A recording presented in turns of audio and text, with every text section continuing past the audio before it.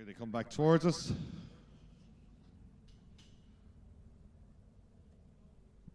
Well, we're back on the live stream and we're back on the grid. If you're wondering what we're doing on the grid, this is a new thing. We're doing a feature race, trying to make these drivers into stars, because it's a big commitment to come racing at Mondello Park. Anywhere at all, you can come onto the grid now. They're just getting to their grid sheets down the end, so come on out, let's have a bit of fun, get some photos taken with your drivers. You can bring the kids out, you're okay. Owen Murray getting out of the car. Owen, what are you doing in the Z-Tech Fiesta? What are you doing in the Z-Tech Fiesta? Oh yeah, a bit of fun, love these cars. Rare opportunity where I'm not working, so get to have a bit of fun. Right, sticking on pole position. Yeah, Sam isn't too far away, is he? No, followed Sam on Friday in practice, and for sure he can drive, so it's not going to be easy.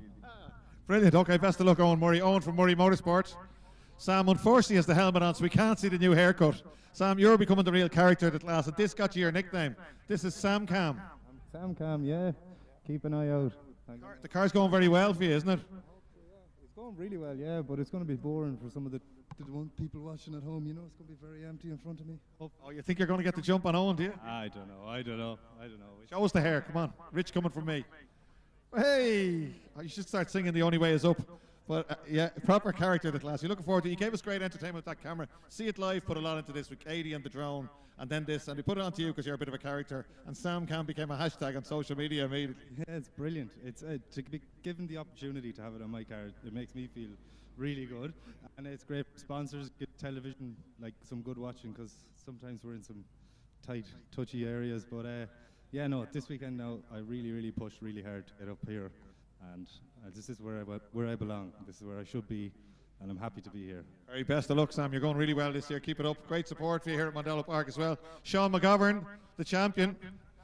Sean, you're not used to being on row 2. You're normally up the front. It's very competitive, isn't it? It is, yeah. Unfortunately, we're struggling on a bit of straight line this weekend, so we'll try and make the most out of what we have. So we went through that, and it's not looking too good, but I'm happy to be third with the lack of straight line we have. So. You're never too lacking in terms of commitment. You'll be up on 2 wheels everywhere and sideways, no doubt. Yes, don't you worry. I will definitely be up on 2 wheels, especially in Tarzan and all them corners. So. What's the plan? If you haven't got the straight line speed, are you going to try and jump them there in the first lap, or would you be giving everything away if you told me? Sure, we see what happens. He's telling me nothing. He's telling me nothing. Let's keep going. Where's Ian Fishburne? Ian Fishburne is kissing fans and signing autographs and everything. Ian, you're the man that does all the graphics for us. I know you hate when my number comes up on your phone because it's always lastminute.com, but you're going really well this year for Murray Motorsport. Yeah, no, it's been really good so far. And to be honest, just the racing this year has been fantastic. Really good. So even if you're finishing 4th, 5th, you still enjoy it as much as anything, you know. Any team orders here for Murray Motorsport? Try and keep up with them. Brilliant. Well, very best of luck. The car looks great, but we wouldn't expect that now. So look at he's even done the tyres. He's always doing extra bits of graphics and everything. That car looks really well. That's Fish graphics. And he's even done Fish in the Ford logo on the door there. Right, who's next up? Where's Keith Dawson? Keith Dawson. What's the story, Keith? Welcome back. You disappeared for a few years. Where did you go? We just took a few years out, and then we just decided to come back again this year. Bit of crack. You're not rusty at all? No, we're doing all right, I suppose. Yeah, middle of the road, yeah. You think you can get up a bit further here? Well, that'll be the plan anyway. Yeah, we give it a go anyway. You've loads of experience, haven't you? Few years of it, all right, yeah. So we'll do our best. If the further we can get up, the better, you know. We'll keep an eye on you there. That's the A1 Tiles and Bathrooms car. Great stuff. Andy Kavanagh, where's Andy? Andy Kavanagh's been around Mondello Park for nearly as long as I have. Sorry? You've been around Mondello nearly as long as I have. You're hugely experienced. Well, is it? Yeah, but a fair old while. Yeah. I was talking to you at lunchtime, Andy, and you were saying you don't do that much prep. The car, the setup is pretty good, and you pretty much just pump the tyres, put fuel in it. Pretty much, yeah. You know, if it's going okay, don't change it. You know, and to be honest, it's probably all me. You know, I'm down here. I prefer to be a little bit more up, but look. Have a look back there. You think you want to be a bit more up? Yeah. There's fellas, they're in a different phone zone there back. You have to get a taxi back there. But great stuff. Are you going to charge early on or let it settle, or what's the plan? Straight away, got a charge. Yeah. Good stuff. Watch out for the Tiger. There's a Miles Plus car. Best of luck. Will we get back another row? I don't hear Martin telling me we won't, so let's keep going. Alan Dawson, hugely experienced, and the car absolutely immaculate. It's one of the best presented cars in the grid, not even in the grid, in the paddock. Alan, what's the story? We'd normally see you on the front couple of rows here. Yeah, I think I'm getting old. I don't know what it is, but anyway, just the lads are going really well at the front, so a bit further back we'd normally be, but we'll see what happens in the race. Yeah. Sure, plenty of racecraft anyway, Alan. Yeah, Sheds Direct changed to Dawson Direct. You're selling vehicles now, is it? Dawson Direct, we actually specialise in EVs. I sold Shed Direct. And we sold it in December. So now, if anybody wants a good EV, contact me. You're the man for an electric vehicle. Good stuff. We're almost ready to go. A couple of minutes. We'll get Mick Keogh. Mick Keogh. Well, you've worked very, very hard, Mick. Not only on the car, I speak to you quite often. You took a load of weight out of the car, but you did a bit of, say, personal training, but you started jogging and started running, and you're pretty trim now. I started running in November 22 when I was too slow, and I haven't stopped. And it's working. But as you will know today, I'm all about weight. Car was fuel surging this morning, so it's now full of fuel. So I'm not happy about that. So you got too much weight on, have you? Fuel on, yeah. That's my excuse. Racing driver's excuse before we start. Right, okay. I'm not going to get a chance to go any further back. I might do one more. Well, I'll see if I can get one more before they're starting to shout at me. I'll be really, really quick. Christian Brennan, what's the crack? Not too bad. Savage pace this year. Well, it started around, yeah, but it's towards now it's a bit slower, but sure, we're trying to work out a few gremlins and stuff, so. You've probably done something since qualifying, have you? A few little things. We'll see if they work or not. Watch for purple sectors. Try and get one more. Young Jack Duke leading the rookies. You're going really well this year. Yeah, fucking savage, isn't it?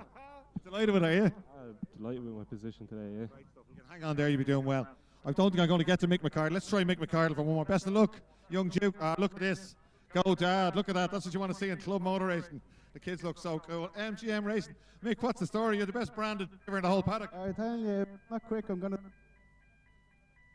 Anything and decorating done, you're the man to talk to, are you? A bit of everything, yeah, we do it all. Well, great stuff. Best of luck. They're shouting at me to get off the grid, so I'm going to have to go, but we'll head back up this way while we do it. We can't get the rest of it. We'll do it next time round. I thought we would have got to Garrett Fairs and all the rest coming through there and down to Josh, but next time we might start a little bit lower down. It's just there's so many cars and there are sirens going off, so we're going to have to clear the grid. We'll head back up this way. We're going to have a minute's silence in memory of Paul Phelan as soon as we get everybody off the grid. So we will be asking you for a minute's silence. Here's Alan Dawson getting ready to go. Hugely experienced GTs, a lot of saloon car racing. Keith Dawson get a bit of help from Richie Carney there. And we're coming back towards the front of the grid. So now they'll go on their warm-up lap. Just before they do, we're going to have a minute's silence. How do...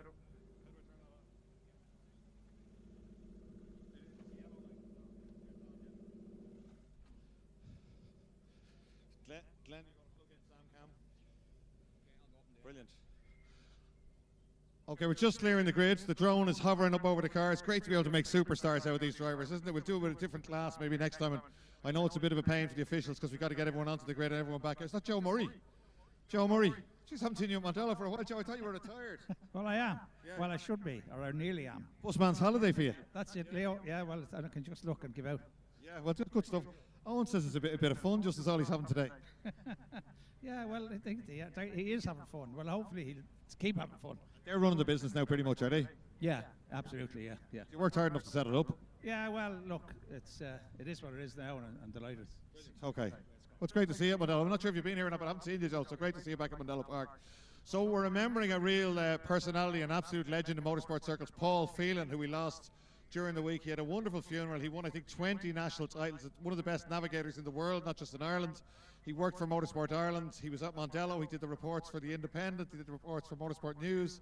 He did the reports for Autosport. He always had a red biro, took notes of everything. Incredible statistician and a man that loved motorsport more than most. So if you'll just join me, we will have a minute's silence here at Mondello Park in memory of the great Paul Phelan.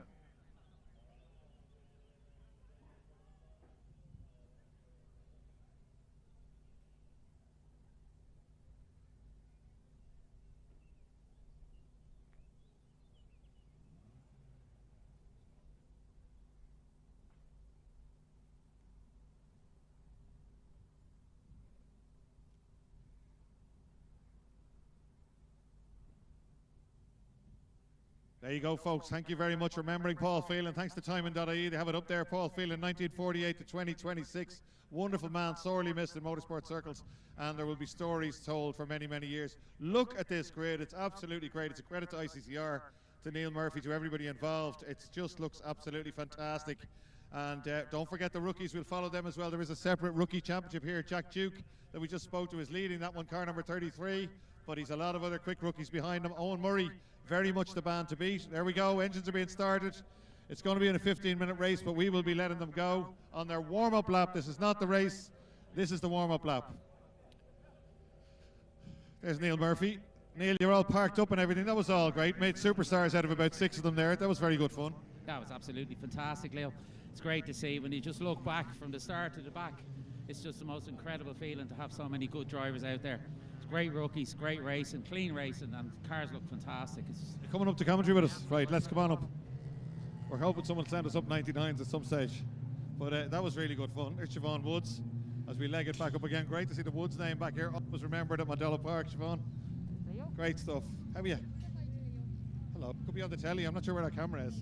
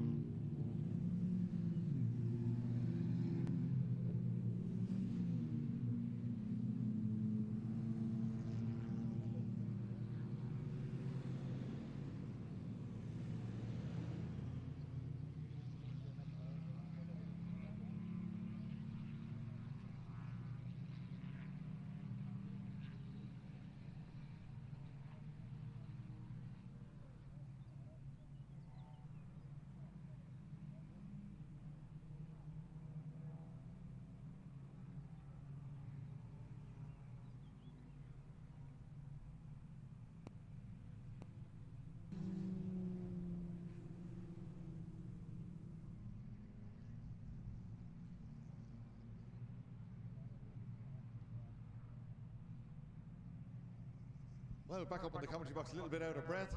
Glenn is setting up the Sam cam out there. It's just the connection straight to Sam Doyle's car. And we should be getting to go live once I get my breath back. Neil Murphy up with us too. So great fun down there in the grade. We should be all okay there, I think. So we should be live on Sam cam shortly. Let's have a quick look at Sam cam there. Oh, we're on board with Sam coming up to the final corner, following Owen Murray round. Bird's eye view on the Tara racing car and the Tara Brigade as we come down behind the Murray Motorsport car. Big race, this one. First of 2 races, 15 minutes on the international track, 34 cars. That's an incredible turnout. I think there were a few reserves as well. Neil Murphy, you've got to be happy with 34 cars. Absolutely, Leo. You said yourself there's a few in reserve this morning, but unfortunately 2 of them had to drop out due to engine trouble. But to have 34 cars is just incredible. To see it from the top to the bottom there, it's just unbelievable. And every single one of them turned out really well. Credit to you, Neil, with all the work you put in, of course. We're getting ready to go as soon as they grid up at the back there.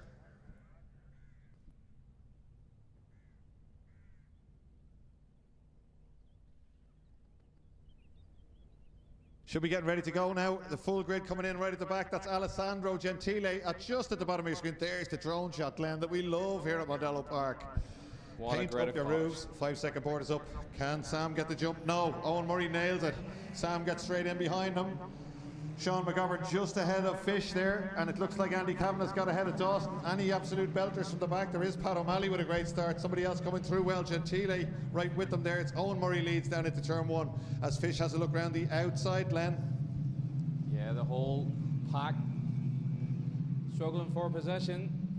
Yeah, we had a chat with them this morning, try and maybe calm down the excitement to be a rookie out and something like that. And we had a little bit of bumper-to-bumper stuff last time, not so much this time. That said, Keith Dawson is perhaps helping McGovern, but McGovern doesn't need. Oh, look at Owen Murray balancing the car through there. We're on Sam cam. Little bit of opposite lock, turns it in over the curb. That's great tuition for anybody how to drive a Fiesta. See the way he balanced that car as he was slowing it down, Glenn. Sam could learn, well, Sam probably wouldn't learn much, but anybody could learn a lot getting in behind our leader there. That's a great shot from the Sam cam. It is. Alan Dawson down the inside of Mick Keogh, gives him room but sits around the outside. Kavanagh's got ahead of both of them. Here we are now up the hill. It's crucial for Sam not to allow Owen Murray to make a break because he's got that little bit of pace. Sam needs to sit in behind him. Sam, massively inexperienced, you know. He's really quick, but he hasn't got much experience. He's in second place. He's already getting away from Fishburne, but look at Murray extending it again. He just doesn't make mistakes, even on the opening lap. Cold tyres, great stuff from Murray. McGovern back in fourth place. He says he's a little bit down on power. We'll watch the speed trap, Glenn, when they go down the main straight. We'll keep an eye on that. Murray carries so much speed through there, and again to the second apex, Sam as well, then Fishburne, McGovern, Keith Dawson, Andy Kavanagh, Mick Keogh, Alan Dawson, all the rest. Through Bahrain's bends, they're all staying away from each other. Good stuff. There's Freya Burns in the mix there. Tom O'Callaghan in there too. Beautifully prepared car. That orange car. He's had trouble with that car. Fuel starvation. Been working hard on it. That's Mick McCardle now that we saw on his two kids with the Go Dad signage on the grid. He's right up there, and he's having a go at Alan Dawson now. So we'll see who's leading the rookies. Didn't quite get to talk to Gareth Fares. He's been very quick in rookies this year so far. But Owen Murray is away down the road, Glenn. Yeah, he's got the gap out, Leo, and he doesn't have to defend. He can drive his own line out front and build on the gap. And look at Sam. Sam's under pressure. It looks like it's Fish up behind him. He's got past McGovern. It is Fish as they come down across the line. Somebody heading to the pits there from the drone shot we can see. Oh, that's Beggy, isn't it? It is, yeah, Jack Beggy. That's a shame. He's having terrible trouble with that car, and he's put a lot of work into putting it together. It looks really well. The colour scheme is great, but obviously a problem there, and he pulls back in. He's been working with Christian Brennan, one of the quicker drivers. Good battle between Tom O'Callaghan and Alessandro Gentile on the main straight, but Owen Murray leading by a second and a half. Great stuff from him as they cross the line. His standing start lap is quicker than 1, 2, 3, 4, 5 qualifying laps this morning, flying laps. So a quick standing start lap there for Owen Murray. The rookies, Fares has got ahead of Duke in the rookie battle. Neil Murphy will have worked that one out, no doubt. In fact, I think they're not side by side again. Fares is up behind Mick Keogh now. So Gareth Fares looking to take his first rookie win of the year. Jack Duke, I think, has won them all so far. Yeah, Duke coming under pressure, but it looks in the background. Is that Christian Brennan behind him? We should have really pointed the camera backwards, should we, Glenn? Yeah. We're just seeing Owen Murray disappearing up the road, but he's getting away. He's getting settled now, Sam. Real character, great guy. I just worked so hard in the car, and great support from Ulick Burke and people like that. Somebody getting way out of shape in the background there. A little bit of opposite lock and a little bit of dust being kicked up. Oh, look at that for a battle. That is Josh Brown and Kelsey Kirby's car. That's is that Christian Brennan next up? That's Fares. I think somebody down the inside. Oh, somebody's off. Oh, Mick Keogh off into the gravel, way off, and he's dug in. That's going to be a safety car. I'm almost sure that's going to be a safety. That's right in the firing line. You know, it's a little bit disappointing for drivers, but that means the job is done, and that's raked. That's what it's designed to do. It stopped Mick hitting the barrier initially. He'll be so unhappy with that. You saw what he's like on the grid. He loves his race. He works hard at it. He'll be so disappointed with that one. So the Dunnigan Autos car, that's Owen Murray's lead, I think, will be gone. I suggest there's no safety car signage. Yes, there is. Safety car sign is out. Owen Murray's lead is gone. A chance for Sam Doyle here. That will also allow Gareth Fares to catch up to Andy Kavanagh. It will allow Christian Brennan, who's got by Duke, to catch up with Fares. There's Mick just walking away. He probably better off stay with the car. I think the snatch unit is already on the way down there. What a grade of these cars. It looks fantastic. The Alfa Romeo Ireland Alpha Junior going out in front of them. Declan Nolan driving that car does a great job for us here as safety car driver. Look at them all streaming through. They just look fantastic. They're only 80 brake horsepower, Glenn. And if you drive one on your own, everybody says they're not the most exciting, but try getting into one when there's 10 of them around you, and it's really, really just so much fun, and it's very good for you. It produces really good drivers. This class is as competitive as any class in the paddock up the front. Very, very difficult to win a race in this class. But it's Owen Murray from Sam Doyle, from Ian Fishburne. Now Murray will be massively experienced here. If there's any tricks he can use to get away or to slow Sam before he restarts or something, let's watch this, because he's very clever, he's very cute, and he's very quick. But Sam Doyle really quick as well, so let's see what Sam can do. And we have a front row seat on the top of the Sam cam here. Don't you just love it? That is absolutely. It's got to say well done to Katie and to Mark from See It Live to keep the innovation going. See It Live, and it's not just like they're sitting around during the week. They do a lot of corporate stuff. They do a lot of concerts and a lot of other events. Have a look at their website, See It Live, and they've always come up with something else. There's a bit of wheel spin to be had there. I'm sure if that's JR, I don't think we could need a tow truck to take the tow truck out if this keeps up. Yeah. Snatching and struggling a wee bit. That's really well raked. Yeah, they'll get it out. Here we come. And just look at this grid. Where would you get it? 40, 30, 36 cars. And Neil says he could get 40 cars if Mondello could fit them on the grid. There's a few more cars changing hands. They're still not doing. Get into an entry-level car. $3 grand-ish will get you out there. No secrets to the engines. Their bog standard bottom end is the key apparently, and you get the cylinder head. You're allowed to skim the cylinder head a little bit, so you get that done by one of the engineering shops, Martin, Tracy, Stevie Griffin, one of those, anyone you want, but they're the guys that do a lot of them. And you just bolt it on, get your cam timing done, and then you get everything else right. Your air filter, your oil filter, make sure the brakes aren't dragging. They work so hard on these cars. And as a result, as you see, if you're sitting at home now and you're watching the timing, you'll see in the speed trap, it's very, very rare there's a spike in speed going down the main straight. So here they come. Great to get all the families and stuff and kids out onto the grid for the start there. It's just a pity we couldn't get further back the grid and speak to some more of them, but I suppose you'd still be there till 5 o'clock, Glenn, by the time you'd want a taxi to get down to the back of them. They're so far away, but absolutely brilliant. I could hear whistles and people calling Leo, Leo, Leo, but I kept going for as long as I could.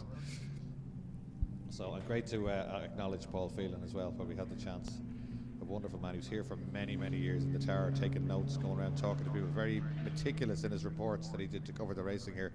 Beggy's back out, and the safety car really is a manna from heaven for him, because he'll get back up onto that, as he probably dropped a lap. So rookies it's Garrett Fairs, it's Jack Duke, and it's Patrick Fitzgerald. Then it's Barry Murphy, Philip Maloney, watch out for him, I expect he'll move forward. Then Dylan Jones is a rookie, Will Humphreys, Robert Ryan, Elizabeth Downey, Jason O'Brien, Ruben O'Neill, Thomas O'Callaghan and Freya Burns. And there are 4 more we don't see there. It'll flick over in a minute. But this is great stuff, isn't it? It really is. Absolute success story in Irish motorsport, Fiesta Z-Tex. Who would have thought it? And they're pretty reliable too. There's the teleporters going out to Mick. Raw red flag, so that's okay. We'll do a safety car restart. So we can go down and finish the interviews maybe if we got time. I don't think I'm allowed once you start. I think they go to Park Ferme regulations again. So when they stop, so the teams aren't allowed over the pit wall, or nobody's allowed to get to them. So this is a new thing we have in Irish motorsport. Quite clever. You can red flag the race and you can stop them on the main straight. The main straight becomes Park Ferme, so you can't work on the cars. And when they're ready, the safety car will start them up, bring them around and release them again. It stops the idea of a whole restart and a new race. But red flags are being waved. That's Mick Keogh's car. It's just dug in down there. So that is such a shame.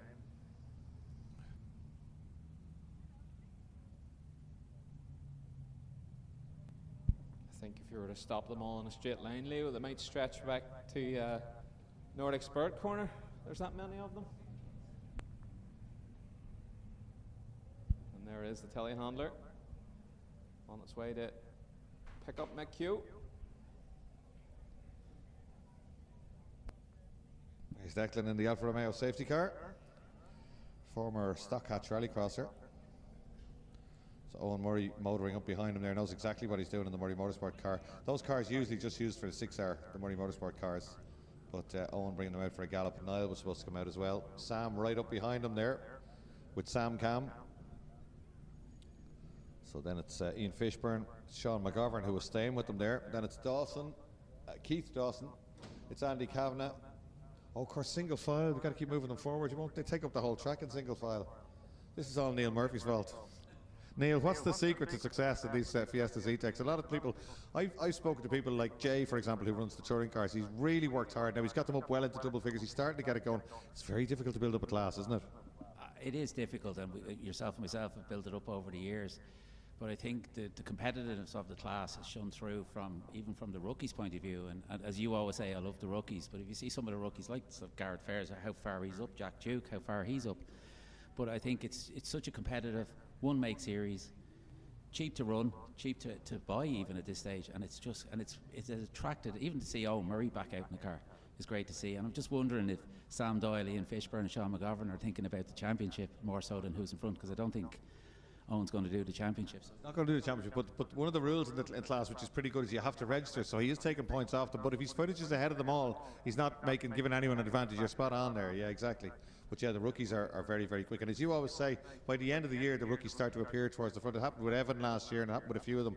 They got right up James Byrne a couple of years ago. Some of the rookie champions have been really, really quick. Yeah. Yeah, it was incredibly quick. Oh, Mick's car. Look, I hope Jay Dunnigan isn't watching this. The car's rocking a bit from left to right. They're very precious. That car's worth having a look at. Maybe not today. I'd stay away from today, but generally have a look at that. The preparation on the car is unbelievable. And as Mick said, he started running because he was too slow, and him and the car combo were in November 2022, and he hasn't stopped running yet. And he tags us every time he's out for a run. That's proper commitment, you know. He ran his quickest time yesterday. Well, he came into 7A probably quicker than he ever did before as well. I think Dunningan Motor Services, based on just off the Green Hills Road there. Do a lot of specialist cars, Porsches, performance cars, stuff like that. Jay Dunningan, absolute perfectionist, and himself and Mick do a lot of work in that car. That's sad for Mick. He put so much in. He's right in the running of the championship, but the luck not going his way. It can be a cruel sport sometimes. But the car is on its way back now. I'm sure the drivers will be wondering whether they're going back race. It'll be a little bit warm down there. Owen Murray and Sam Cam will be getting a bit. Sam is flapping the door over and back to try and get a bit of cool air in. Thumbs up from Owen Murray. It was a good first lap, Owen. Can you do that again? He's not sure. Yeah, a belter of a first lap. Great footage from the camera on Sam's car of Owen Murray just balancing the car through the first bit of turn 3. We'll be watching that back again and again. It looked brilliant. And there we are again with Sam Cam. And here's, I don't know if they're going to dump that car in the infield there.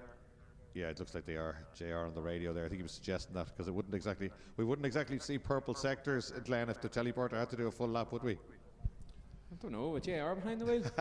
Yeah. New teleporter lap record. Yeah, no, they're going to put the car down in the middle over there and get it back in when the race is over. Now, Mick will be keen to get the car back in now, but there won't be anything wrong with it. It's just a matter of clearing the gravel out, maybe checking the track and if they got time and stuff like that. The car will be fine. I remember the Fiat Unos years ago. If you went into the gravel with them, the cam belt was quite low at the bottom, and if you didn't turn them off as soon as you went into the gravel, they'd take in a stone and they would immediately bend all the valves. Yeah. So there's a great story. Mark Monks used to race, and Aidan Fields ran him. And Aidan used to always say, always just hit the red switch if you think you're going to go off. So he hit the red switch, went into the gravel, everything was fine, turned back on the red switch and started to drive back out and bent all the valves. And his excuse was he never told me not to restart it afterwards. So that's half a story. many years ago. Okay, I think we should be getting ready to go. Mark Quinlivan is down there getting the shots. So he does all the Fiesta photographs for both classes and for the minis and the Shanes today if you have time. Yeah, he's giving us thumbs up. He's going to be busy today. So same as Emer O'Brien is flat out down there. She's doing a great job. Great to have Emer back at Mondello Park. She was the Dunlop. She looked after all the Dunlop classes back. Dunlop were a big investor in Irish motorsport with Richard Warbrick. And Emer would have looked after the touring cars. There's Mick coming back in. There'll be nothing wrong with the car. We'll get him back out. He's giving us a wave. And easy thing to happen. But he will be back out for race 2. He'll start at the back, which is tough for him, but great for us because he's got plenty of pace. And that will give us a little bit of entertainment. We're away for the warm-up lap. It's not a warm-up lap. It's a pace car lap, Glenn? Pace car lap. The big snake of Fiestas leaves the lane. I thought you were going to call someone a big snake there. Yeah, but it is. Look at that. Like, they just go by. They look absolutely fantastic. Lorcan McGivney, Keith Lenihan, Martin Finnegan, the young junior mini driver, Patrick Fitzgerald, the scholarship winner, Alex McCann's been going very well this year, Barry Murphy, another rookie, Philip Maloney, way further down than he would normally be, the second Mondello scholarship car. Watch out for him. He goes really well. Dylan Jones is 6th in rookies, Will Humphrey 7th, and Pat O'Malley, who we know from Future Classics, having a go in the Z-Tech. Robert Ryan, a rookie, brand new to it, and he is, where is he? He's in 25th, and Elizabeth Downey, Jason O'Brien, Ruben O'Neill, Thomas O'Callaghan, and Freya Burns.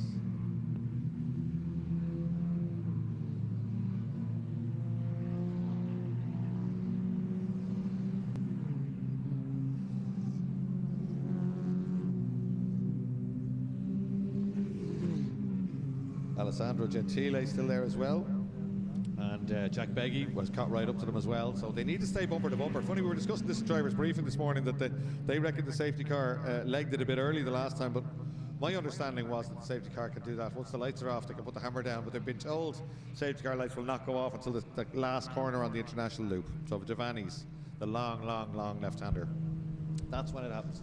Then the safety car driver will put the foot down, and then it's up to the leader whether he wants to go back to racing pace or whether he wants to keep it slowed down. But you tend to get huge gaps. It's like we seen in the Legends this morning. Yeah. Second place caught sleeping, and I think what happened there, safety car went out and back in, so they were probably in second place thinking, well, you know what, I'm going to come around, the safety car's going to be on them, and it wasn't, which is a bit of a surprise for them. So it was a reasonable assumption. But if you look out there now, the less experienced drivers, nowhere near where they should be. That's lights are out with the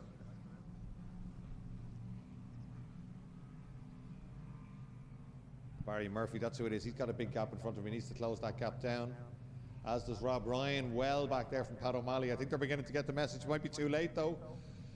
Yeah, Tom O'Callaghan, a gap there. Another one there again for Barry Murphy, way back. Or is it Freya? No, it's Barry Murphy, I think. Here they come. We're going racing, and Murray's got the hammer down. We're on board with Sam Cam on the way up the hill. He's gone. He has to defend straight away. Look, Fishburne up the outside of him. Fishburne looking to get back up the inside. We've seen that car do that on a number of occasions this year. Sam's not having any of it. Swivel that camera around somebody if you can reach out when he's going by, because Sam Cam's under pressure as they restart, and it's bumper to bumper. He's actually getting a little bit of help there from Fish Graphics. And I don't mean free stickers as they go by and under the bridge down towards turn 1. And here comes Sean McGovern down the outside. Loves a bit of commitment. Victor Cullen joining us in the commentary box, coming from some exotic European track, no doubt. For Nürburgring this weekend, was it? And Knockhill next weekend. International traveller. Oh, look at this. McGovern, ever the opportunist. He says he hasn't got the straight line speed. Oh, he's right. Fish car just drives up alongside him. Can he go around the outside there? No, he chooses not to. Oh, what a back move. down the inside. Now, that's a Mondello move, if ever you've seen it. Superb stuff from McGovern. Can he contain it, though? A little bit wide. He should be able to, although the engine is a little bit down. Somebody coming in. Is that Christian Brennan? Somebody coming in the back gate there. Here they come back towards again. Fish comes back at him. McGovern, that's a great move. Down the outside, tucked it in and back down, sliced it down the inside. He did that the last time here, Glenn, as well, at the last race meeting. But we did say that to him. The Christian Brennan has joined the back of that one, I think. Kicking up a bit of dirt on the outside. Is that him behind Fairs? I think it is. It is. Yep, it is Christian Brennan in behind Gareth Fairs. Great stuff. Our leading rookie. Oh, there's cracking battles all the way down the grid here. Don't know where to look.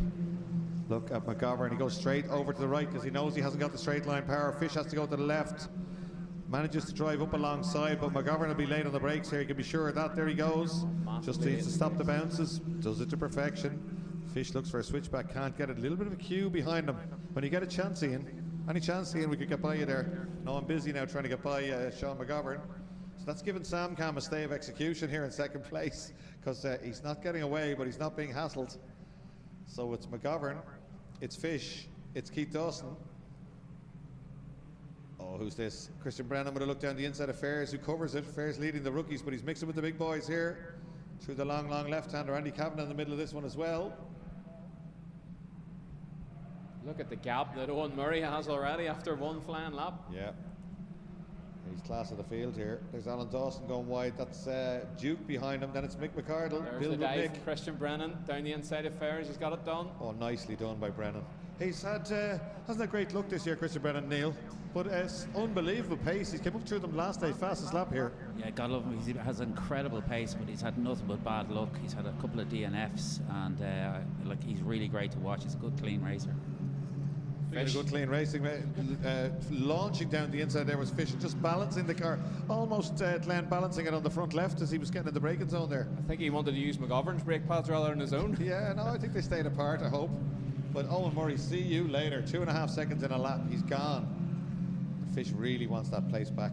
Oh, and he tries to do the same move, but McGovern has it covered. I'm not going to have my move done on me, says Sean. It turns in. Keith Dawson right there. There's two massively experienced drivers, Keith Dawson and Andy Kavanagh, right behind those two guys. Then it's Christian Brennan who's on a charge. Fairs who's absolutely flying and looking good for his first rookie win. However, who's coming after them? Alan Dawson is bringing Jack Duke with him. Then Josh Brown in Kelsey's car. Fish gets alongside now. Yeah. Can he sit around the outside here? We saw it done earlier. The McGovern card certainly a rolling roadblock at the moment, third place with its down on power engine. Yeah, he could be in trouble here, Sean. I wonder how long he can hold on, because they're just queuing up behind him. I think Fish might have this done. Will he get the overlap? No, I don't think so. It's going to be brave on the brakes from McGovern as usual. Oh, no better. Oh, look at Christian Brennan. He's outbreaking the whole world. I thought he was going to do a Mick Keogh on it. Not quite. And look at Fairs, the opportunist. Oh, up the beautifully inside. done. That's good motor racing. Now, nobody really getting gouged. A little bit of a rub, but that's proper motor racing, isn't it? Good Fairs hard just racing. waited, did it on the way out. You sure he's a rookie? He's been here before, hasn't he? He's just where to get all this from. Gareth Fairs is driving brilliantly today. He's had great pace all year, but he's using the head. You're doing well to get behind any of these guys, aren't you, Glenn? They're all pretty quick and massively experienced. And look who lost out in that. Fish lost out to Dawson. Dawson's up, going to be hunting for the back of Sean McGovern now as they come up to complete this lap. 1 to go, it looks like. Yeah, 1 to minute go. 13, yeah. Can Fish get back at Dawson, or does Dawson have the pace over him? Because it looks like Fairs is starting to mount an attack on the back of the Fish Graphics car. Yeah, Fairs isn't done just yet, is he? Fishburne there faster through the speed trap than anyone else. 117.1. 2 kilometres up on everyone. Big moment on the way out of Southside. They collected 2 wheels on the gravel and got a bit bit sideways and headed towards the wall, but got it all gathered up. we are on our last lap. And it is Ian Fishburne trying to make a move once again on Keith Dawson.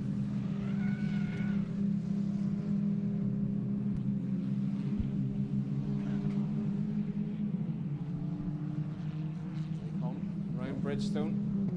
Well, Drew had a chat with them this morning, Glenn. It seems I think it's worked. The rookies are getting more experience as well every time they come out, you know. But there's great racing right down the back. And the rookies is waved yellow, just as I said it. Somebody might be off at turn 3. There's a big cloud of dust. It's always ominous. Jason O'Brien, that is, coming back toward. No, somebody's gathered it up. Who's that? It's Elizabeth Downey, I think, isn't it? The red car with the black bonnet. It is quick rotation, but absolutely fine, and rejoins. Oh, Fairs, here he comes. The Fairs Express down the outside. He's going beautifully today. Has Dawson got my fish? He has. Keith Dawson is ahead. Don't underestimate Keith Dawson. He's won in loads of different cars. I think he was a striker champion before. A Fish is getting into this bump drafting, isn't he? He must have been watching the junior minis. They love doing that, and the legends. The legends, for sure. Yeah. Well, at least he doesn't have to pay for the graphics if he rubs any off, I suppose, in the front of the car. He can do them himself on Monday morning at the tea break. As they go through the right and left of Bahrain's Bend, down to Devaney's, the long left-hander, eats front tyres off a racing saloon car here at Mondello Park. Here's our leader up to the final corner. He's a country mile ahead. He really is. Great stuff from Owen Murray for Fish Graphics and Murray Motorsport. Up over that inside curb, right out to the outside. Dawson has done a right job there. He's held back. Owen Murray takes it. Owen Murray takes the win. Sam Cam, that's what it looks like to take the checkered flag at Mondello Park in the Tara racing car. McGovern, a brilliant drive to third place with a lack of straight line speed. Keith Dawson doing really well to get one over on Fishburne. Good drive from Christian Brennan to get up there. And then Andy Kavanagh, then Gareth Fairs wins the rookies from Alan Dawson. Jack Duke, who takes second in the rookies. Josh Brown, 11th. Keith Lenihan, a good run. Mick McArdle, Finn Gillespie. 112 kilometres an hour. The car's still slow through the speed trap. Paddy Fitzgerald takes another podium in the Mondello car. Neil Murphy's gone back down to do those podiums. So there we go. Dylan Jones, great run, 4th in the rookies from Martin Finnegan. Then Philip Maloney, 5th in rookies. Will Humphreys, 6th. Robert Ryan, 7th. Barry Murphy, 8th. Jason O'Brien, 9th. Elizabeth Downey was 10th. She might have lost a bit there. Thomas O'Callaghan slowing as he goes by there. Let's hope he sorts that car out. It's beautifully presented, but having fuel starvation problems. They're all coming back in, and this will be a little bit of an issue because they don't all fit in Park Ferme, and they're never allowed out without technical checks. Every single race. The guys are doing a great job. Anthony has really taken hold of this class in the last few years. Jason, Porrick, Dowdle, all the rest. There you go. That's, you can see, look straight in, first and second. There's Sam. You'll see the hair now in a minute. His newly dyed hair. And there's Owen Murray having a look in there as well. See what Sam's got under the bonnet. And that's like seeing Vettel checking out one of the other Formula 1 cars in Park. Oh, he's having a good look in there. Owen doesn't know he's on Samcam. Oh, he's having a look down the front tyres as well. Owen Murray's going to be caught live on TV here, having a good sneak around the Tyre Brigade car. This is great footage. It's almost better than the race. He says you're quicker than me, the right-handers. Yeah. What's the secret? Sam's saying, get out from under the bonnet of my car. So absolutely fantastic racing from Siltex Fiesta Z-Tex. And I'll tell you what, the best bit for me is the rookies, I wouldn't say stayed away from each other, but I think there's a little bit of inherent excitement and giddiness when you start racing first. And we saw a lot of this. We went back, Neil and myself, spent a lot of time watching footage and just coming in a little bit too quick and then not being able to stop the car and hitting another car. They weren't spinning each other around intentionally. They weren't pushing each other in a straight line or anything like that. There's Ian Fishburne. He's still happy. Championship aspirations still good. There's Sean McGovern. Good drive from Sean McGovern with that little bit of a lack of power. When I spoke to him on the grid, Neil got down there quick. When I spoke to him on the grid, it was like something that he wasn't going to get fixed. There he is, shaking hands with Owen Murray, but Sean McGovern doing really well. There's Neil Murphy for Siltex Safety. Does a great job with this class. It gets on so well with everybody. So that really was good fun, wasn't it? And I think that's a good idea. It's a little bit, oh, look at that. They just look fantastic. There's Phil Lawless right down the bottom on the right, and Phil Gillespie. Surprised Finn hasn't just thrown his hat at it until they get that going well. He was up top 3, top 4 last year, Glenn, and that car on the left, the Patch Tire Equipment car, just lost pace over the winter pretty much. And they've tried everything with it. I think they even tried new injectors this morning, and there's something up, and it seems to have good compression and everything, but it's just very, very slow in a straight line. And Finn as quick as anyone when the car goes right, so hopefully we'll get that one sorted before the next meeting. This is Philip Maloney coming over to another newbie who's very, very quick. A lot of track day experience, very little racing experience, and he won the scholarship. The minis are already in the pit lane, Len, in case you thought you were going to get a break. Not today. Not today. There's Phil Lawless. Give us a wave there, Phil. Can you see the drone behind you? There he is. Oh, film star. If you're looking for cars for a film, he's the man to get them for you there. Phil, very much missed at Mondello Park, was part of the furniture here for many, many years. Phil, the problem solver, we used to call him, because any problem at all, he would be able to fix it for you. A fixer, is not what they called him in the industry. Away they go. The minis are heading out, and it is Turvine on the front row. Taff and Irvine. TJ Taff, a Carter, a great asset to this class, and a very, very quick young driver. And he took it from Kyle Irvine, his best buddy. They're inseparable on track and inseparable in the paddock. Logan Hoy, the multiple rallycross champion, second on the grid. Jaden McBrearty right there in third, and these times are really close. Then Nathan Sweeney, what a great qualifying for Nathan Sweeney, absolutely fantastic. Owen Dooley, the scholarship winner, alongside him. Then David McAdams, Alex Watkins starting to go really well.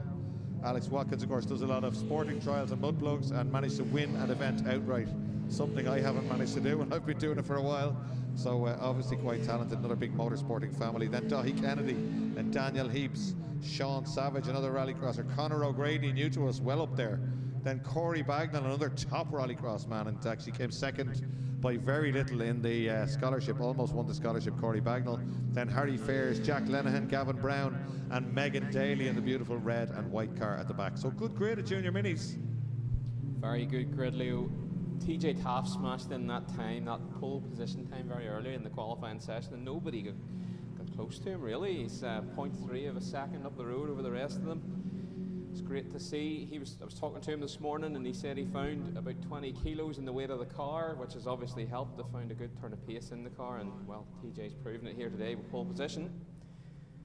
It's interesting to see Harry Fairs quite far down the grid. Usually he would be higher up than that. And it's great to see newbie Conor O'Grady with us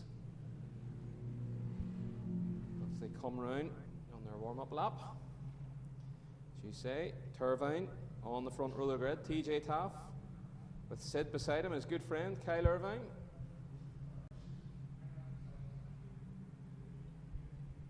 Should be a very entertaining battle between these two, and of course we have to watch out for Logan Hoy on the inside of the second row, and Jaden McBrearty in the stables car on the outside.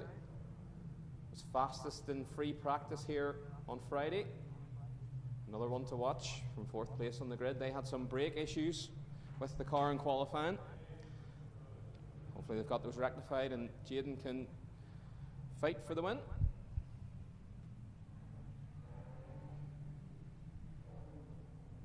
Let's see what Nathan Sweeney can do. As you say, he's got this great turn of pace. Leo and Owen Dooley, the rallycross star and now the scholarship winner. Very impressive scholarship winner. Works hard on personal fitness as well, and that helped him on the day. There was a personal fitness assessment for that as well. It's a very serious day out. Alan Heary does interviews. They have to drive on track. You think it's just the driving on track, not so much. The Fiesta one, you can eat raw meat, you can do whatever you want to. It's just more or less a one-lap shootout. But the mini one is a lot more thought process gone into it because we're keen to launch careers here. Look at that drone shot, it's just fantastic. Joshua Henry, I think, is here today. He was here on Friday. I was talking to him and his dad. He's nearly as tall as his dad now. That happens, I know. And he's doing GT4 racing and going really well. Yeah. Great. Here we go. Irvine looking across at Taff. A lot of smoke from his car as he grabbed second gear there. Some of them 3 or 4 abreast going under the bridge. Let's hope they all stay apart down into Castrol Corner. Here they come, everybody looking for a little bit of tarmac. Looked like Sweeney getting sideways a little bit. I don't know if he got a bit of help, but he's got it gathered up, and the top 4 are starting to break away as they go around Campion. Top 6 are all blue. Just a commentator's nightmare, are they? Is that just me? They are. Top 4 are all blue anyway. It used to be white in RG2000s years ago. We used to compute 5. That's Sweeney next. Oh, nice. McBrearty. Superb down the inside. He must have been watching Sean McGovern on his phone in assembly, because that was a beautiful move to get by Logan Hoy down at the second apex of turn 3. He's got the bit between his teeth and he's got the head down. He's already got sort of 2 car lengths on his good friend Kyle Irvine. Yeah, Taff really going nicely here. Up the hill, all line formation. 1, 2, 3, 4, 5, 6. The top 6 are blue. Yeah, Sea of blue. the other guys need to spray their cars blue to might go a bit quicker. Here they come right out to the edge. Look at this, they're always pushing so hard, these kids. They look fantastic as well, a great grid of them, and it's a great training ground, these cars. They're really good to drive, they're a little bit taily, there's no real body roll on them. They don't seem to give too much trouble, and the racing is fantastic. But people like Joshua Henry coming out of it, you can just see the caliber of driver they produce. Yeah, and Joshua Henry, as you say, oh, somebody off in the background, I think that was Dai Kennedy, was it? Or McAdams, maybe? I think it was McAdams doing a bit of rallycross, and we own Dooley tucked up behind him. Those two can be regularly found on the rallycross parts of this track. They're going 2 and 3 wide here as they come through the bends. Oh, there's a bit of contact in the background. 8 of the top 9 cars are blue. That's Lenihan getting down the inside there. I think that was Dahi Kennedy, was it? Went a bit wide, and just as he rejoined, there might have been slight contact, but nothing bad, door to door. As they come through, they just carry so much speed. They've no fear, these juniors. They attack that corner Nordic Spirit as if it's not there, ramp it up over the inside curb, and they need every inch of that exit curb. And Irvine's starting to go with his friend, TJ Taff out front. There's a gap building between the first 2 and 3rd place. Jaden McBrearty. But McBrearty very good on the brakes down into Castrol, closes the gap up. And Logan Hoy right behind him.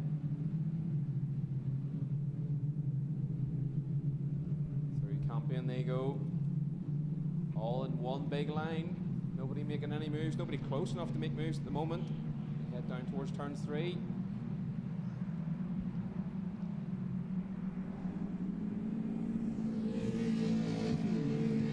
After a wee bit too much curve on the outside, it looks like Irvine might have a run down towards Bridgestone here. But he holds on to it. Irvine a nice neat line out of Bridgestone, and he's right up underneath the spoiler of Taff as they head down towards Lola. Into the fast right-hander, Irvine shadowing his friend out front. Once again, those two starting to build a gap from McBrearty in 3rd place. Dooley with a bit of damage, it looks like in the background. He's made a bit of contact with something or someone.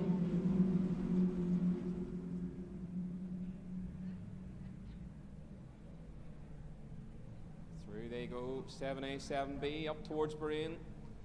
The Brain bends, here we come. Still all line of stern. The top 4 still quite close, and Sweeney trying to hang on to the top 4, and it looks like McAdams is right up onto the back of Sweeney now in 6th place.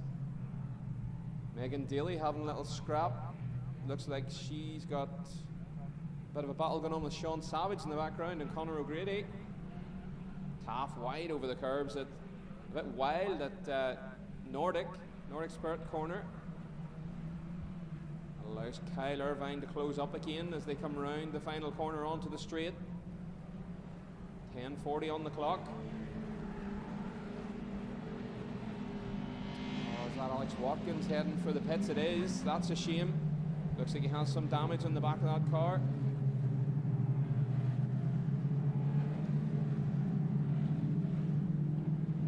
So it's Taff from Irvine, McBrearty in 3rd, Hoy, Sweeney 5th, McAdams, Owen Dooley running in 7th with Corey Bagnall in 8th.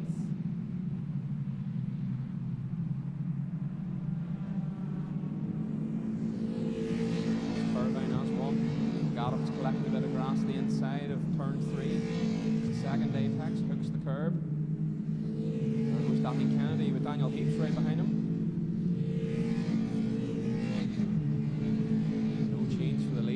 Looks all comfortable out front at the moment. Two friends maybe working together here, but there'll be no love lost in the last lap, I'm sure.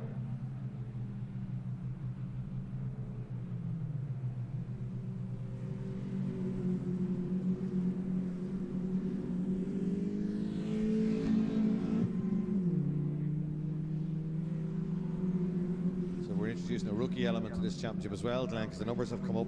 Oh, look at that, they're just bumper to bumper. Great to watch. They were using all the karting signals that always look like karate chops to me. You know, this they all start signaling like the Team America Team America sign when they're coming back up the hill there on the main straight. So there are juniors. Sorry, there's a junior rookie series, I should say, on this. If you've been your first 2 years and not have had an overall podium, we'll be doing rookie podiums and Emer has a list of them later on. We've got another set of trophies, and that's something we'll introduce going forward here. And Paul Grogan has already got hold of that, and he's colour-coded them if you're watching this on the screen. So the blue, the light blue colour, so that is Nathan Sweeney, McAdams and Dooley are the first 3 in rookies at the moment. So they're 6th, 7th and 8th overall. Just shows you the success story that this formula is, to have a rookie class within a junior class. Yeah, it's great. It really is great. It's just that they try so hard, they present the cars so well, and it's so competitive. It's very difficult for just 3 drivers to get a trophy. And Zetec's brought it in. It's a great thing to do, and it allows the rookies to race with people of equal experience. You know, you come into Fiesta Zetec, you're going to take on Owen Murray and Sam and Ian Fishburne and people like that. You're not going to get near them for a full season. Whereas if you can race against people with the same experience as you, happy days. And like more trophies, more podiums, more champagne, more Siltex hats. It's a great thing to do. So same with patch tire equipment in this one. Brian Matthews, a massive supporter of Irish motorsport. And at these classes, based in Clane in County Kildare, recently moved into a new warehouse, 2 warehouses now in Clane. Brian doing really well. Great to see it. An absolute gentleman on and off the track, this Brian. Big rally fan, supported the McHale's for years. Well, he said that McHale supported him when he started since Austin gave him his first ever order. Oh, side by side in the background, 2 cars coming down towards the S's. It's Lenihan, there they are at the bottom of your screen now. Yeah, it looks like there's a Sean Savage and Lenihan. It is, Savage and Lenihan, 2 rally crossers having a go, yeah. There they go, out of Bridgestone, heading up the straight towards Lola. Is that somebody slowing in front of Savage, heading out the back? I'm sure the drone will catch that. I wonder what the plan is. Have these guys got a plan? They generally have. I wonder if they're going to go for it for the last 2 laps or something. 7 minutes to go. We're already on half distance left. I was just thinking that, Leo, it must be so difficult to have your friend right in front. Even if Kyle Irvine is that little bit quicker, you can't go and bin your friend, can you? You can't go and start. Well, let's find out in the next 7 well, minutes. No, you can't. It's a difficult thing, and I know that it doesn't happen. I know that. I hope it's not famous last words. In this class, it doesn't happen. We haven't had gouging spinning around. I think partly due to Drew Furlong's elongated, animated briefings. Driving standards have vastly improved since I raced saloon cars here in Mondello. Maybe it's since I stopped. Oh, there's the look up the inside. It gets it done. Commentator's curse. Yeah. Irvine stuffs it down the inside into the last corner. TJ gets the switch back onto the straight. It'll have the inside again to take his lead position back. See what I mean, Glenn? That's proper motor racing. They didn't even come near touching each other. It's just a lunge down the inside. He thought it was done, didn't quite contain it. And TJ back down the inside. Irvine tries to get it done around the outside, but it'd be unusual here, although he's going to have a good go if he could just keep the nose alongside for Campion. We trade a paint there. He can. I'm still on the inside, TJ. Give me room, mate. That's racing room. That's just, you can have the room of 1 Mini plus a small bit. That's great. I think I seen a move in the background for 3rd place as well. I think Logan Hoy got a move on McBrearty as they're heading down. He did. Yeah, well, he's going to catch these two if they keep circulating side by side as well. Logan Hoy in the FPS car. Multiple Rallycross junior champion Logan. Thinking of stepping up into senior racing apparently. Massive talent. Yeah, on the loose, unbelievable car control. In the wet, it goes really well. But then there's so much talent in this one. Taft comes to us from a great karting career. Can we get onboards in these 2 cars, these leading cars? Because we probably can. We'll be laughing away at each other. You have to drill holes in the roof. Oh, onboards you can. Yeah, we could probably get to our. I think Martin was trying to get to GoPros live before. We tested it with Michael Cullen a couple of times. Couldn't footage at the time. Coverage was the issue. Getting to the cars. Oh, Savage and Lenihan, and they're off on the outside. Just Sean Savage giving young Lenihan no room at all in the background. There they are going up the hill, but Lenihan was found himself ushered onto the green stuff there. Here they go again, and he's got to do it all again now. Wonder will he try again, or will Taft cover this time? It's Irvine trying to do the switchback. Try something different, surely. 4 minutes 52 to go. Through the right, through the left.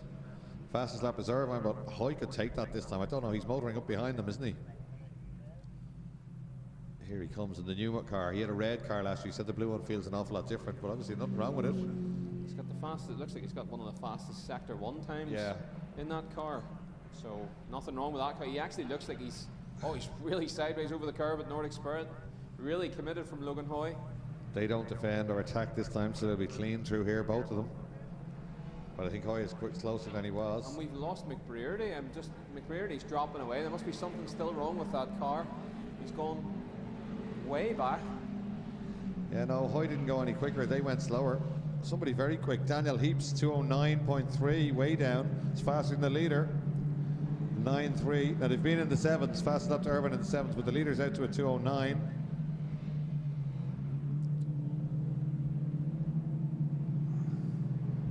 Harry Fair's 2.10, 7.96. That's plenty quick, isn't it?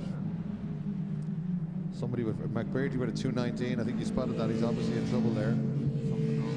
I think Hoy is of a similar pace, so unless they go at each other again, Glenn, I don't think he'll be able to get up to them. But if they do, and they probably will, he'll join them. I think they're wise. I think they'll drive together until the last half lap, and then it'll be game on. Yeah. Whether or not Logan can be close enough to capitalise on anything that might happen. But let's see. Maybe there's a plan. We don't know. Yeah. They're hilarious, those two. They're a really good pair of kids, and they work very hard at this. They were doing a photo shoot last night. They had 2 cars. They washed them, and they had them over at the home, and I went up behind, took photos of them taking photos. They're just always at it. Love a bit of social media as well. And here they come down to 7A and B with just 3 minutes on the clock. Great characters to have on the grid.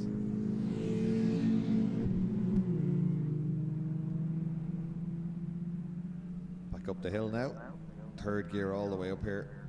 And you can get through Bahrain's bends in 3rd, but as the tyres get a bit warm and a bit tired, Glenn, excuse the pun, you might need 2nd gear to hook the nose in, stop them pushing out. Happens the same thing at the S's on the National here. Sometimes you can get around in 3rd gear, but you can't get the car to rotate when the fronts are not as grippy as they used to be. They're all on top of this. They're very sharp, these kids. It's a good class for learning. It's a good run through Nordic Spirit that time for Irvine.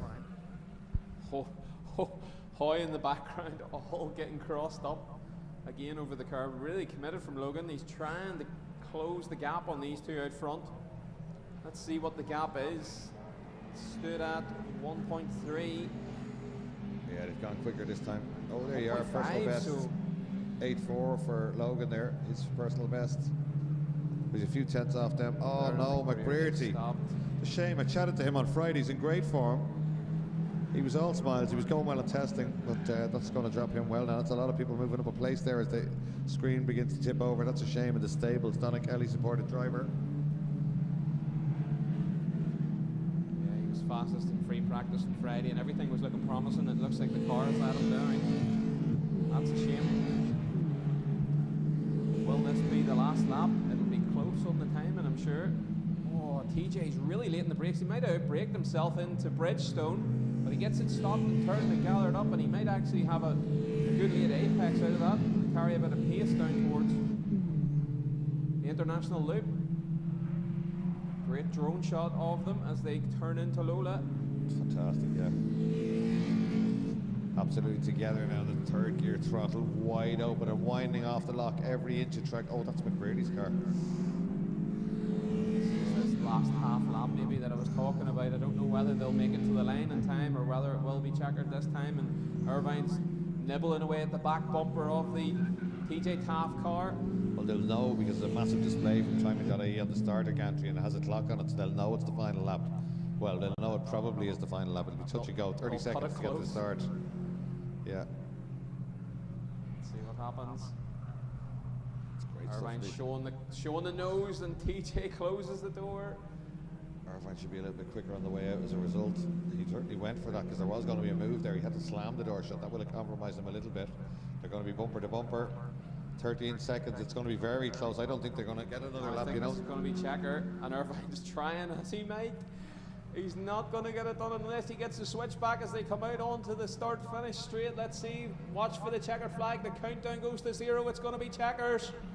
It's going to be TJ Taft to take the win from his good friend Kyle Irvine. Brilliant Logan drive. Hoy 3rd. What about Nathan Sweeney, 4th place and wins the rookies? McAdams right with him across the line. They both went really well, didn't they?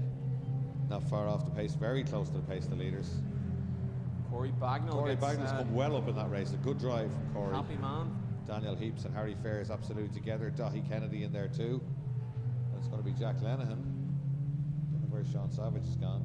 Oh, a bit of a battle going on into the last corner here between Savage and Brown. Savage stuffs it down the inside of Gavin Brown. Oh, he's got a whole pile of understeer. He's cost himself momentum, and it's going to be Gavin Brown who's going to take 11th. I thought the suspension was broken there. He had that much lock on. He just couldn't get it stopped. Done a good job to keep it out of the side of Gavin's car though, so good job, Sean. You lost the place, but car's in one piece. Watkin goes through. Well done for getting him back out. He pit stopped early on. They fixed the problem, got him back out. He's 13th. He will get points for that, I'd imagine. There's the Murray Motorsport car being pushed back up of Owen Dooley. Yeah, we missed that. It's a shame. He was going really well, right with the lead bunch. But great stuff in the Patch Tire Equipment Junior Mini Series. They'll be spraying the fizzy pop on the champagne later on. All the podiums, of course, after race 2, they do double 2 podiums. There they are. That's the 2 guys in the middle, all shaking hands. There's Logan Hoy in the middle of them. TJ Taft delighted with that one. And Irvine. Turbine, as they're known, because they're inseparable. That's Corey Bagnall in there too. So a lot of talent in that little group there. Yeah, ladies and gentlemen, you're looking at the future of Irish motorsport. And what a spectacle it is for driving like that. Yeah, no, and clean, proper saloon car racing. We love to see it. That was absolutely fantastic. A lot of high fives there. TJ just inspecting the back of his car to see that he's going to send an invoice to James Irvine, I think. Yeah, I don't think it was anything too hectic. We had Mondello Park number plates on these cars. We were replacing them that much. We don't use the number plates on them anymore. They were bump drafted and kept going up, going, Leo, have you got 2 more number plates, please? So we're not running those this year. We might run stickers instead of plates later on in the years. In DEFSAX, is he walking across the... yeah, they're waving at the drone. They've spotted the drone. There's Logan Hoy waving and Kyle Irvine. TJ Taft hasn't seen it just yet. You might turn him around there. No, he hasn't seen the drone just yet. We're just filming his back, but he has got his name on the... Oh, look at Kyle Irvine up onto the bonnet. He knows the drone is filming him. There they go. There's Turbine up on the bonnet for the photo. You'll see that photo on social media later on. You don't need a podium. There's your top 3 sitting on the bonnet. Fantastic stuff. Now they've seen the drone. Give us a wave. What about the fans on the outside of the fence? Give us a wave as well. There you are, fantastic. Somebody in the background. Daniel Hicks giving us a big wave in the background. There's Alex Denning as well, coming down with the shades on. He helps a lot of these young drivers. Alex Denning does a lot of driver coaching. And there's up on the roof of the car. That's great stuff, just what you want to see. A great job by TJ Taft, or Turbine for 1st and 2nd, and Logan Hoy to get back up to 3rd place. And they've got another race coming later on, so we can expect more of this entertainment from the 1.6 normally aspirated Mini Coopers at Mondello Park.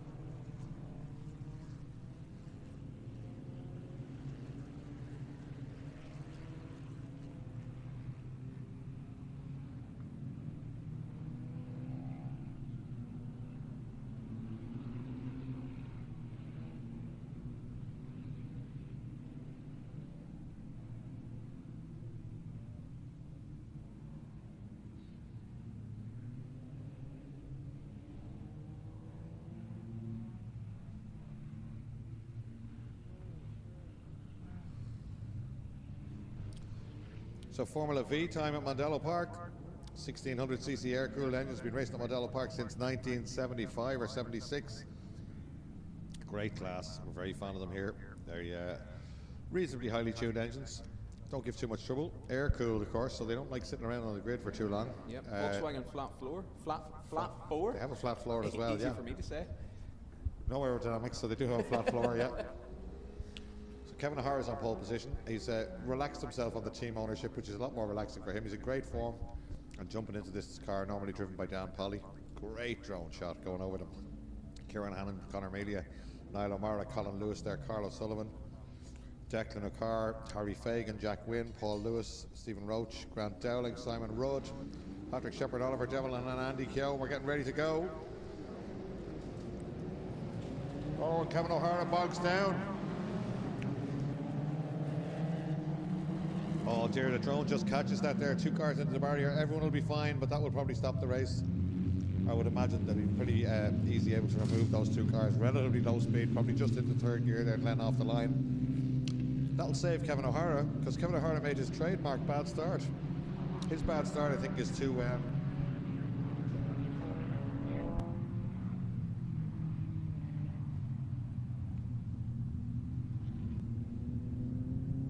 so red flags are out. We restart that one. They'll just bring the drivers back in. I can see down on top of them here, they're absolutely fine. Rescue crews, if you're going to have a crash, I suppose, Dan, that's where you want to have it, right at the bottom of the tower. Rescue crew, we've got like a full A&E here at the bottom of the tower. Have you ever seen the medical centre here? I've never actually seen it. Yeah. And I'm not sure I want to see it. Yeah. Same as most motor racing circuits, but the facilities are excellent down there. It's a good place to be if you need any attention. A wonder job by the crews to be on track so quickly with those drivers. The mega rescue crew and the ambulance men and the marshals, of course. We love the marshals here. They're very good at Mondello Park to get to accidents really quickly. Problem here for the V's, I used to race them, is they've got to come down to the grid now and turn off and stop. They'll probably stop back a little bit because the incident is here. But they don't like the warm weather. If they haven't got hot air, if they haven't got cold air coming through them, and they can be slightly hard to start if you turn them off. So they've got to turn them off. What they do is they'll pop a plug if they get too hot. That's blowing a plug and the treads straight out of the head if you let them run too hot without air coming through them. So that's a little bit of an issue for them, but let's hope everybody's okay. So yeah, we're fine there. We're just getting everything sorted underneath us. So they're going back towards the 2 chassis, Shane chassis and Leastone chassis. Shane's are built in Blaine Row in County Wicklow. David Shane set it up. Kevin Shane continues the business down there, still producing bits for Formula Shanes, for the school cars here at Mondello, and of course for Formula V's, as well as mud pluggers and a few other bits and pieces. Philip Shane involved, I think, as well now. And of course Paul Heavey, who was here on Friday, but he's gone to, I think he's got to Czechoslovakia to do a race himself on his own in the truck. I just love that idea. Yeah, so he was running Harry Fagan, but I think Kevin Gillespie is running Harry Fagan today. May have had an incident in qualifying, but I didn't see him since. Stories like that remind me of Joey Dunlop, the road racer from Ballymoney. Used to take himself off to Eastern Europe with a wee van and the bike in the back and nothing else, yeah. Just race till his heart's content. Brian Chute was the manager here in the very late 80s, and he was telling me that when he was running Mondello, how he would know that Joey was racing at a motorbike race meeting was that the vans would start to come and tents would start to go up on Thursday night. No entry forms, no forms signed, nothing written. That's how he knew Joey was coming. The fans would hear from the Bush Telegraph and they'd start to arrive. And he said you wouldn't want anything from Joey to race because people came to support him, came to watch him back then. I tried coming down before with no paperwork and no forms and no money, but they didn't let me race, I don't think. But it's a long time ago. But you just see that the fame and the attraction that they bring. That's how bike racing still works, isn't it? That the big riders bring big support, and that's how they get support from the clubs. It's great to see. So they're being waved back up to the grid now.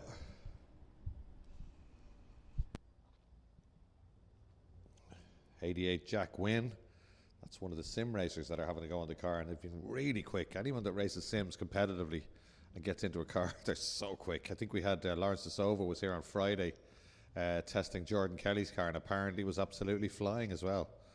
So it's a good transfer to come across, isn't it?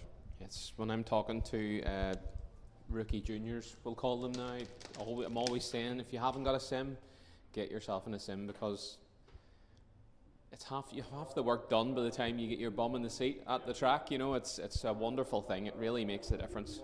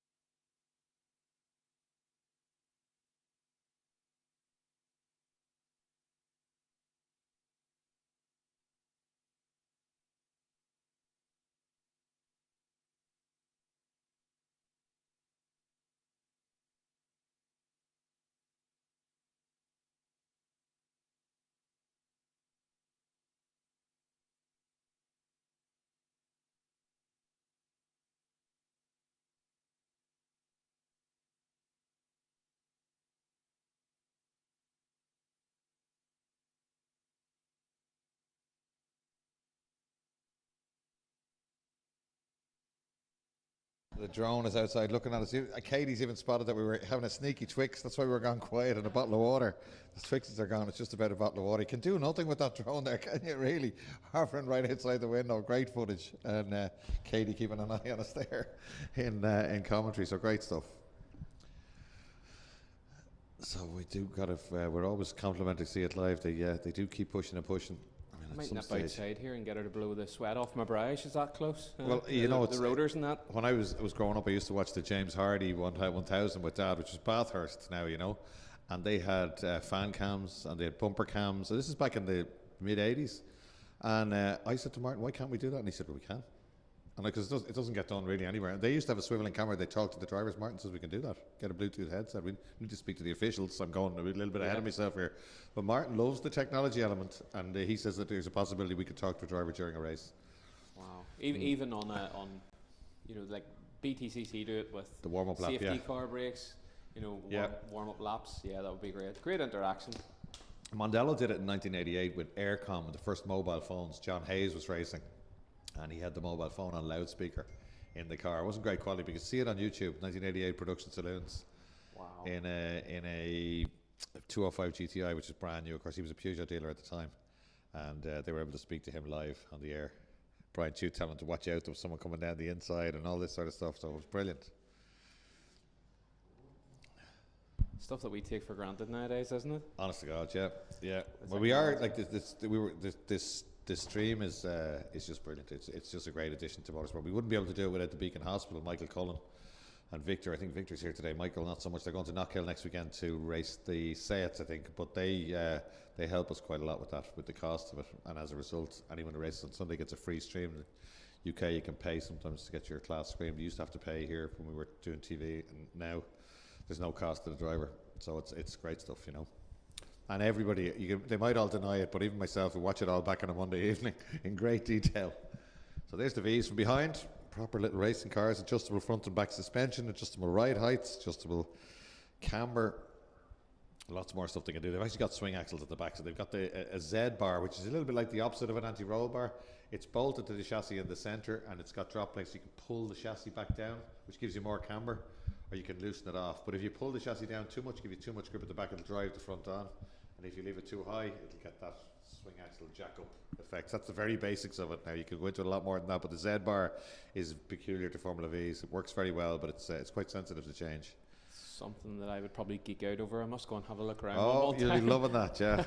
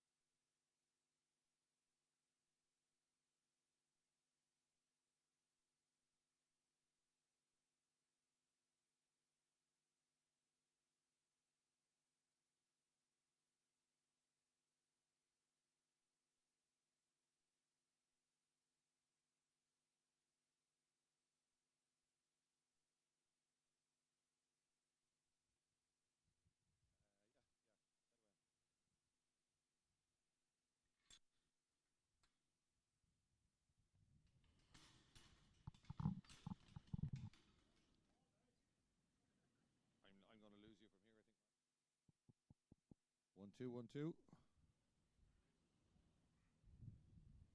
1 2 1 2. We're going to have a quick chat with some of these V drivers when we get a chance.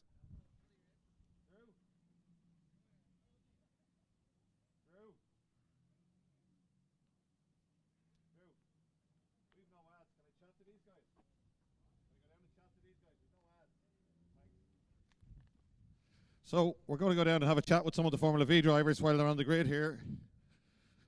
Just sorting out that car that made a bit of contact with the wall. So I'm going to go down and hopefully the microphone will work down here and we can have a chat with some of the drivers and see how they're going. So that Formula V race will be getting going shortly, but the drivers are allowed to get out of their cars and stretch their legs. A little bit warm down here.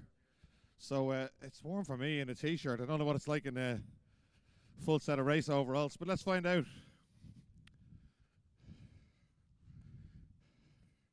I can hear the drone. It must be following me. Hopefully it'll keep working. Only a few more steps. Here we go. I wonder what the collective noun is for Formula V drivers. Kevin O'Hara, you did your usual Kevin O'Hara start there. What happened? It would have been a commentator's dream. I absolutely loved it. Yeah, where's Jack? Jack, come here for a minute.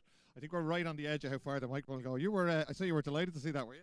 I was, yeah. For sure. It was that lasted all the way to turn 2, and that was it then. It was a little bit like a race in qualifying this morning. We were watching you, and you were just so close together. You were together on track, but the times were, what was it, less than a tenth or about a tenth off, was it? Yeah. Kevin O'Hara, you're not too bad, so happy enough with that. Good stuff. So what's the plan? You're hoping he'll fluff the start again and you could disappear down the road, is it? That's it, sure. That'd be great, like. So please do that, Kevin. Yeah, good stuff. Conor Mealy, can I have a chat with you? Just come up this way a little bit. How are you getting on? You're having a great time lately in Formula V, aren't you? Well, yeah. Won the last time out, and then isn't too bad. Lap record holder, you know. And you're gelling very well with the SM Racing team. They're working really hard with you. You got them their first A win as well, which is lovely to see. Yeah, no, it's delighted. Last race of the last season, we won for the first time, and then we had a bit of a tough start to the season. The results haven't been great, but the lads have put in so much work to fix the car, and sure we won last week, or last time out. So it's obviously working. Okay, what's the plan today now when we get going again? We'll win, hopefully. Good start that first time, so hopefully do that again. Yeah, hope Kevin messes it up again. So just if anybody's watching and they haven't done a start in a Formula V before, it's second gear and loads of revs. Yeah, second gear, 6,000 revs, and just it's like a 2-stage clutch release. Yeah, so I'm pretty good at them this season, so fingers crossed. As soon as you get moving, that's third, and then in the race, just third and fourth, is that right? Third and fourth, yeah.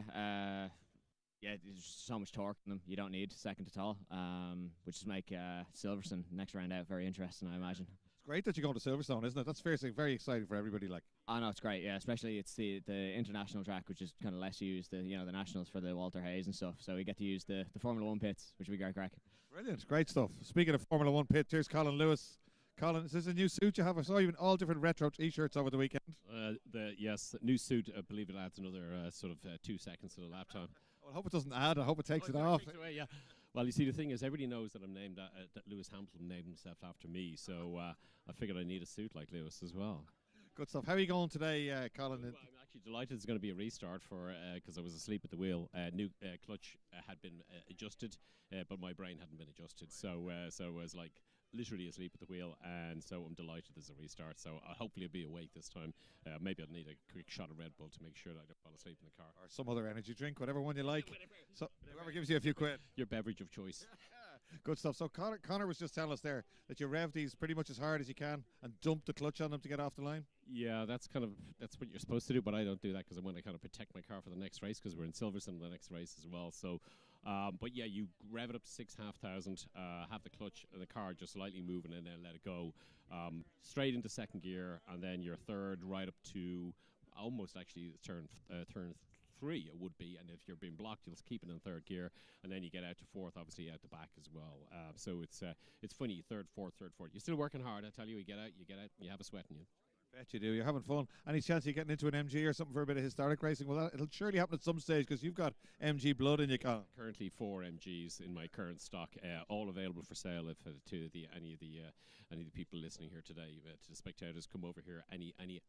I'll take shekels, I'll take pounds, I'll take dollars. Good stuff, Colin Lewis. Always good fun. We should be getting ready to go. I want to interview more drivers, but I don't think I can go too much further forward, or I'll probably lose the footage. Here's Tim Murray. I have got a full battery. Tim Murray. He's miles away. He's too busy running cars, is he, to talk to me? Kieran Hannon, come here for a minute. Be nice to him, he's my boss. That's what Roisin is saying in my ear. Roisin's having more bad luck. What's that about? Oh, I don't know, unreal. Yeah, hopefully we'll get that car running good at some point in time. But yeah, she was no, the pace is there. I think it's just get it running consistently. She's loads of pace anytime she gets more than one lap. Yeah, speaking of loads of pace, you're going nicely yourself, aren't you? Good qualifying this morning. Yeah, we had a bit of an incident in testing on Friday, but Tim put a massive amount of effort in yesterday to get the car ready again. So yeah, we went well in quali and looking forward to a good race, hopefully. So. The car is very well presented, and that's probably something relatively newer in Formula Vs. They're presented as well as any Formula Ford ever was at Mondello Park. You know, they were always really low budget when they started off. It's great to see them looking like your car and some of the others, Collins, the O'Hara car, all these. Yeah, no, it's great to put a bit of effort into the presentation as well, Leo. So like yeah, I think all the Tim Murray cars are very clean, yeah, including his own when we see it eventually. Yeah, of course, his car was gorgeous. He had a couple of big wins here in his own car that did at least on with the new bodywork. Yeah, exactly. Yeah, I was out for a few laps and testing on Friday. Yeah, so. Oh, and how was it compared to yours? It's got a pointier front end, but yeah, beautiful inside, obviously. It literally has a pointier front. Yeah, literally, yeah.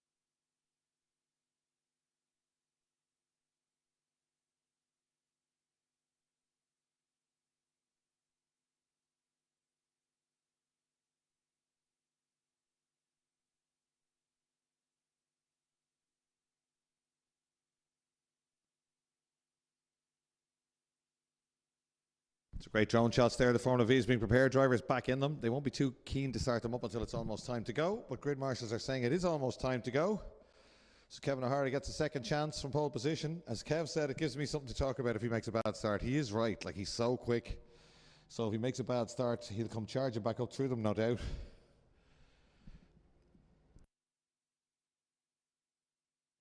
Teleporter just going out there, being repositioned perhaps.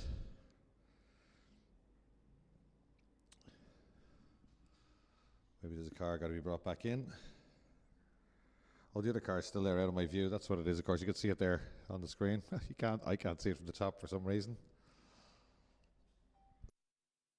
So Kevin O'Hara has won loads in Irish motorsport, in Fords and Vs, karts.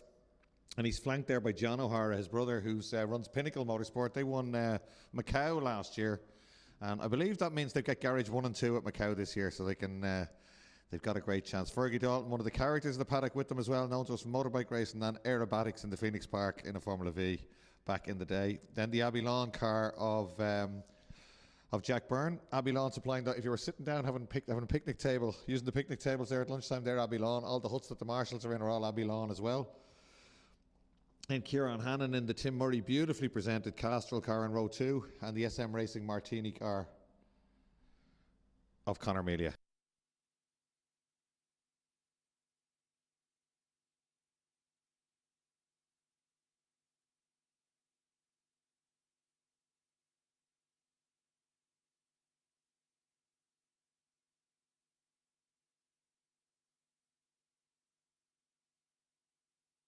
So we're discussing how to pronounce Devon Ukar's, I hope it's Ukar's surname here, and we used AI.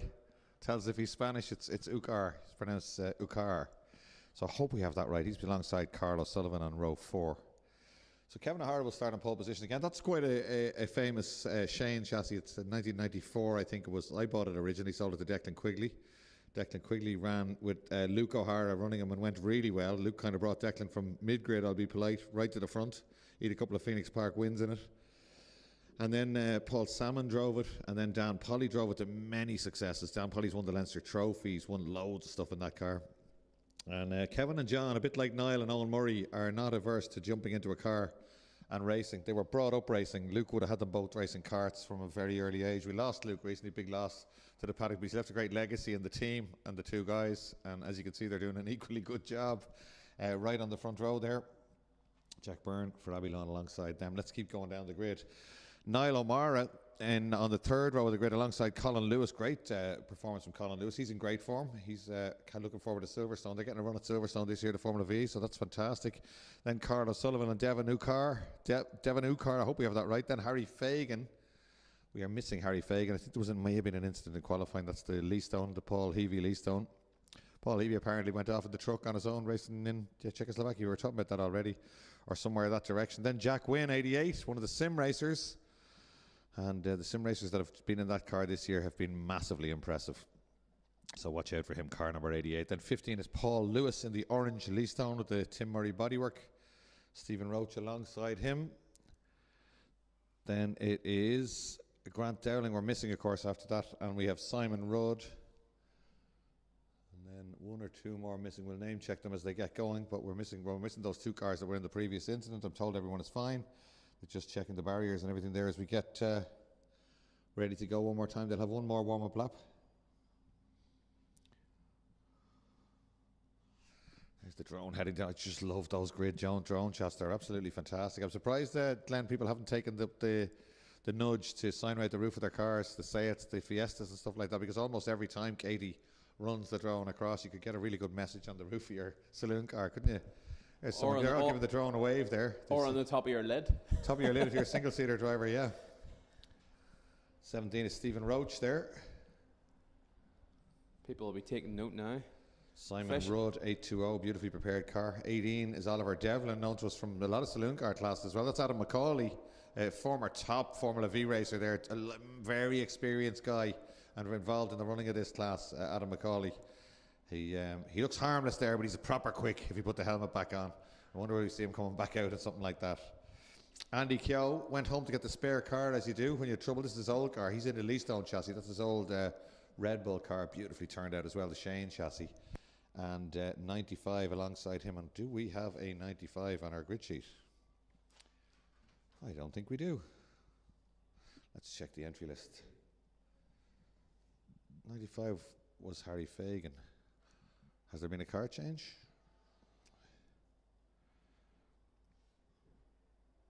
Okay, that's interesting. That is, yeah. Kevin Gillespie is running Harry Fagan in the works Leastone. Paul Heavy's away. Kevin Gillespie has a blue Leastone. Let's, yeah, okay. So somebody has probably WhatsApped me in a minute, but I suspect he had an issue with the Leastone car. He's changed to the Gillespie car and he's starting at the back, which is great work by everybody involved. They went home and got another car. So both of the cars at the back are driving spare cars, not the cars they started the weekend. That's always great because it's such. You know, you've competed as well in auto tests and stuff before, and it's just such a horrible feeling when you're all done. You know, we saw the body language of Mick Keogh walking back across the paddock earlier, but he's got a race too, and his car is fine. Yeah. But if it's your weekend over, it's so hard to take. Especially in race 1. Yeah, yeah, completely. So it's great to see those guys back out.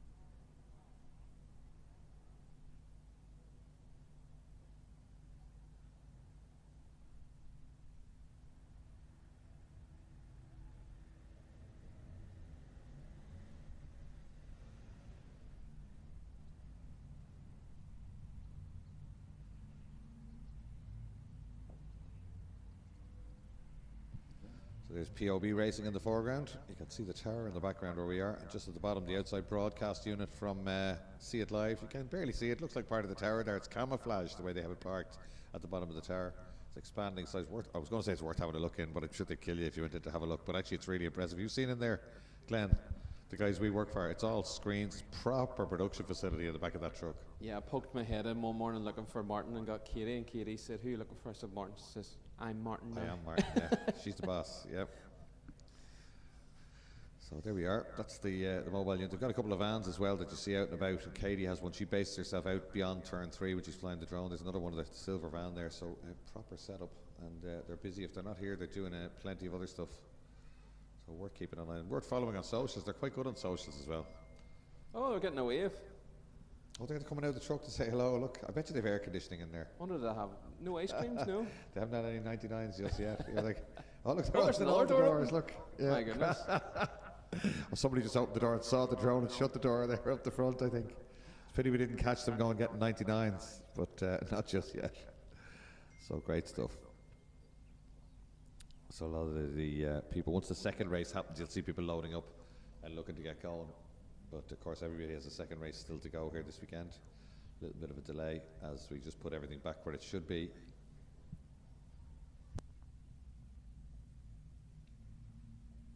Here's the V's on the grid.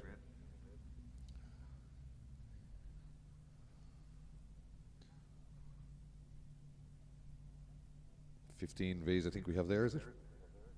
Looks like it's going to be a good race once they get going. Hopefully we get going in the next couple of minutes. Get to the nerves as well if you're waiting that long, especially if you're a novice. It can be difficult to sit on the grid for that long. I remember many moons ago we used to race karts here and we used to start their push start 100 direct drives. You start them in the paddock, so they'd grid you up in the paddock and you'd push them to start. Two people would lift you, push them to start them.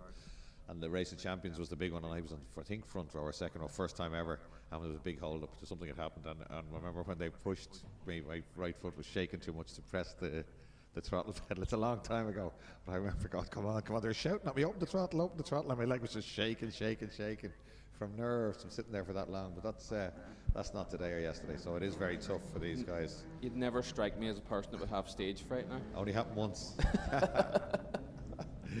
Yeah, oh no, we used to have some fun. We used to race here at Mondello Park, a test on a Wednesday. Myself and Donald Lockley were in Bolton Street College, and we take a half day on a Wednesday and get the 11 bus back to, then borrow his mum's car, put the cart in the back of the car and come down here for testing. And it was cars, carts, bikes in different sessions, and bikes were anti-clockwise. So 3 sessions. And at 5 o'clock when they went away, you could maybe still, there was talk of people that kept going after but yeah, good times. Looks like they all cooled down enough and everybody started right up. Yeah, all the cars are started, which is brilliant. I was hoping nobody was going to be in trouble there getting them started, but they're not. No hands waving, so it's a good sign.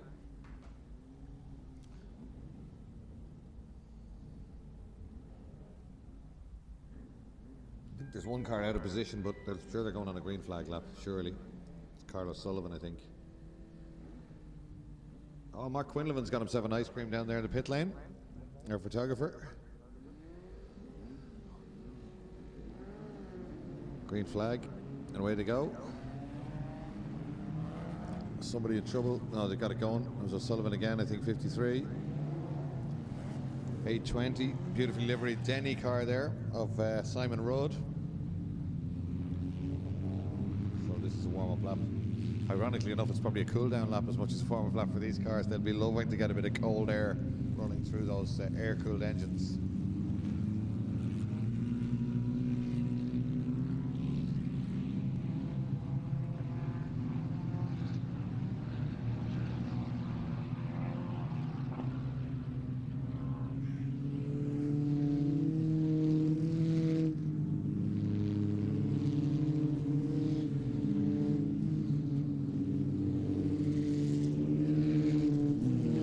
Back down towards us, Kevin O'Hara from the O'Hara dynasty. Jack Byrne, Dad Ger Byrne, well known to us here at Mondello Park and a top V racer as well. Kieran Hannon, relatively new to it, as is Colin Melia. Niall O'Mara, next up Colin Lewis. Dad raced here for years in historics. Fred Lewis, Carl O'Sullivan, another man with a bit of MG blood in there as well. He's son of Liam O'Sullivan, the late Liam O'Sullivan, who was clerk of the course and top man here at Mondello Park for many, many years. Very much involved in the running of the Leinster Trophy race meeting and the promotions around the Leinster Trophy race meeting as well, where they had Aircom sponsorship and stuff like this back in the day. And his uncle is Johnny Flynn, who's the son of Joe Flynn, famous MG racer. We spoke about him yesterday. So his mum, Mary Therese, his sister Nicola and his wife Aoife, all at Mondello today. You're all very, very welcome. Great to have you back. And of course we remember Liam O'Sullivan anytime Carl races here at Mondello Park. So the Formula V is weaving around. They want heat in their tyres, but they don't want any heat in their engines. Is that right, Glenn? Yep, that's right. Try and extract as much performance as they can out of them. Keep them running nice and cool.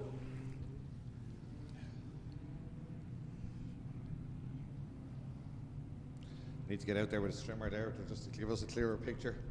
I was talking to the guys in ops there during the week and they're flat to the boards. They were just saying with this sunshine, rain, sunshine, rain, sunshine, rain, you just can't keep it down. Yeah. As soon as you've cut it, you can hear it growing behind you as you're walking away with the strimmer. Yeah, the farmers love it, but the track team not so. We actually had a call from, we have a great relationship with FJS plant down the road. We've that Kubota tractor that you see around is theirs. That's right. And Frank Smith and Lorraine and those, they sponsor young Alex Conlon in Future Classics and a couple of bike racers. But they had a couple of trouble with a few sit-on lawnmowers and they needed to test them. We were going, come on down. And the ops guys were delighted. They were up and down the main straight here during the week. That's working perfectly. We're like, no, we're not so sure. Maybe give it another go there. So we're happy to be their test ground anytime they want to test the lawnmower. Could see lawnmower racing here yet. Yeah, could happen. Could happen. So FJS just down the road. New depot in Nace actually as well as the one in Timahoe. But a great company and we do a lot of business with them. So we are getting ready to go and Kevin O'Hara gets another chance. Let's see if he can get the LOH Motorsport car off the line this time. He doesn't really. Jack Byrne just disappears. Amelia's gone ahead of him too. It's not as bad as last time, but he's certainly back to third and possibly fourth as Kieran Hannon drives up alongside him. Can he go back at him on the brakes? Oh, he can. Kevin O'Hara was never shy, and he wasn't shy there down the inside, taking that back. And he'll be looking to get back to the front as soon as he can. But Jack Byrne has got pace to match Kevin O'Hara. We saw it qualifying this morning, lap after lap. But it's a great start from Amelia. He was telling me on the grid he makes great starts. He made a great start the first time. He's hoping to do it again. His confidence is high, this young man. He's had a couple of wins. He runs with SM Racing based in Clane, just down the road, Christian Moran and Stephen Moran, and he gave them their first win, and there were joyous scenes in Kyrgyzstan when that happened. Oh, here's O'Hara though, just down the outside, super commitment. Amelia goes back at him, but O'Hara just carries that speed all the way around the outside. He's the lap record holder in Formula V, Kevin O'Hara, even though he hasn't been in one in a while. Hannon looking to have a go now on the run up the hill, and Colin Lewis doing beautifully there in another one of the Tim Murray cars. With the replica Essex livery. He was wearing an Essex t-shirt, which was the Lotus Formula 1 sponsor back in a few years back, and yes, he was horrified that people thought it was reference to a TV program.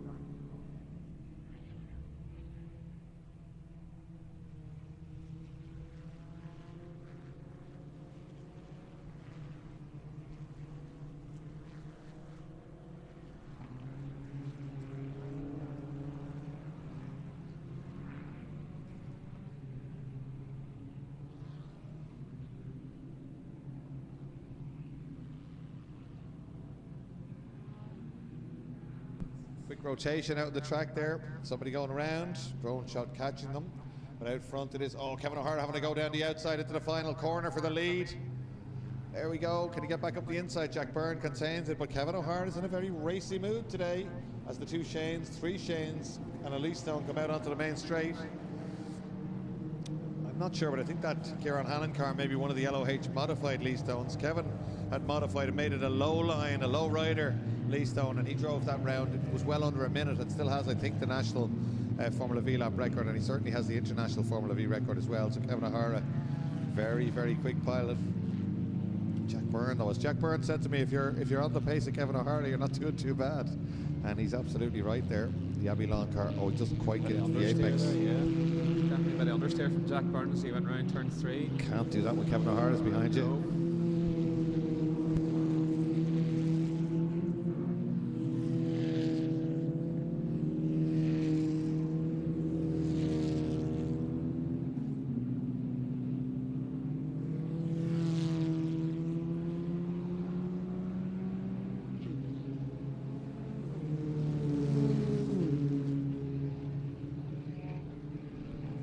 another go. The drone following them down to 7A and B now. Jack Byrne holding the centre of the row, but O'Hara has a sniff down the inside. Two very similar cars. Melia right with them as well, and Hannon not too far away either. Could be a 4-car battle, Glenn, in the Formula V. Yeah, Melia is just sitting back waiting to pick up the pieces. Maybe going to let these two scrap it out. Let's see what happens through the brain bends. Byrne is using the brain, the best thing he could do, and he always does. The best thing he could do is probably back them up just a little bit. And Kev might have to keep one eye on the mirrors. That's what happens. And looks gets like it's himself a little happening break. already. Yeah, a break there. And Kev just a little bit late turning into that Devaney's corner. Slowed a bit. Oh, no shortage of commitment through Nordic Spirit though. And up the hill, hard on the brakes. Gets turned in.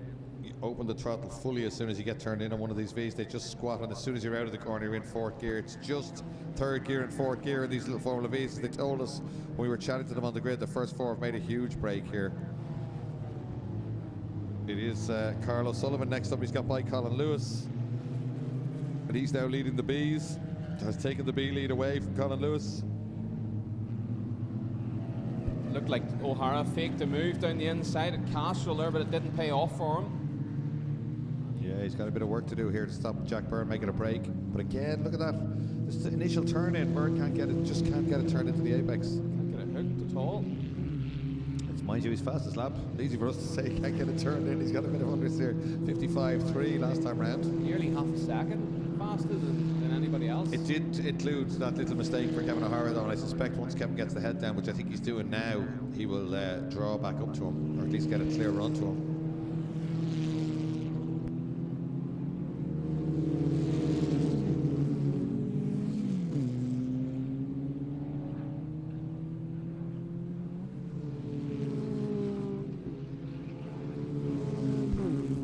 Through 7A and 7B they come. Here's Jack Byrne. A couple of car lengths on Kevin O'Hara. Kevin starting to put a bit of distance between himself and Conor Melia in 3rd place. See if Kevin can work his way onto the back of the green car ahead. Oh, there's Sim again. Massive opposite lock there. Well, there's no shortage of front end grip in Kevin's car. Just trying to carry too much speed in massive opposite lock. He needed all of his car control to hang on to it. Oh, Mistake for the leader though. Byrne goes off on the outside. That's going to allow him back up to him. This is great stuff from our point of view. I thought he was going to be away and gone down the road there, but a quick mistake from Byrne's brought it all back together again, and as you were. Could have been all decided in that mistake at Devaney's. Our lads, Kevin O'Hara fastest lap with that end of the rack moment. 55.2. 18 has gone off. That's Oliver Devlin. Yeah. Should be able to rejoin, I would imagine. Unless he's hooked on the curb, he might need to reverse back if he can. Yeah. Last thing we need to another stoppage. And look at Melia on the brakes. He has his reverse back. He takes an angle at it. Oh. Little bit of nose going on, perhaps. Great shot of all 3 cars coming through there together. Melia looking very good now as he moves up towards them. Sim racer as well, Melia. The top 3 starting to leave Hannon behind a little. If we get a bit of a scrap between the top 3. I think if O'Hara can string a lap together, he's got the pace, but obviously he's not 100% happy with the car. The way it went way out of shape, didn't it, Glenn? He did well to hang on to it, actually. It would remind you that he's got up the inside, has he? He has. Very different line of attack there. He carried great pace through Lola. Byrne's got it back. Can O'Hara get it done on the brakes? He can. Stop it down the inside. Down the inside, super stuff. Working hard there.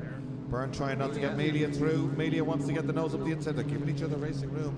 And here comes Hannon. Melia could very easily lose a place here. But I think Hannon's going to... No, he's not going to back out of it. He has a dive down into 3rd gear. Drives Melia wide. Conor Melia will be thinking, no, just when I was getting in touch with the leaders. And Hannon wants that 3rd place. Had a good go there. Kept the boot in around the outside and had the inside for the second part of the brain bends and held off Kieran Hannon. But look out front. Oh, it looks up the leader was pure sideways there. That's unusual for a V. O'Hara's dancing around in this car. Big armful of opposite lock there. I'd love to see Jack Byrne's on board from that one afterwards. Hannon gets it done. Up its outside. Hannon stuffs it down the inside, takes the 3rd place away Byrne from going back though. Byrne going back at O'Hara, they're side by side, they're wheel to wheel. O'Hara gives the squeeze, but Jack Byrne is there. They're just about giving racing room. This is great stuff. O'Hara having a go back on you, Jack Byrne, by the body language. He wasn't going to give up there. He was going to have a fight straight away. And he has got back past Kevin O'Hara. O'Hara gets a run now again in 4th gear on the way down to turn 3. Byrne sees it coming, stays on the inside. Little bit of a lift and back on the power for these cars through the first apex. O'Hara right in over that curb and gets a run again. A better run through there than Jack Byrne.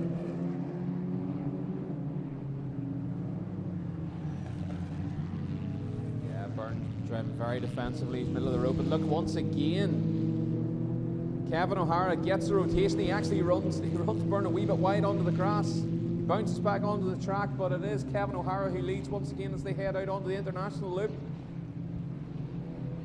Can he get the head down now and work his way ahead? He can't actually, because it looks like Jack Byrne's right with him again. He's right under the gearbox as they head down to 7A and 7B.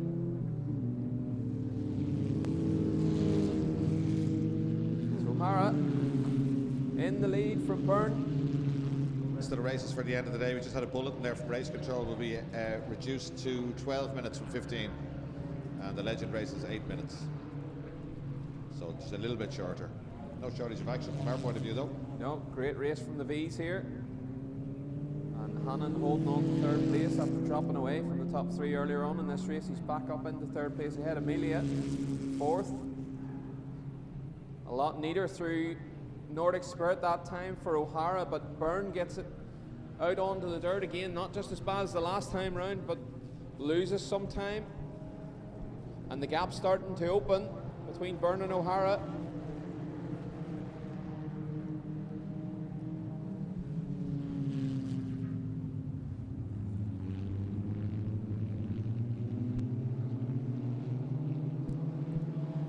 Nobody getting away there. That's O'Sullivan going through. Lewis hasn't let him go, you know. Colin Lewis is still right with him. And quicker last time round. But quicker than them both is Andy Keogh, who's come all the way from the back, and he's also a B driver. So they've got to watch out for Andy Keogh. He's just 2 seconds behind them. The tire doctor car. It's a great drive from Keogh. Started right at the back. Then Devin Ukar, Paul Lewis, Jack Wynne, Niall O'Mara. Well, somebody off. That is Harry Fagan at the final corner. He's back, final corner, he's back on. Great stuff. Here comes O'Hara again with a run. Jack Byrne's got back ahead. He's swapping the lead so many times. He has a look around the outside. Can he get back to that inside line? Byrne covers it this time. No way he's going wide. We saw that before, Kevin. O'Hara right in his wheel tracks. Goes to the inside. Will he go back to the outside here? No, he's going to stay to the inside. He's going to get down the inside. Kevin O'Hara. Fantastic stuff. Just squeezes it down the inside. Contains it. Slows them all down. And that brings them all together. Oh, and Media gets out of shape. He just gets off wrong-footed really there by the fact that they all had to slow slightly. Yeah. That's caused. Look at Byrne back at O'Hara. This is a great race from these two. Jack Byrne at the top of his game here. Don't write off Hannon either. He's right with them as they're coming round towards Devaney's. He is. Great stuff from him in the Castrol car. It's great to have them back on the live stream. This is the final lap. This is the final lap. This Unfortunately, will be it. Yeah. What a race. And I wouldn't say it's done just yet either. The way this race has been going, you wouldn't be calling it until they cross the line. Is anybody going to make a move, or will there be a run to the line? Let's see. No, O'Hara gets it turned, gets good drive off the final corner, but it is close. Byrne's right underneath the gearbox. He switches out towards the finish line. It's going to be a photo finish. Great race. But it's O'Hara. It's O'Hara, it's Jack Byrne, it's Kieran Hannon and Conor Melia. The battle for C is going to be close. Look at this, because Colin Lewis has got right back up to O'Sullivan. But Carl O'Sullivan's going to do it with his wife, his sister, and his mum here to see it. Colin Lewis side by side with him across the line. And right with them is Andy Keogh, a great run all the way from the back. Then Devin Ukar, first of the C runners, so he takes the star tomorrow from Jack Wynne, who was quite close to him. It's going to be Paul Lewis. It's not Paul Lewis, we're missing Paul Lewis, aren't we? On the final tour somewhere. Don't see any yellows. Now Simon Road next up. There's Paul Lewis on screen now. Oh dear. It's just coming into the Essex, or into Bridgestone, just swapped ends and dug in. There's Stephen Roach going through in the distinctive green car, number 17. Fagan got back from his quick rotation, so he might still get going as well. Paul Lewis's car should come out of there relatively easily. Oliver Devlin coming down to take the checkered flag now. He might be our final finisher. Lewis isn't going to make it, and I don't think Harry Fagan is still going. Just one lap off. Checkered flag. All races today reduced to 12. 15-minute races are reduced to 12 minutes. So I'll get through them fairly quickly. And next up is Legends for their second race of the day, Glenn. Yep, back to Legends. They'll be out on track with us very shortly.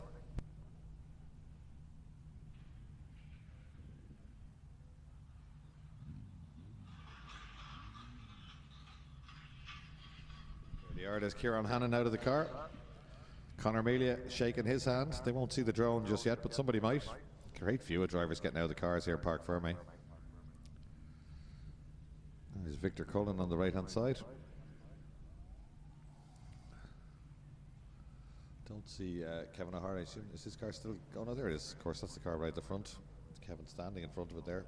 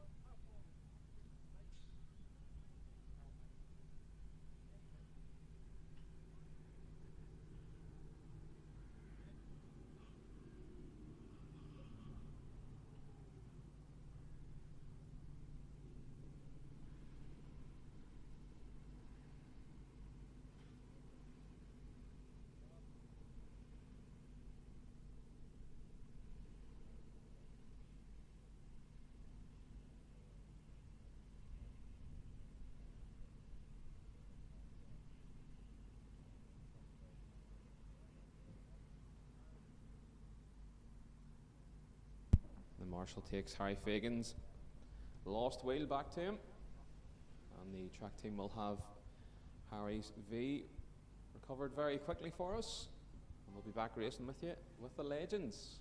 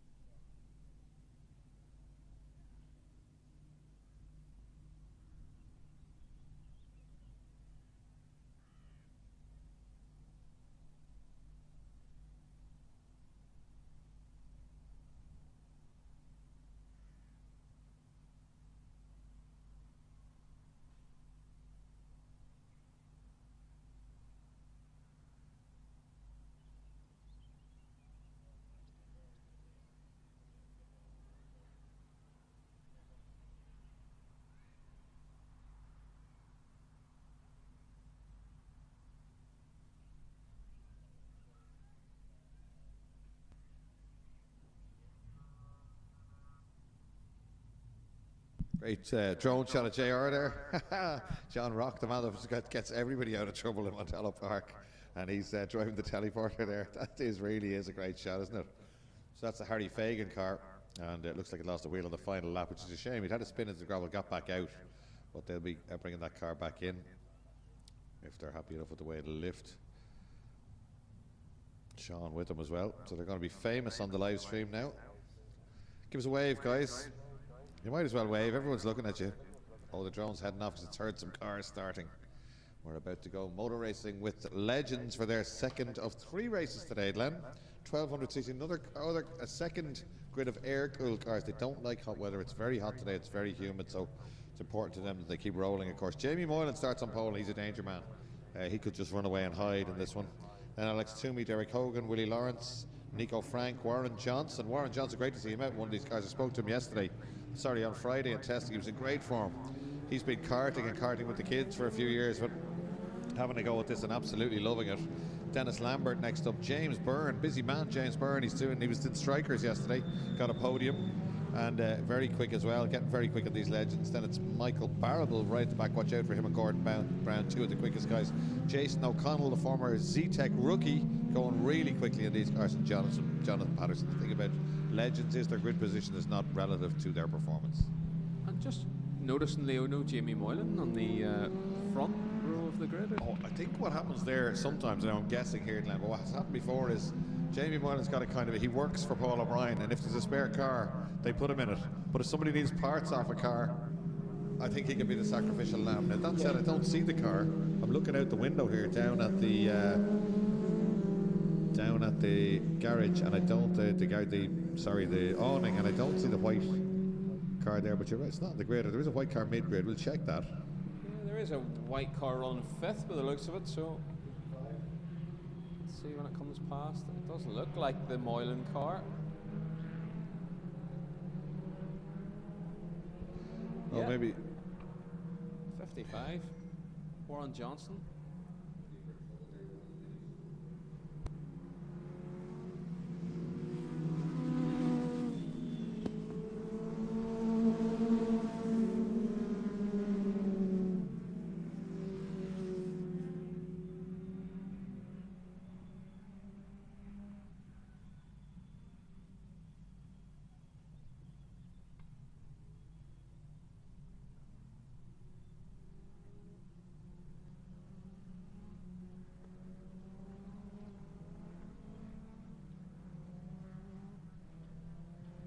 Great shot of the Alfa Romeo Ireland safety car there.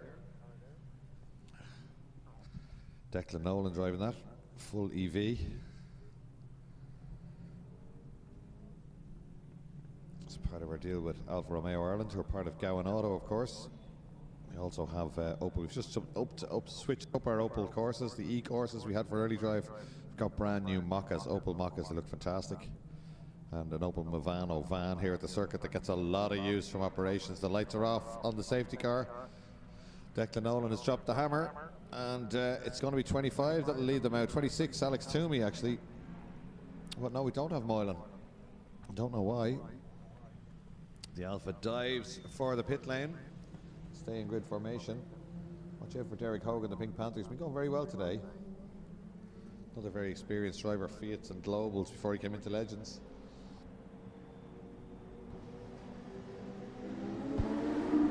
Everyone looking to get the jump. I think Hogan got a good start from row 2. Let's see, he did. He gets up alongside Alex Toomey. He doesn't get the job done because Toomey gets a bit of help, gets pretty much, well, I don't know if pushed out of the way is the right word, but Hogan gets it done. He's getting a bit roughed up by, was it Willie Lawrence? And around go Michael Barrable gets tagged. Is that Nico Frank involved? It's 55 Warren Johnson in the white car as well, stopping there. Michael Barrable spinning it back around to try and get back. He won't be happy with that. Michael's still very, very competitive. 77 that was, who gave the little kiss on the bumper on the way down into turn 1. You can do nothing with that drone over you, can you? Willie Lawrence, no, you'll end up in front of the race church before you know it with that drone overhead. Oh no, the Pink Panthers lost it on the brakes, hit this Bridgestone, and Lawrence collects him with a little tap. Oh, that's a shame. Well, that's going to be possibly another safety car, unless they can lift that really quickly, which I doubt, before they come back around. Hectic opening lap for the Legends there. Is it Nico Frank who's now out front? I think it is. It is the number 17 car, Nico Frank, who now has inherited the lead after all the chaos. As we see Derek Hogan stepping out of the Pink Panther. Just beats the Bridgestone. Willie Lawrence makes a move down the inside. I didn't see who it was. Curb hopping from the 26 car, Alex Toomey, as they come out of 7B up towards Brain Bends. And look at Lawrence on the brakes in behind Toomey. You sound like the old Harp ad from years ago when you say Lawrence. You probably don't remember that ad. Hey Lawrence, what about 2 pints you? of lager and a packet of dates, please, Lawrence. It's many, many years old. A camel sticks his head in the window of the bar, yeah. Great stuff. So, Yes, so here we go, red flags out. yeah, that had to happen, didn't it? I'm sure the races putting massive pressure on race control downstairs. They've already shortened all the races because of that big delay with the Formula Vs. It's nobody's fault. These things just happen sometimes, so. Yeah, Yeah, because with the safety car restart, it takes quite a while. These cars have to have a rolling start, don't they? But let's see what they decide to do. Next up after this will be the Fiesta STs, and they're already heading towards paddock assembly. The Alloy Repair Centre Fiesta STs give us some great racing earlier on. Let's hope it's the same.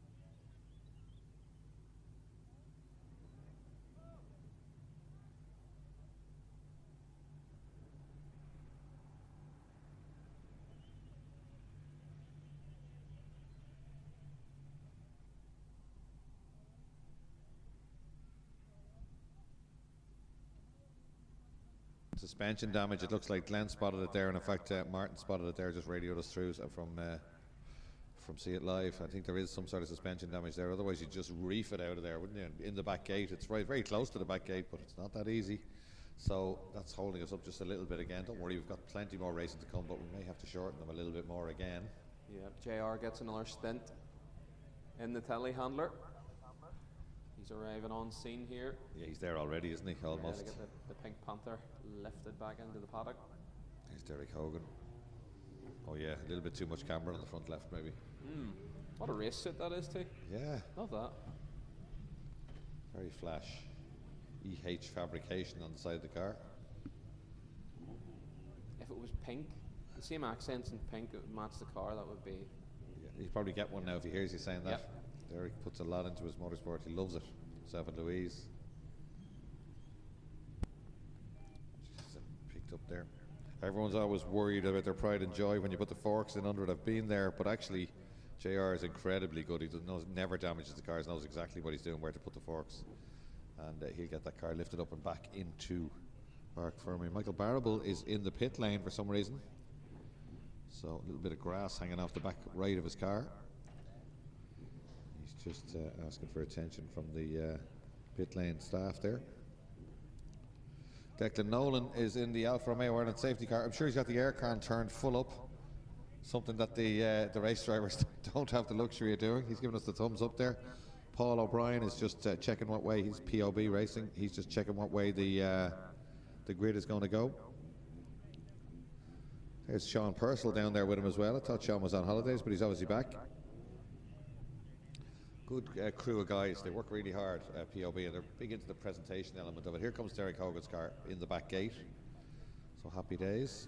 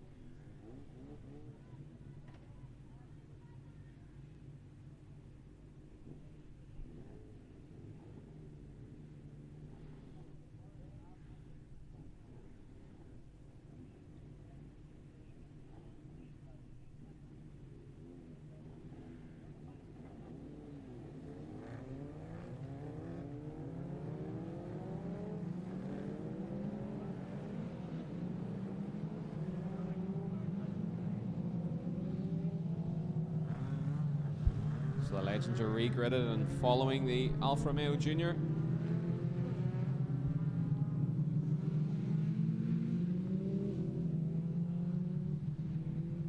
We will get racing again.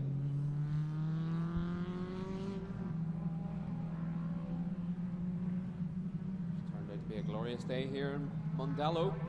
The sun is shining. The ice cream van's doing a roaring trade.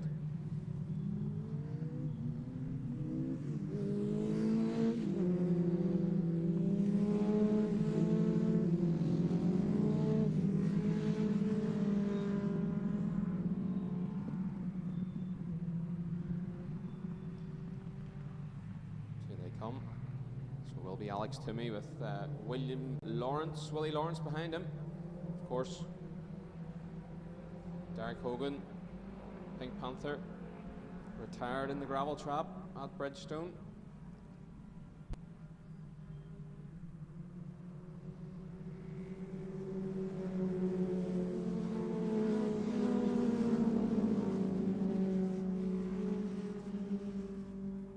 There we see Michael Barable at the back of the pack. So we get in the car.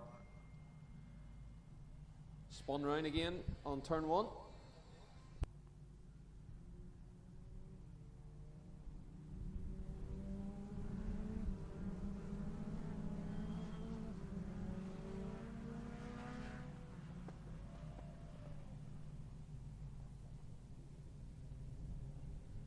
So it will be Toomey, Lawrence, Johnson, Nico Frank 4th, James Byrne 5th, Dennis Lambert.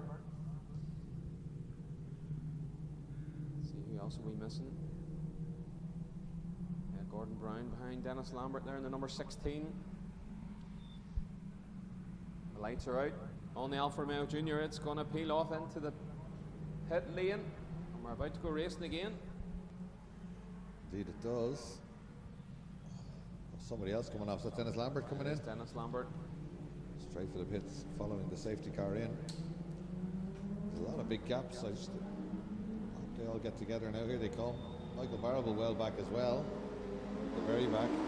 And away they go. I'd say maybe Michael Barable doesn't want to be involved in any schmozzles that might happen again down at turn 1. He's probably being circumspect. Look where he is already. Considering he started a few lengths back, he's so late on the brakes. Trying to sweep around 2 cars. He gets one ticked off, I think, as they come out of Castle, head for Campion. Does. Johnson with a big wiggle out of Campion. It's not a good place to get out of shape, but he's new to these cars, but he's got plenty of karting experience. First 8 legs. Man in 3rd place, currently behind Alex Toomey. Bridgestone they go.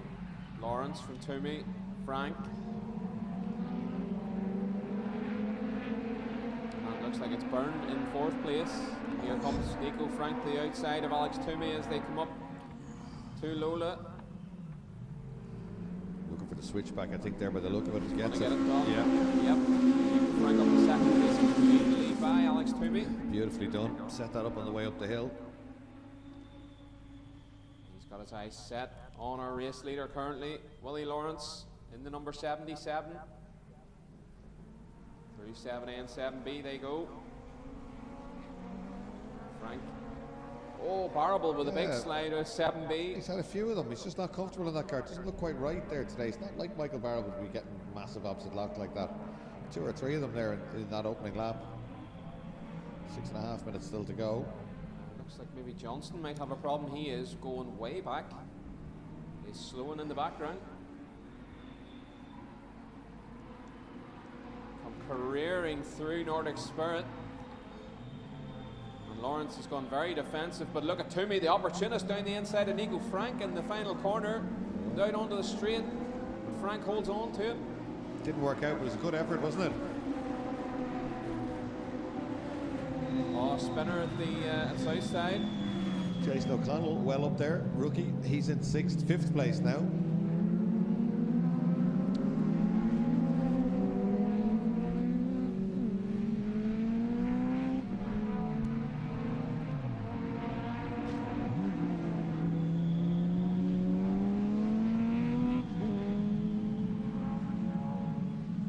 battle on for second place. Oh no, it's third place, sorry. Oh, was that a tunnel in the background having a half spin? And that is that Gordon Brown who's making a pass from the back side of Alex Toomey? Yeah.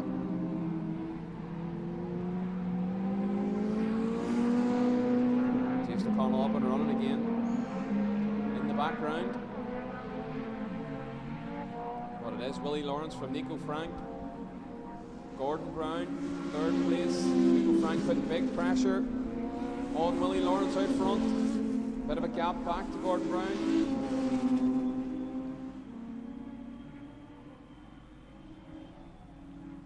And Alex Toomey trying to hold on to these three ahead as they come through 7A, 7B. A bit of a twitch from Willie Lawrence out front. Frank goes to the middle of the road to try and distract him. It might have worked. He runs a wee bit wide as they come through Brian Benz, and he lines up a move down the inside to Vennies, but he doesn't get it done. Lawrence gets the door closed, and this is holding those two up, and the charging Gordy Brown is going to be on the back of Nico Frank in a wee second here. Oh, massive amounts of curb and dust flies as Lawrence runs wide at Nordic Spirit up towards Southside. Four of them are together as they come round onto the start. Finish straight. Gordy Brown's trying to make a move on Nico Frank as we thought would happen.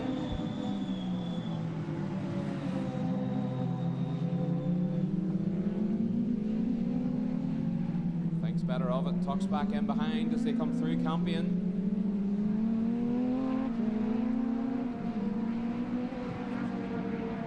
Left after this one, it looks like. Can Willie Lawrence hold on? Frank's right onto the back. Nico Frank is pushing him. Round turn 3, they head back down towards Bridgestone. Around the back of the paddock. Middle of the road for Willie Lawrence. They're all closing up again. Can Frank make the move? Let's see where he's gonna try and stuff it down the inside. Lawrence is in the middle of the road again, defensive. Nico Frank a bit wider, tries to get the switch back, and the move is on here. As they hit. It's done. Nico Frank has the nose ahead as they're coming down towards 7A. Round the kink they go. Laid in on the brakes. Nico Frank takes the lead, and look at the opportunities. Gordy Brown trying to get up the inside of Willie Lawrence, but it doesn't happen. And oh, Gordy Brown, a big, massive slide out of 7B, and that allows Alex Toomey onto the back of him. Yeah, that was a huge one. Big arm for the box. That kind of dropped him back a little bit there, didn't it? Nico Frank's driven superbly here, though. Rookie champion from last year. 2.5 minutes still to run, Glenn. Yeah, one lap to go after this one. Looks like. Will be close though. Gordon Brown, fastest lap last time round. He's the only one to break 2 minutes here. In the 59s, maybe he's not done just yet, in third place. Yep, surely going to start their final lap this time round. Here we go.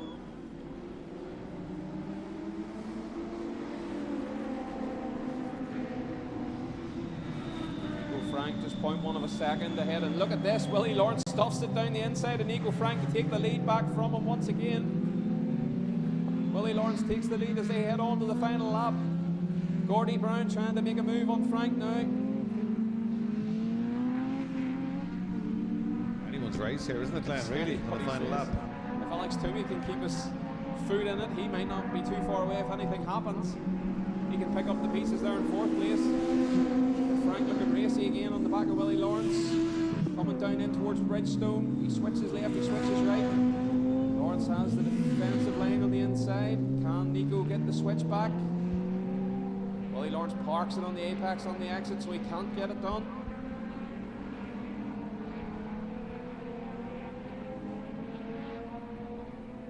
And will he be wise to Nico Frank's move on the previous? He does. Look at that, Leo. He goes straight to the inside so that Nico Frank can't have the inside line as they head down towards 7A and 7B. Here we go. He tries the outside. He's late in the brakes, gets the nose ahead, but it's not going to work on a double right-hander. It doesn't. Gonna have to watch Gordy Brown sitting there, looking pretty behind him.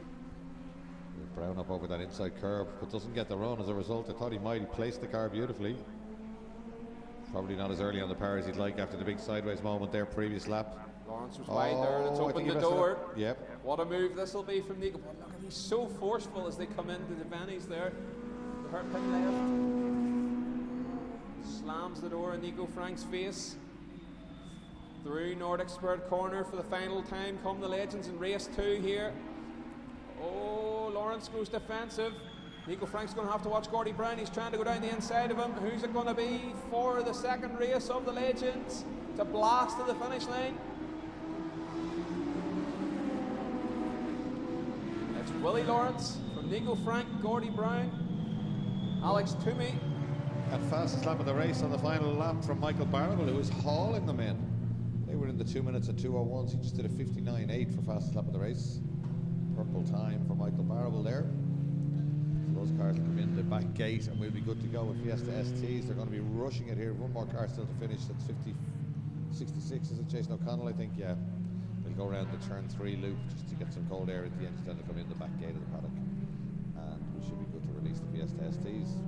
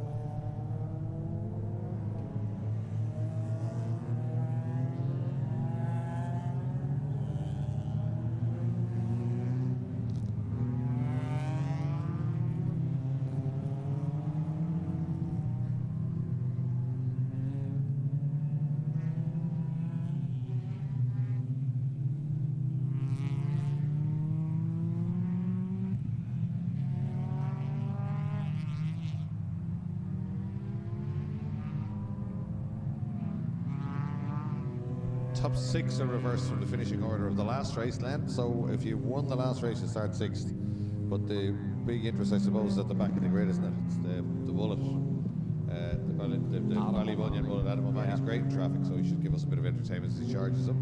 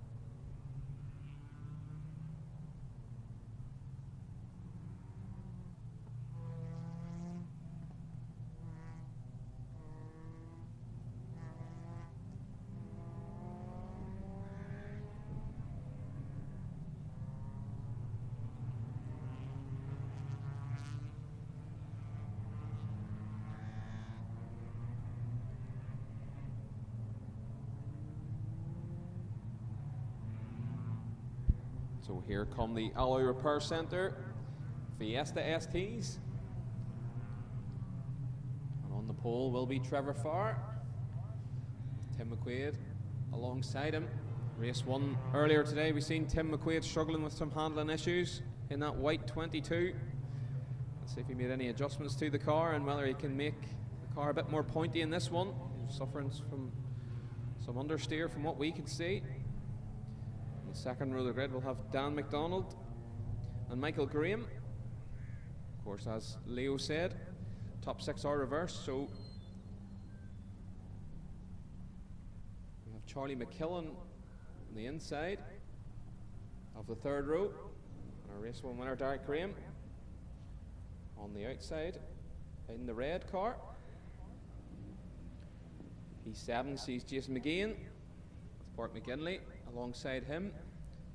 There's Jonathan Kerwin, David Bartlett, Owen Cullen, Matthew Devereaux, Chris Grimes, David Deary, Niall Nolan, John Elliff, and on the very back, Adam O'Mahony, one to watch. He'll be on a charge after problems in race 1. And away they go.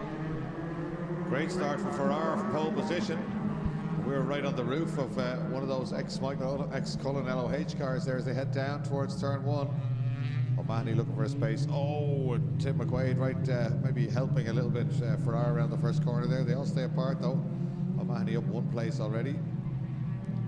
So it's Trevor Ferrara who's been going superbly all year, and then it is Tim McQuaid. Then it's the master of race 2 is Michael Graham. Derek Graham sweeps around the outside of McDonald there to take 4th place already. He did this last time. He does better in traffic in that reverse in the first lap than Charlie McKillen does. Yeah, very good in traffic. Yeah, we talked about his racecraft, Derek's racecraft earlier on today. Oh, it looks like Charlie McKillen trying to go down the inside of Daniel McDonald. I think they may have come together at the last race meeting here as well. They're still side by side on the way up the hill. There's Trevor Ferrara from Tim McQuaid, and oh, it looked like McDonald got out of shape a wee bit across the front of McKillen there. Went in very heavy and just got a couple of hops, and that was enough. And Elliff now getting a run at them as they head down towards 7A and B, but it is still Trevor Ferrara going nicely up front. Then it's the 2 Grahams. Will there be Graham team orders? Will Aubrey have a pit board out, do you think? Don't know. Surely if the boy's in front, will Dad let the boy run away? Yeah? No, I don't think so. I think they're both racers. I think you'll see them have a go at each other, yeah. They come back up towards the Essex Moraines bends again, then down hard on the brakes and a late turn in for Devaney's. Michael Graham now with his dad breathing down his neck, the 2 beautifully prepared Graham Motorsport cars. Trevor Ferrara doesn't run with a team, we say it all the time. He runs himself and his dad, runs the car himself, has his own garage, Ferrara Motors, gets a little bit of help from parts for cars, goes very defensive. That could hurt him on the way out, and Tim McQuaid gets the run. It does. McQuaid goes to the outside, then back to the inside, but Ferrara should be able to contain that. He does, and closes the door. Good stuff. McQuaid needs a win here, really to keep his championship hopes alive. Michael Graham beginning to pressurise McQuaid, who has to go to the inside as well. They both defend. And it's Derek Graham, Charlie McKillen, and it's McDonald, still going well.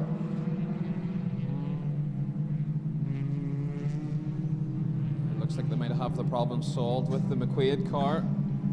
Looking a lot more pointy at the start of this one, but let's see how the front tyres last. Will they last the distance? Of course, we've got a shorter race now, so that will help him. Michael Graham with a whole load of curves as they come out of turn 3, trying to maximise his speed as they head off down towards Bridgestone. There's Ferrara from McQuaid. Michael Graham, and there's a pass by McKillen on Derek Graham, as Derek Graham got some problems. He looks like he's dropping away in the background. He has definitely got something going on. Yeah, he is. And McDonald's right up on him now already. Very unusual those cars give trouble. That's a shame. A race 1 winner in diffs in this one. Quaid still beginning to pile the pressure on. Having a look down the outside now, the yellow H car, BYD Galway and Lewis Motors machine, but Ferrari's got it contained beautifully there. He'll back him up into Michael Graham and McKillen. Yeah, McKillen's looking on for this one. He's going to try and get on. Oh, here's a move on McQuaid down the inside into Brains Benz, but let's see what happens. Oh, there's a bit of bumping. Oh, it's forceful. Leave each other room, boys. That's good. Good, strong racing between the two. But McQuaid has it done as they're through to Vannies. Hard to call that one. There was a gap up the inside initially, but the second bit of contact maybe hard not to do through that right-hander, but it did just knock Ferraro. He'll be a little bit aggrieved by that one maybe. Firm but fair. Well, that's McQuaid has got to drive like that. His title chances, he needs to keep them alive. You can see McKillen coming. He had a non-finish the last race meeting. He just needs to get rid. Oh no, O'Mahony, that's such a shame. Absolute star in this class, and the car's just stopped on him again. Disaster weekend for Adam. Oh, Derek Graham is stopping. Look, Derek Graham, our championship leader, is heading for the pits. I wonder what's wrong. These cars normally reliable. We don't usually see failures in Fiesta ST. Drive shaft maybe? Possibly a shaft, yeah. Oh, McKillen down the inside of Michael Graham. It's not going well for the Grahams here. Should be able to hang on the inside here though. Look at McDonald looking for a bit of this. McDonald should weld himself to the back bumper of Michael Graham's car now, but he's not quite close enough. That's what he's going to do. He does. Oh, he tries to take the two of them, he thinks, about going to the inside, making it 3 wide round turn 3. It'll never work, but look, he's up the inside of McKillen. It almost worked, didn't it? Yeah. But now the outside for Bridgestone. McKillen fighting hard here. He needs to get up near Tim McQuaid, doesn't he? But the fact that Derek Graham is gone, or is he? Is that John Elliff onto the back of McDonald? That's John Elliff started near the back of the grid. Yeah, he was very good at the last race meeting as well, John Elliff, ex-Carter. First two to get over. Ferrari hasn't given up just yet, and he gets a run now at McQuaid for the lead onto the back straight. Look at this, and this time McQuaid has to defend. Trevor Ferrari driving beautifully this year. Obviously this car better than the one he had last year. He reshelled it over the winter, and it's definitely giving him that extra little bit of pace, Glenn. Yeah, and McQuaid getting a little bit sideways on the exit of 7B. And again, the car looks like it's floating around. But it's certainly helping turning. They've definitely got that car more pointy in this one.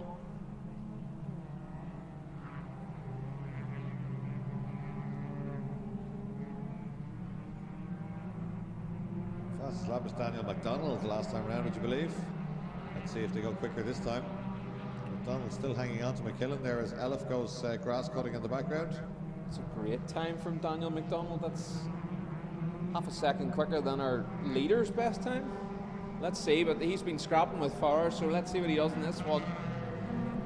Yeah, there you go. 2:05.5 from McQuaid. Still McDonald with the fastest at 2:05.4. Oh, McDonald gets down the inside of McKillen there. McKillen sits around the outside of him, but almost got that done down into Castrol. Still wheel tracking him now round through Campion corner. Out onto the back straight, heading down towards 7, or towards 3A and B, some people call them. Duckums back in the day. 3A and 3A and a half. Yeah.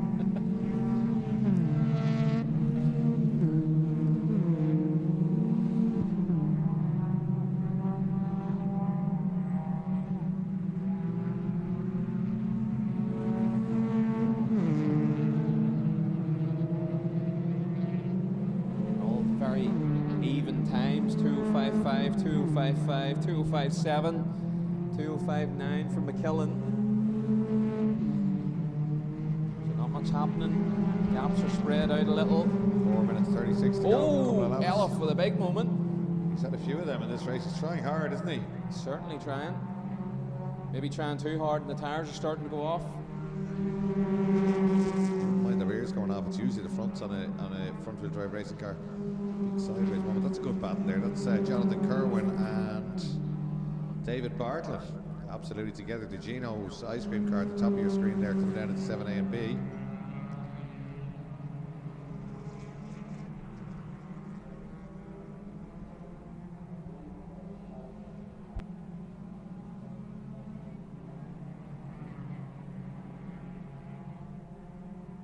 Yeah, it's very warm out there. You could be right, Glenn, just suggesting maybe it's the actual heat today. It's making tyres go off earlier, yeah.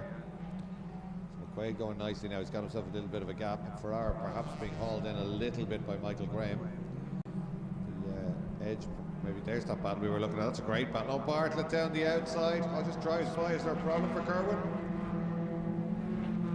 I think he was slow coming out the last corner, maybe. He doesn't go in the pit lane anyway, and Owen Cullen is bearing down on them in the background. Look at that. Could he have Owen missed the Cullen and gear David maybe, or Deary. has he maybe had a forceful move at Devaney's and maybe handed it back? Who knows? We couldn't see it. Here's a little scrap. He was very slow coming out of that last one, Jonathan Kerwin. I'm not sure why.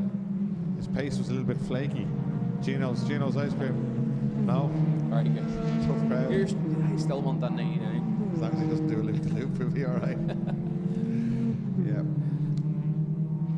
So here they come down into the S. I can hear the collective groans going on across the paddock. But anyway, so McQuaid pulling away out front.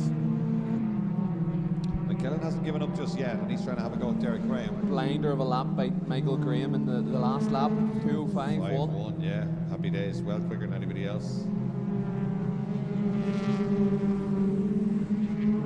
2:02.6 is the lap record, I think. Is it? Yep, 2:02.6 Max Turley. But then it's not a lap record day today.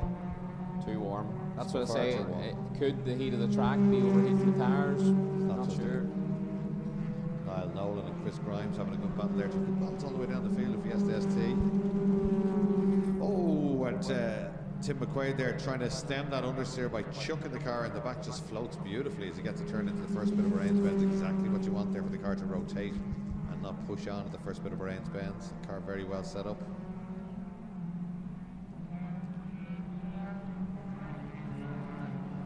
Ramps it up over the curb at Nordic Spirit corner, as they all do.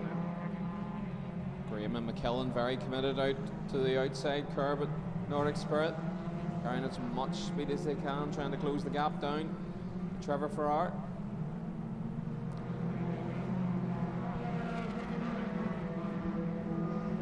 McDonald trying to hold on in 5th place. And Elf still running in 6th. There's a bit of a scrap maybe going on for 7th and 8th, is there? Between McGinley and McGeehan. Separated by just 0.2. In fact, 7th, 8th and 9th, McGinley, McGeehan, Devereux. Separated by just a second and a half. Here it is. The battle is on screen.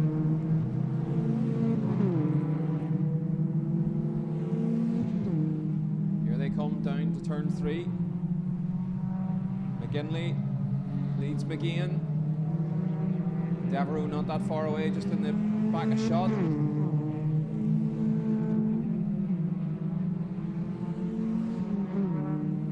Kelly Motorsport car ahead.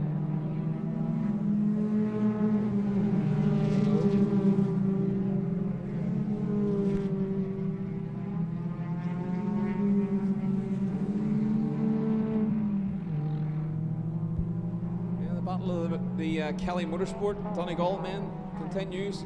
Yeah, there it is. Great to see. The guys have taken to racing. Their rally man have taken to racing really well.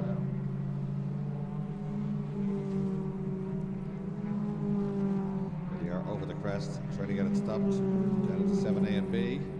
McGinley watching the mirrors, watching his stablemate.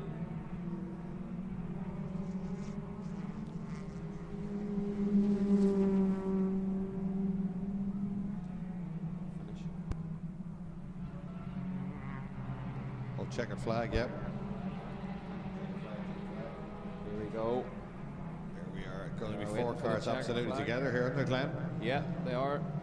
Looks like it's going to be McQuaid. He looks like he has it under control in this one. So some turnaround from Tim McQuaid. Graham's got a run out of Ferrara in the last one. Who's it going to be? It's going to be Graham across the line for 2nd place. It is. Well, that's a cracking last. It'll make the trip back up north a little bit easier.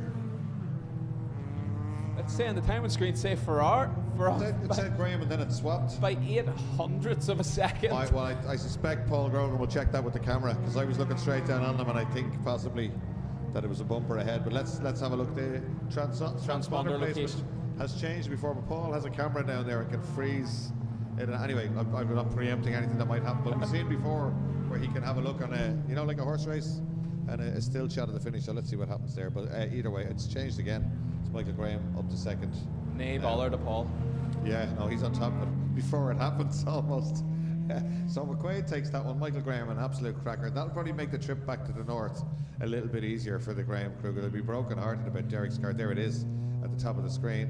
Yeah. And there's Derek. But he'd be delighted to hear that Michael got the run and took that 2nd place on the run out of the final corner. So he doesn't look too despondent. There we are. Wonder does he know he got second? He's not sure by the look of it.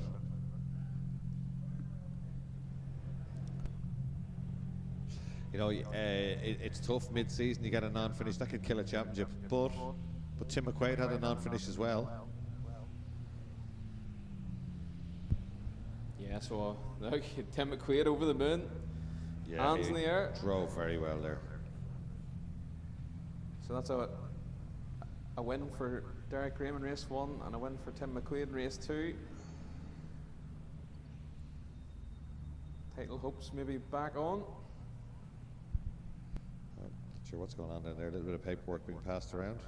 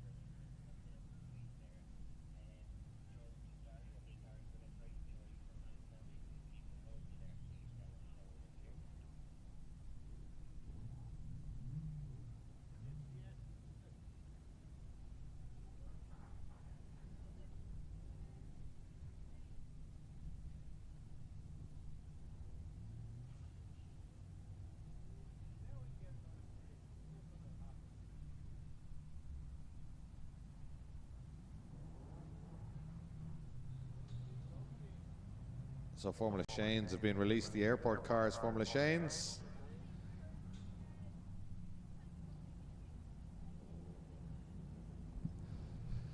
So these cars built by Shane Cars in Blaine Row in County Wicklow. David Shane, who brought Formula V to Ireland, brought these in as a step up maybe 20 years ago, and there's a little bit of evolution on them since, and that's still continued on by Kevin Shane and Philip Shane down in Blaine Row, just outside Wicklow town.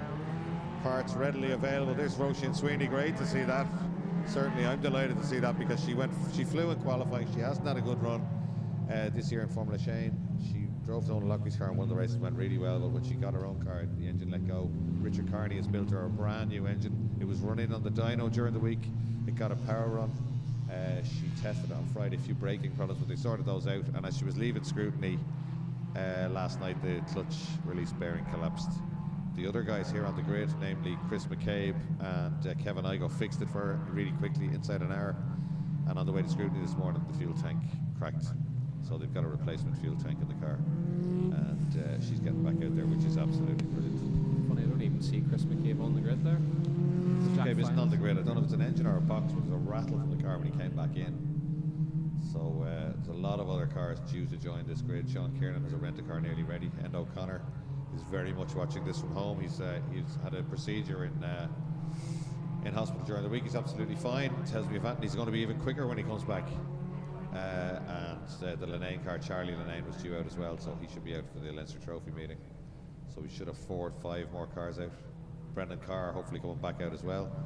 Richie Carney, who's on pole, does most of the winning as the reigning champion. He's very passionate about this class and keen to push it on and wants to help everyone. He's got a full spare stock. Actually, you can buy the parts from Linane, from John Linane, at the race meetings as well. He stocks all the Shane Cars parts and brings them down in the truck. And you can buy them suspension parts and stuff like that really cheap. The cars are now really quick. They're very well sorted, very react well to suspension changes, and they can go around the national circuit in 56 seconds. Incredible pace from these cars. So Carney will start in pole position from Garrett McKenna alongside, who went so well last time around. Then Sean Kiernan, Roisin Sweeney on the second row. So the former Motorsport Ireland Tillotson karting champion really getting her teeth into this. She had a season of global GT lights, but again mechanical failures.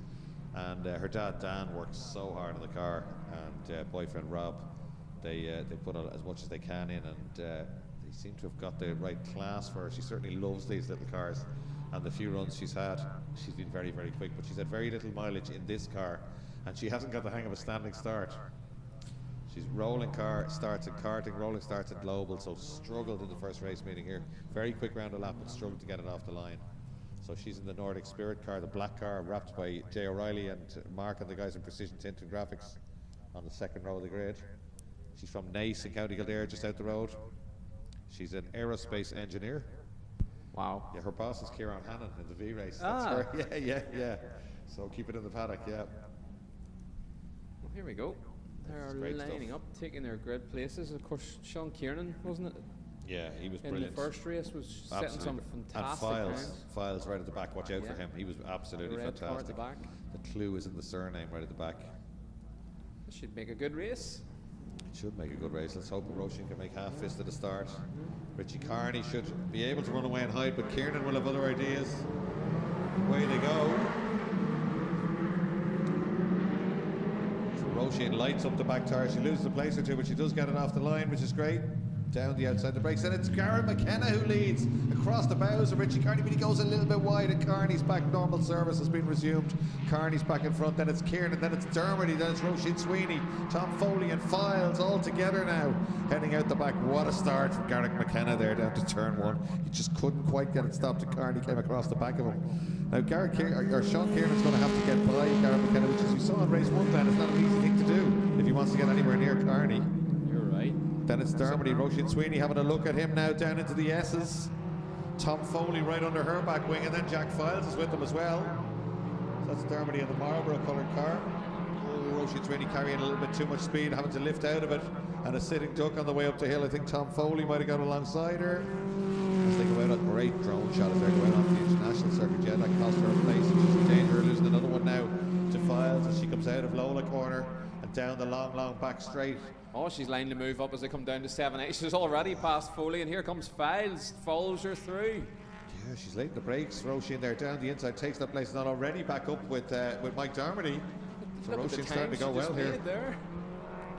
Jack Files having to defend. Foley wanting to have a go back at him in the background now. So this is Carney, McKenna, Kiernan right with him, and next up is Mike Dermody, who's flying. And Foley's got back ahead of Files. Roisin Sweeney trying to get by Mike Dermody now, who's flying. That beautiful Marlboro Lively Rapco car looks fantastic. So Mike Dermody out wide. Oh, Roisin Sweeney all over the curbs there, looking for that fourth place back. So the battle really for second and for fourth here. Roisin gets up the inside of Mike Dermody now. She's down there side by side. Dermody on the outside, Sweeney on the inside as they go under the Alfa Romeo bridge. The same with Files and Foley. Let's see who's going to be latest. Let's see the first corner. Too late, we missed it, but Roisin's got down the inside and she's got that place on the brakes into Castrol. Great stuff. She's up to fourth place, and Files got by Foley in the background as well. So the newbies are starting to go well here, Glenn. It's great racing as we suspected. There's Carney, who is checked out front. McKenna, second place, trying to defend from Kiernan, who we know was very quick in race one. There he is in the white car going through shot. Kiernan Auto's car. Oh, Kiernan out over the curbs, really having a go there. But a great run by McKenna. He's containing him here. He's not having to defend just yet. Roisin Sweeney's got by. She's next up, but there's a big gap if she's going to make any inroads into those two guys, and they are very, very quick. Let's see who's next up. It should be Roisin Sweeney. It is Roisin Sweeney in the Nordic Spirit car. Starting to gap Dermody. She is. And look at Files coming up on the back of him. He'll be watching his mirrors, because Files, as we know, is a very good racer, and he'll stuff it down the inside at the first given chance.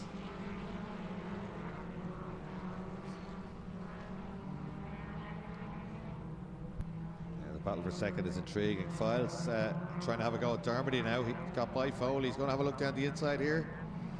Gets the nose down the inside. Dermody closes the door though. Turns right in there. It's Files in the Donald Lockery run car there. An owned car actually. Kiernan hasn't been able to do anything about Garrett McKenna just yet for second place. They come out onto the main straight.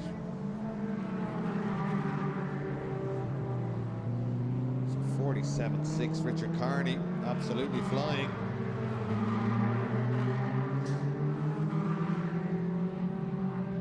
Over 2 seconds a lap quicker than that last one than anybody. Yeah, he's just incredibly quick. These guys defending and playing around with each other just a little bit, but still a 49 for McKenna. Garrett McKenna would be delighted with this one if you hold back Sean Kiernan, because Kiernan has showed serious pace today. He was matching Carney in the early stages of qualifying. Very quick in race 1. But McKenna's very composed here, and nothing Kiernan can do about him at the moment. Files has got by Dermody now and got the head down. He's got away already. He's trying to chase down Roisin Sweeney. So the F3 driver and the Carter.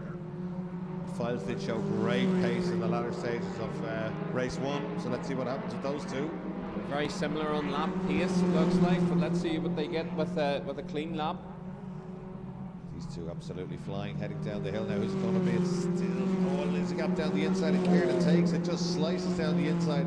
Garrett McKenna tries to swap it back to the inside. They're neck and neck. Oh, and chopping across the front of him there is Sean Kiernan. That's delayed McKenna just a little bit. Could have cost us that scrap, perhaps. Kiernan said not a chance on the entrance to 7B and just cut the nose off of McKenna. Tom Foley's got by Dermody out there, and they've got somebody else. That's Kevin Igo right with them as well. 3 cars battling. Just coming out onto the loop. Oh, there it is. There they are. That's it there. Look, Foley's got by Dermody, and that is that's Kevin Igo now. Next up. So Dermody dropping back just a little bit. Maybe his tires past their best. Who knows? He can only use a couple of new sets a year. Dermody charging onto the back of Foley again as they come up the south side. He's on the back nearly. Maybe a mistake or a missed gear or something. Oh, Roisin Sweeney and Jack Files, both in the 150s. They're quicker than Garrett McKenna, and they're almost as quick as Sean Kiernan. So Roisin Sweeney and Jack Files now in tandem, starting to fly here in 4th and 5th place. They've driven away from Foley, Dermody and Igo, and they're matching Kiernan and McKenna in terms of pace. It's a great battle on that one there, isn't it, Tom Foley? Because Dermody hasn't given up yet, and Igo hanging on there too. Files and Sweeney are taking massive chunks out of their lap times. Here they are coming down. They're not just taking a 10th here and there, they're taking 7/10ths when they make an improvement. They've no mileage in these cars at all, either of them. And Jack Files straight from his Formula 3 success yesterday. She carries plenty of speed through there, though. Roisin Sweeney, Files a little bit tighter on the way out, but not much difference in them as they come out onto the back straight. This is great to see, 2 newbies in the class. Roisin Sweeney really getting a proper run, and it's great thanks to her dad, and this will repay them, anyone that's put the work in. Richie Carney and a load of other people have helped her, so great to see it for Nordic Spirit and for Roisin Sweeney. And as for Jack Files, I think with the makings of a star there, he was absolutely brilliant here yesterday. So he's just hanging on to the tails of Roisin through Bahrain's bend. She's not making any mistakes just yet. They're not that far behind Garrett McKenna, you know. They're not far away, Leo. If they stay away from each other. That's it. This will be the thing. Files is on the sectors, is a wee bit quicker, and he is closing onto the back of Roisin. Oh, she runs a bit wide over the curve. Oh no. Oh, that's going to cost a lot of time. She did well not to fight it, though. I suppose you got to let it straighten up. If you try and get it back on track, that's Files off the hook now. Let's see what pace he's got. They were lapping on similar pace. Let's see what Files does this time around. He get a 49. Oh, out to the 51s that time. Roisin with a 53, still well clear of everybody else. That put Files to 4th, Roisin Sweeney to 5th, Tom Foley going nicely in 6th place. Then it's Mike Dermody, then it's Igo, beautifully turned out car. The car of Kevin Igo, absolutely mint. There's Carney, we've almost forgotten about Carney. He's down to a 47.6 for his fast lap, but out to a 48.1 now. Kiernan going really well in 2nd place.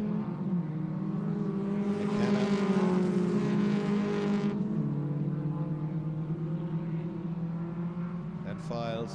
Roisin Sweeney back up to speed there.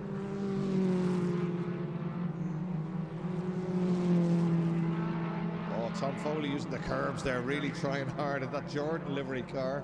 Some lovely liveries on these Formula Shanes. The class has been, it's run by Mondello Park now, so parts still coming to John Mullane and Kevin Shane. Still available and not dear. A couple of cars coming up. There's a few rental cars coming up and cars for sale. If anyone's thinking of getting into single-seater racing, we'd love to see a few more out. There's a few people looking for them actually. We've got to dig out a few cars and find where they all are. We've got these in Mondello Park in the fleet as well. We've got 10 of these cars. at Mondello Park. They're used to the Formula Race experience. You can come down and have a go.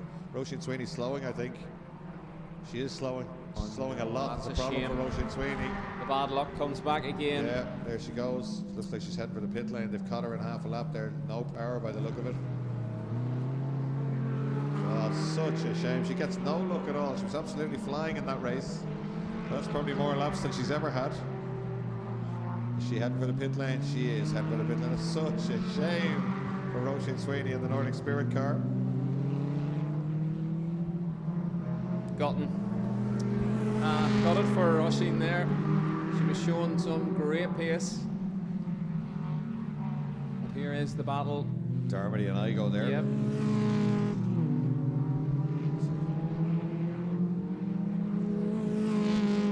But she's down the pit lane, but I don't think there's anyone there.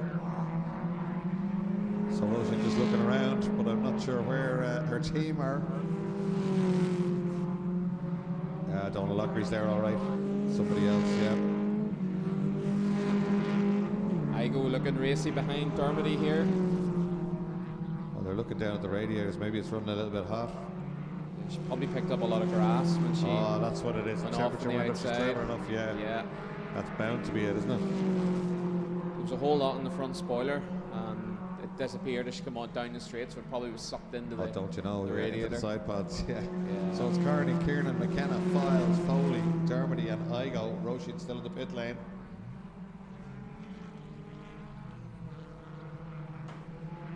She could do another lap. She'd get championship points, of course.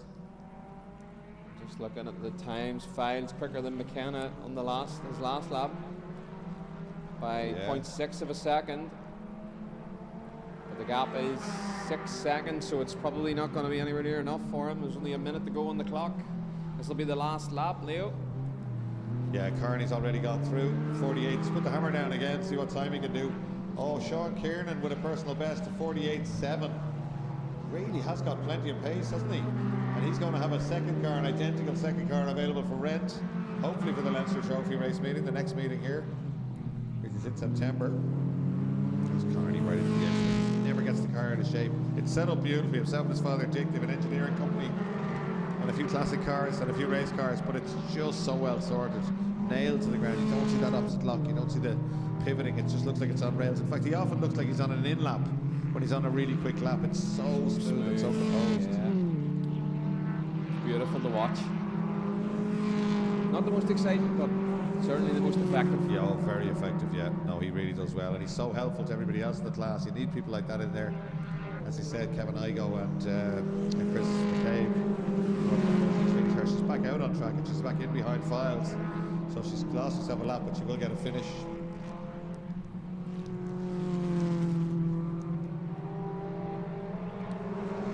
Not a bad script. Files and Roisin Sweeney giving us the entertainment in that one. And then that brilliant battle between Dermody, Igo and Thomas Foley. Who's going to come out on top of that? I suspect Foley. Here's the championship leader, and looking good for the championship again now. Although at the Leinster Trophy meeting, I'm sure he'll get some stiff opposition. We should have some of the quick guys back out there. End O'Connor and hopefully Keith Hogg to try and give him a run. The Crow looks suitably unimpressed there, or maybe he's still looking out at 7A and B. But there we go to do the double from pole position. Another great afternoon for Richie Carney and RK Engineering. Brilliant drive to second place by Sean Kiernan with proper pace, 48.7 last time round. He's still pushing by the look of it. Oh, this is a strong last lap by Files. Look at this, he's almost caught McKenna. Look at this, the red car right into the inside there. It's going to be a strong lap, I'd imagine. Great drive by McKenna to complete the podium. Jack Files in fourth. 49.7. 49.7 for Files. Whopper lap there. Yep. Every lap, Jack Files just punching in the lap times, getting quicker and quicker and quicker. Yeah. Roisin Sweeney gets a checkered flag. I'm not sure she's ever seen a checkered flag. Her career has had so much bad luck. She really doesn't know what it means. Roisin, but great to see her pace out there. You can see why her dad and Donald and people work so hard in the car, because she's proper quick. Donald and Jonathan Files have had great fun looking after those two cars. Jack Files and Roisin Sweeney running together this weekend, and they fit in well into this class. And they both really liked him. But Jack Files looked like he was charging towards a podium there, wasn't he? Yeah, definitely switching on to the former Shane.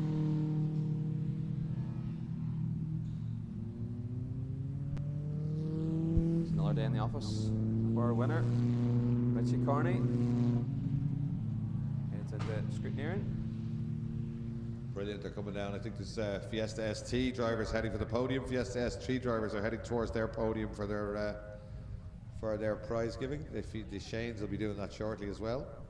There they come back in. There's Jack Files, absolute star this weekend. A brilliant weekend for him between Boss Ireland and Airport Cars Formula Shane. There he is in the red car, the Donald Lockery car. There's Roisin Sweeney in the centre of this picture there in the Nordic Spirit car. Great run from her. She'll be a little bit disappointed, but getting to the finish is a big bonus for her, so you can start building on that. There's Jonathan Files. He's absolutely delighted with that, and Jack will be delighted as well. He's a lovely kid, and he's proper quick. So yeah, that last lap time was good, wasn't it? And Roisin and Jack were taking big chunks out of them. They weren't finding a 10th here and a 10th there, but in fairness, they haven't really had any running. Yeah, it's promising for the future. Those two can keep the progress, and if Roisin can find some luck. Yeah, that's that's probably not really her. It's not really bad luck. I think, as you said, I think when she bounced off the track, she's overcommitted, and I think there she is there in the Nordic Spirit car. She picked up grass on the front wing, and then it just went in on the rads. And these cars have no fans; they rely on airflow across the two Golf GTI rads, big ones, one either side. And if they get clogged, the temperature will go up straight away. And with a brand new engine like that, you really don't want to be running it hot. It's a good, strong engine she has. So nice stuff in Formula Shanes. We're back to Junior Minis. We're going quickly here. They have to.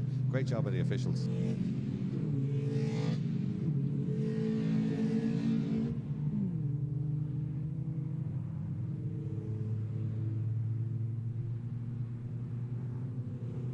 I think there might be some issues coming from the clerk of the course from this race early on. I think there were some tyre log issues, which black and white and factual, but it'd be hard to take if anybody gets hit there. You'll find out later on, or we'll see it on the digital notice board on timing.ie later on. If you have a look at that, there's a digital notice board. If you click on that, every penalty, even if it's a slap on the wrist for driving standards or if it's anything like that, so check that later on for Junior Minis and we'll see what happens. But I think there's a driver or two possibly in bother because they didn't submit their tyre log.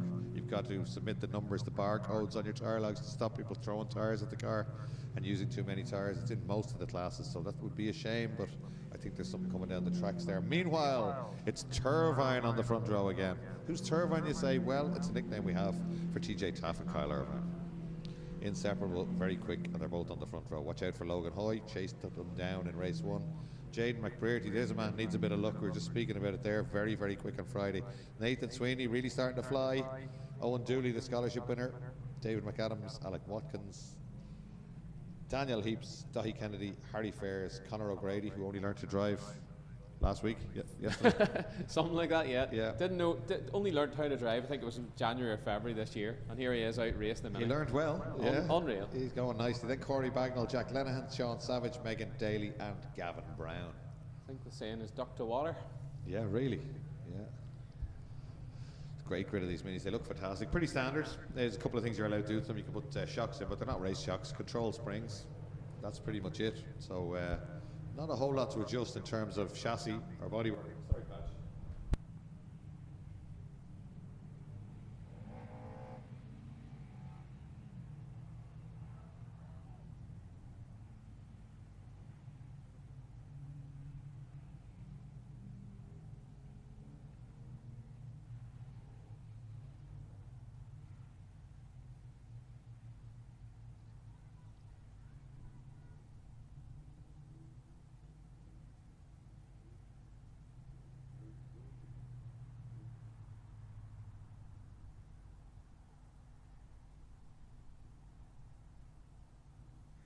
Brian Matthews from Patch Tire. We were only talking about him earlier. He's just joined us in the commentary box. Listen, say these are his babies. Sponsors this class. Great support of Irish Motorsport. Away they go. A little bit too much wheel spin. And once again, Irvine looking across at TJ, but they are neck and neck. McBrearty with a good start, Glenn, as they head down to the Alfa Romeo Bridge. Yeah, in the Castrol we go, Leo, and it is TJ Taff on the inside with his good friend Kyle Irvine on the outside. And Dooley right there as well. Hold my breath, turn 1 every time. Yeah, honest to God, yeah. But they've been great. They really are. They're hard racers, a lot of talent there. Megan Daly in the mix there as well. Oh, look at Hoy trying to get down the inside, but really carries good speed through that first apex, doesn't he? Yeah, if anything pulls a length. Who's that down the inside of Dooley? McAdams, it looks like. I think it's McAdams. Good move, nice clean move down the inside. Gets it done. That means Sweeney and Watkins. Yeah, trying to capitalise. Obviously, Watkins had a shocker in race 1. He was in the pits at one stage and he got back out and got going again. I've been waiting for young Watkins to switch it on here. I've seen him doing these sporting trials, and he's got great knowledge in car control and what do they call it, awareness. And it's just been, it's a matter of time before he switches it on here in minis, and he's looking very strong there today. Putting the pieces of the puzzle together. That's it. Oh, somebody off at the outside. Nick Adams rally crossing, yeah. Bit of rally cross, won't be any problem to him. Little bit of obstacle block and keep her pinned. Foot in the headlight, driver on. Yeah, that won't phase a rallycross driver in the slightest. First 4 making a break, first 2 and first 2 really. Yep. Oh, McBrearty a load there. Somebody else off in the background. That's Sweeney. That's Sweeney, unfortunately. No. Is it? Or Kennedy? Is it Bagnall? Oh, it's Bagnall, yeah. I think it is Bagnall. He'd come well up there, yeah. He just came out of nowhere. Oh, is Watkins slowing? No, still there. Just got around the outside is Dooley. And there is Conor O'Grady, the number 66, the black and green car, only learned to drive earlier this year. And is right in the middle of it, right in the thick of things. TJ Taft runs wide out of Nordic Spirit, heading up towards. Oh, high up the inside, what big a lunge. move. Beautiful. If he can get that contained on the way out. McBrearty tries to switch back to the inside though and gets it done. He does, he gets it done. McBrearty alongside Hoy as they come down across start-finish line. Oh, that is Sweeney still there. Oh, no, Dooley. Again, not 2 non-finishes for him, the Mondello Park scholarship winner, and Hoy has to tuck in behind McBrearty once again. That's allowing the 2 leaders away, the 2 best buddies. Yeah. Well, if Irvine's using his head, and I'm sure he is, they're clever, these kids, he'll know that after that, that possibly that somebody's in trouble ahead of him with a tire lock. You know, there's paperwork being processed. I think if he's aware of that at all, he'll be thinking I could just sit behind him. But these kids don't think like that. They race and they race for the win. Let's wait and see what happens. Come down at the S's. Paul Grogan with more paperwork.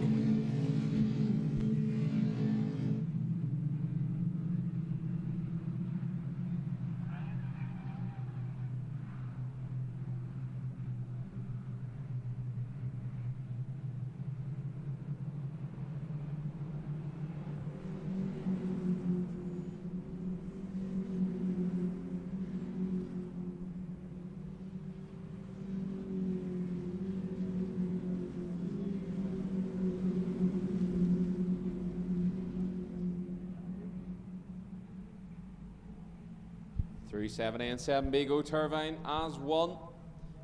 Heading up towards the Brain Bends. There's some drama going on in the background, but you'll find out soon. Yeah, there's paperwork flying left and right here. But anyway, let's.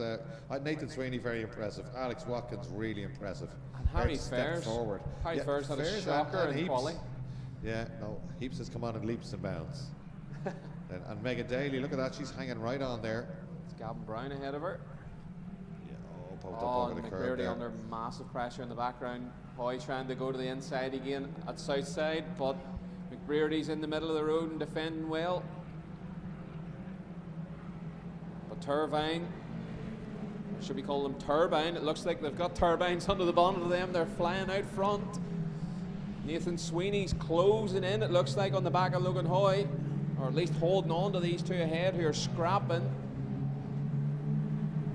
The FPS car and the stables car. McBrearty with Hoy in tow.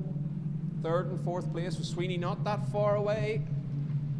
Ready to pick up the pieces should anything happen, but it rarely does with these juniors. There's a lot of respect on these grids. And drone shot as they come through turn 3 and head back in towards Bridgestone. There's a big gaggle of cars in the background. Big scrap going on. Our leaders through and out of Bridgestone. Here comes McBrearty, Hoy, Sweeney, Watkins, Fairs, Daniel Heaps. Is that Bagnall? Not Sean Savage going well in 9th place. Oh, a bit of contact in the background. Is that Gavin Brown and Megan Daly at the back? Just a wee light rub as they came out of Bridgestone. No harm done.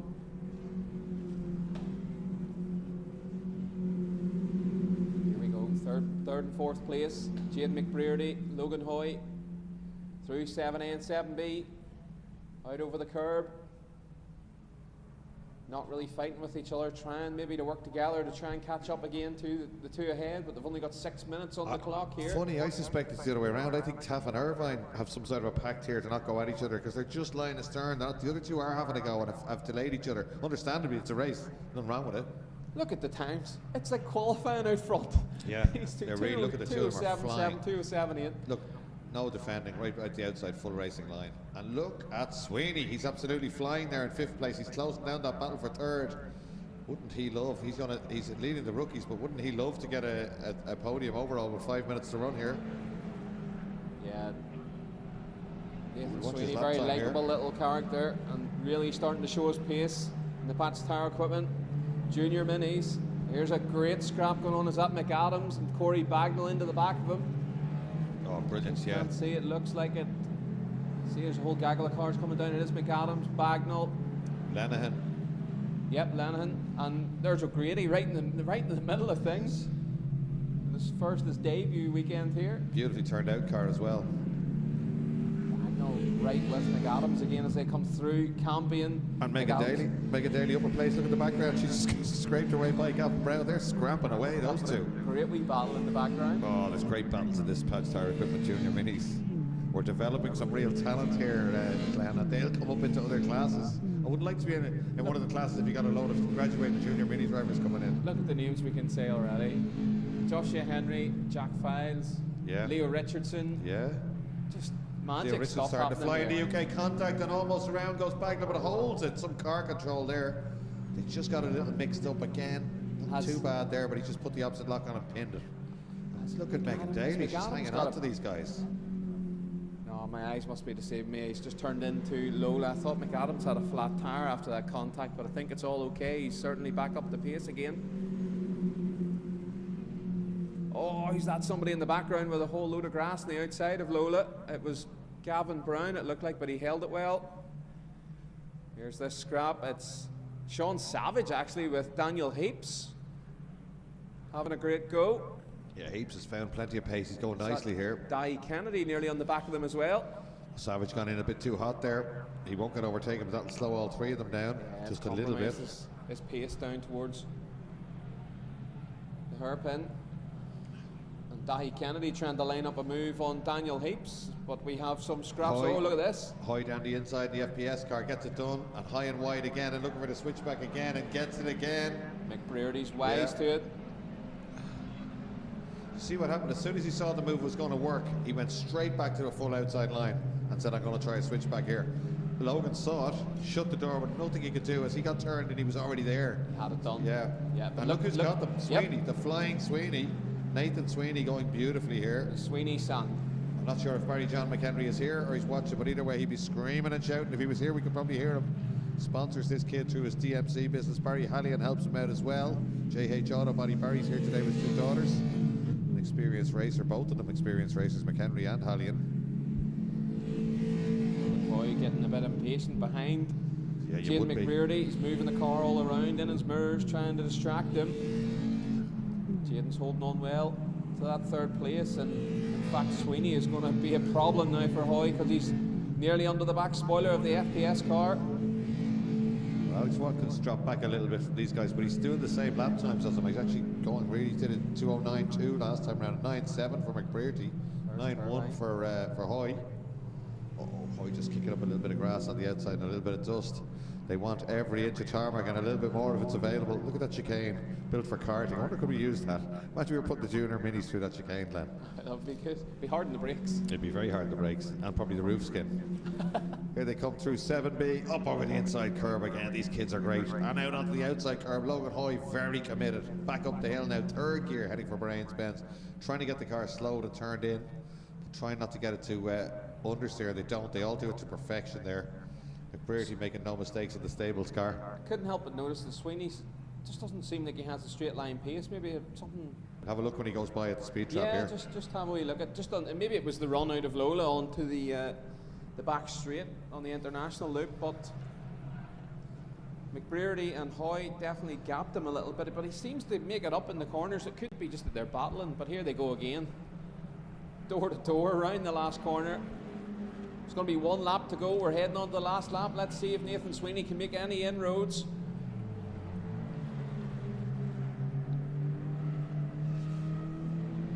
Yeah, similar. He's 1 kilometre an hour down there. Oh, he has the car dancing on the brakes. This time Hoy's got down the inside into Castro, but he'll have the outside for Campion. He's sure he'll be left out there. He will. He's clever enough to tuck back in. Had he not, if he tried to sit around the outside, he could have lost out to Sweeney there, but he's got a great run now off Campion down towards turn 3. Looks to the inside, looks to the outside. McBrearty's calm and cool and has it all under control. Or has he? Oh, back in the car moving as he tries to get across to shut the door. This is great to watch. Sweeney now right with him. Look at the top of the screen. Alex Watkins coming at them as well. Come back towards us. Stables rolling roadblock here in 3rd place. He's holding on very well to all this pressure from Logan Hoy. Sweeney, Watkins, Fairs and McAdams are top rookies in this one.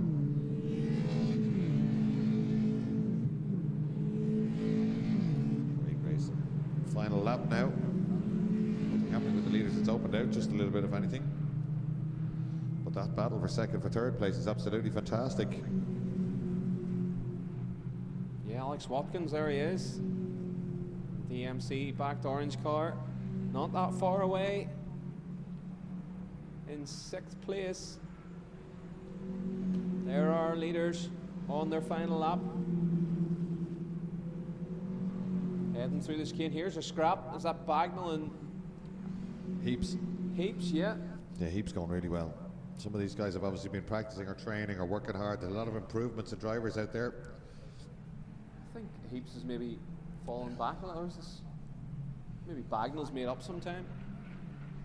Here they come, final lap, final corner, and this time he does defend just in case. I know you're my mate, but I'm going to just go down the centre of the road here. Irvine tries to get the run at him, gets it high and wide. He will be slightly quicker on the way. Let's see what happens to the rest of the line. Here they come. It's going to be Taff. Indeed he does. For the 2nd time today, takes the checkered flag. What's going to happen for 3rd place? There's madness happening in the background. I'm trying to contain the excitement. It's going to be McBrearty to take 3rd place, but will it be Sweeney or Hoy to the line? It's a photo finish. I think it was Hoy, was it? Sweeney on our screen. Sweeney got it. Sweeney. By 0.078 of a second. Oh, it was such a scrap going on at Nordic Spirit as they came up towards the final corner. Brilliant drive by Nathan Sweeney there. Alex Watkins too, not far away.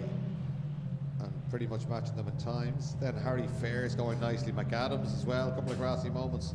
Dahi Kennedy, Savage, Bagnall, Heaps, Conor O'Grady, Jack Lenihan, Megan Daly just pips Gavin Brown to the flag there. So she pulled out over a second on him on the final lap.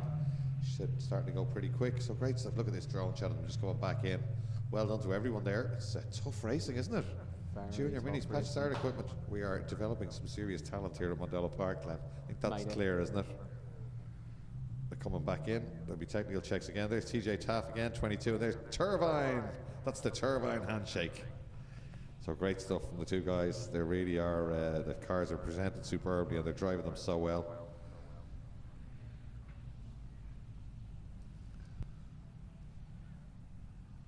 So great stuff from Junior Minis. There we go. Oh, there they are again. Turbine. Yep, so we are looking down at you. Give us a wave. Hey, there's only one of them. That's only half it. We need both for it to be Turbine. Oh, they're busy. Oh.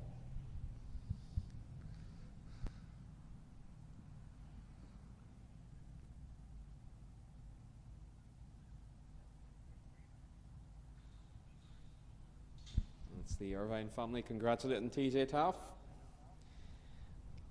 Another great drive today.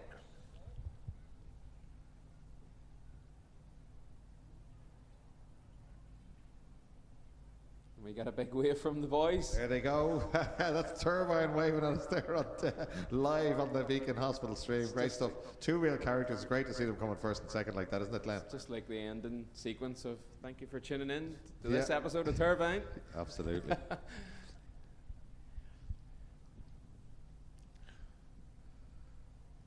was a tough race. McBrearty and Hoy never stopped from the first corner. Mighty scrap between McBrearty and Hoy the whole way through that, and to see Sweeney line the both of them up in get onto the back of them and He's try coming and of make age, them isn't he, move. young Nathan Oh, Sweeney? just magic. Yeah. You know, real likable little character, as I say, and great to see him find his way up the grid.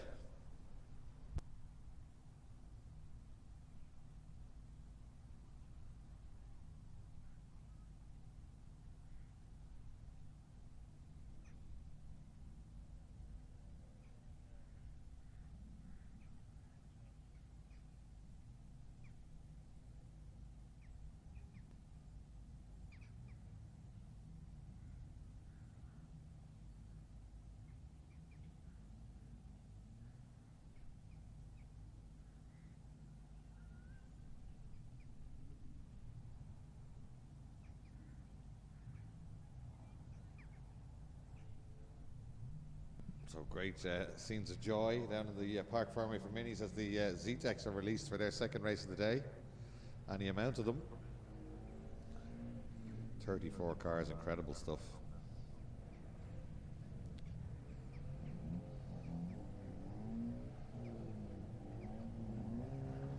So Richard Carney up on the podium for his Formula Shane win. They'll do their 2 podiums together, so he'll get his 2 trophies. Jack Files up there too. There's the podium, and just at the top of your shot there, great stuff. You can see the podium in the background, and the 3 Formula Shanes lined up in front of it. Great to see Jack Files getting a podium on his class debut. That really is, what a weekend for him. Podium in an F3 car yesterday, and a podium in a Formula Shane today. Really is carrying on the Files name there, isn't he? So they'll all be really, really happy with that one, no more so than his dad, Jonathan, of course. Cars look fantastic as the Minis are released from Park Ferme. Oh, there we go. They don't know we're watching them. Jack Files getting out of there. He's not getting sticky champagne on his suit.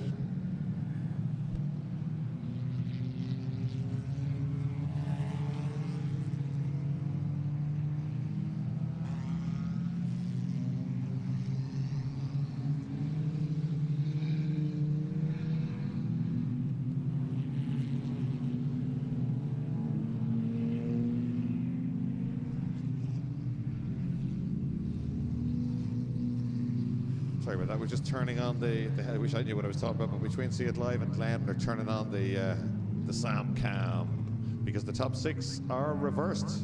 That's going to give it turned on there now. We'll get the thumbs up. We should be able to go live with Sam shortly. There's Neil Murphy in that beautiful, that's a British touring car replica, the Valvoline Mondeo livery on that new Fiesta safety car that Neil Murphy has. Neil from Siltech Safety in West Dublin. We do a lot of business with them in Mondello. They got do a lot of safety gear, cones, red and white tape, but they also do loads of branded clothing. All the jackets that you see the instructors wearing here and the staff wearing here, all done by him. And he does quite a lot of business in the paddock as well. Very likeable chap, and he does a super job for us on race day. There's Sam Cam. And Sam Cam with a little bit of work to do, but plenty of pace. And we will be on board as he charges forward, Glenn, which is not going to be very easy, is it? There's a lot of talent in this grid. Yeah, starting 6th place is Sam. We're going to get a bit of action from that camera this time, as the first race he was running a pretty lonely second. Yeah, he was. Got away. Owen Murray just got away early on, and he was a pretty lonely second, absolutely, yeah. But I still love that shot. If you didn't see the early race, go back on YouTube and watch the first lap from Sam Cam. You could just see Owen Murray balancing that car through the first bit of turn 3. Just looks fantastic. And then still gets to the apex, still gets on the bar, and still gets up the hill. Just no mistakes. Here we are, Sam Cam behind the soft recruit car and jolt of Sean McGovern, the reigning champion. There's the A1 tiles and bathrooms car of Keith Dawson, always in great form, Keith. Great, very welcome returnee to the class. Went away for a couple of years, but kept the car there. Told us he just put a bit of fuel in it and came back, but I'm sure he's done a little bit of work because he's right on the pace, and it's a very competitive class. But yeah, great guy. So Neil Murphy will peel off here. There he goes in his Siltech safety machine. Andy Kavanagh, very, very experienced, plenty quick in the Miles Plus car. Then Christian Brennan, isn't it? Christian Brennan's got to watch out for Christian Brennan.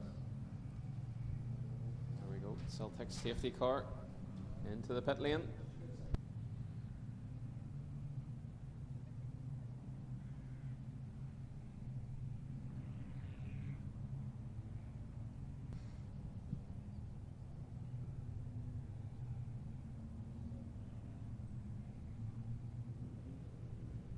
So we're missing Owen Murray from the grid here. Not sure why, but he's not on the grid at the moment. So this is going to be interesting. Andy Kavanagh and Christian Brennan in the front row. Then Fishburne, Dawson, McGovern, Sam Cam, and it's Alan Dawson. Then it is Jack Duke, Josh Brown, Keith Lenihan, Mick McCardle, Finn Gillespie, Gareth Fairs, who won the rookie last time out. Let's see if he can get up to young Duke again in this one. So top 6 reverse from race 1. Yeah, Gareth Fairs a bit of work to do. He's 6 places back from Jack Duke, and we know Jack Duke's got a lot of pace. Delayed start being shown here for some reason. I think it's Gentile is not in his grid slot at the very back. Is that what it is? He's parked at a very odd angle. It looks like he's on the wrong side of the track, maybe. Is that Freya Burns he's on the wrong side of? I'm not sure, but if we just got that car backed up a little bit. They're all opening their doors.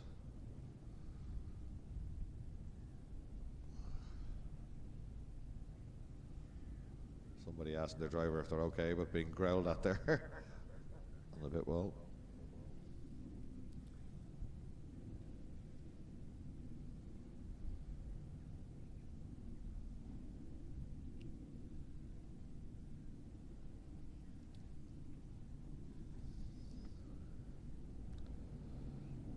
There's Neil Murphy walking up the pit lane. I wonder will he come up to us?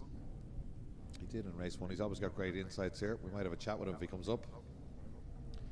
I'm not sure what the delayed start is.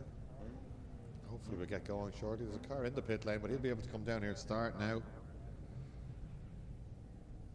Fergus Brennan there looking towards the officials. He's in radio contact with the officials, so it'll be their decision, but I'm not sure why. Is that Phil Lawless coming down the pit lane? Yeah. I think it is. Number 7, Phil Lawless, always number 7. So Fergus, stop engines coming out now, so there's obviously a problem here. I'm really sorry we don't have any info here in commentary, but stopping the engines here, no idea why.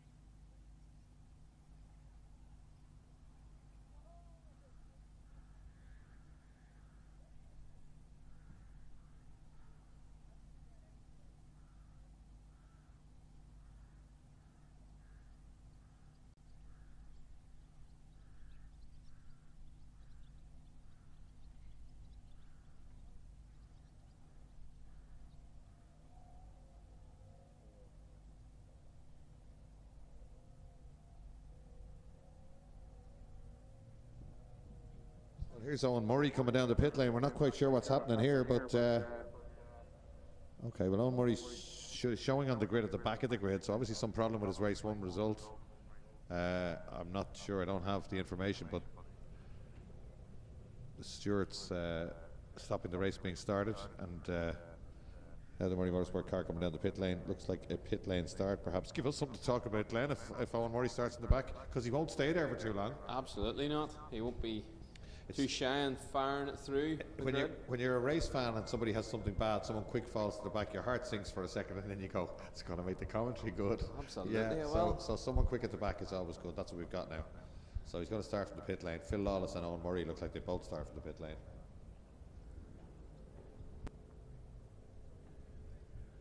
Gentile again at a very odd angle at the very back. Cars really need to be pointing straight. We're getting ready. Is this another green flag lap? It is.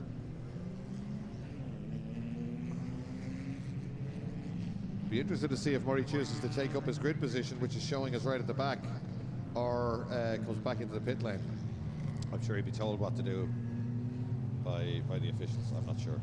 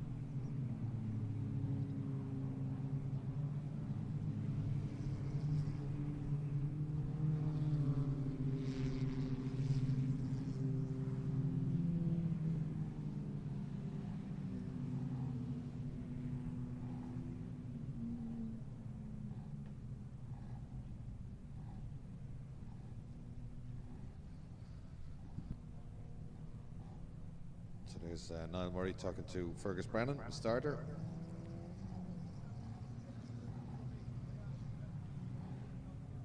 Grid making its way around the international, a long way around there, 3.5 kilometres odd.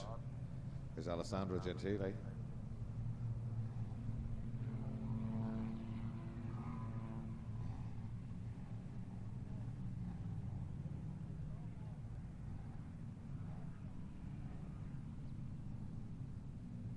There's the junior minis, Brian Matthews down there. There's Emer O'Brien on the right hand side, fully branded. So Brian Matthews there on the left hand side with the trophies, and the Fizzy Pop is there. They're going to get sprayed, destroyed with, it's all sugar free though, if that's any better. I'm not sure, because I got it during the week.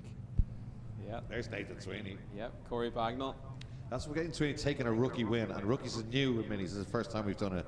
Well, Alex Watkins actually got a win the last time. It was the first time we've planned it, put it together. We're going to run a championship for it. But great to here see. we go, Yeah. There we go. The Fizzy Pop is out. But probably just as well we cut away at that stage. But great to see it. They have so much fun. All get on well. Brian Matthews managed to stay out of it. He's still standing there with a trophy in his hand. We are getting ready to go racing with a capacity grid at Mondello Park. As many cars as you are allowed fit on the grid. Neil Murphy's delighted with that one. He's out in the balcony to have a look.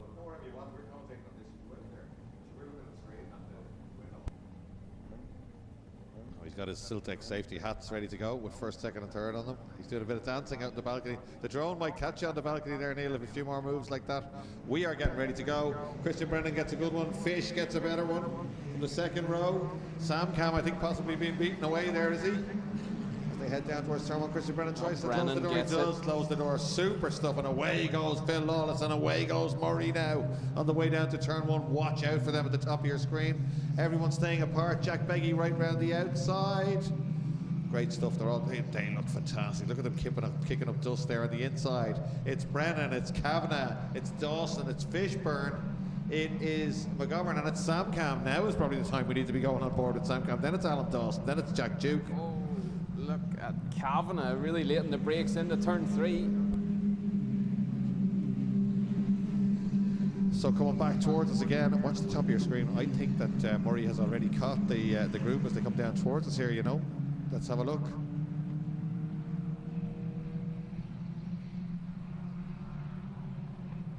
Got a car off at the hole of the hedge there. Not sure who it is, broken down car, but it's right in off the track. Might be okay as they stream up the hill now. A lot of guys defending, someone else attacking.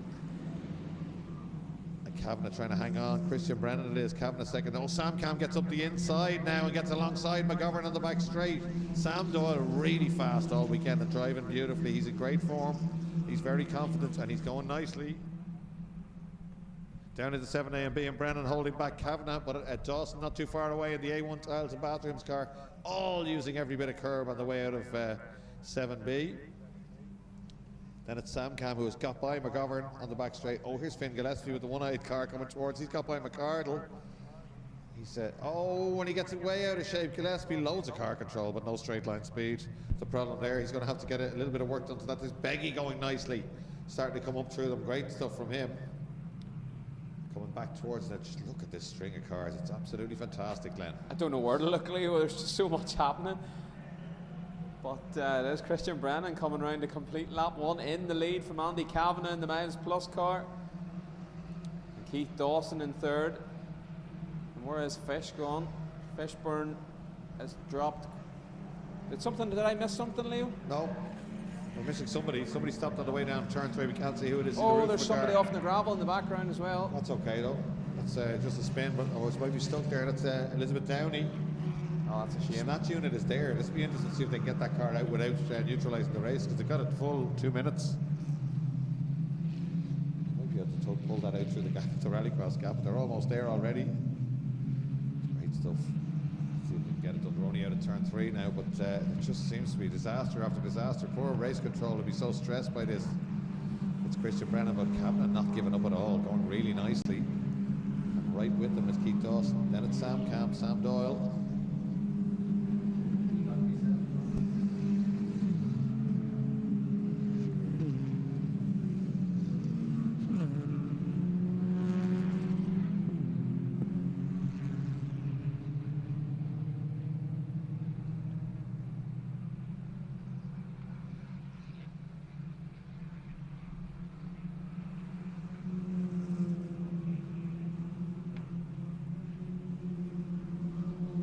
Phil Lawless pulling in. Owen Murray up to 22nd, so about 10 places, is it? More by the end of the first lap, despite starting from the pit lane, so we'll watch out for that. Brennan over that inside curb, ramps it over it and the exit curb, and out over the exit curb now.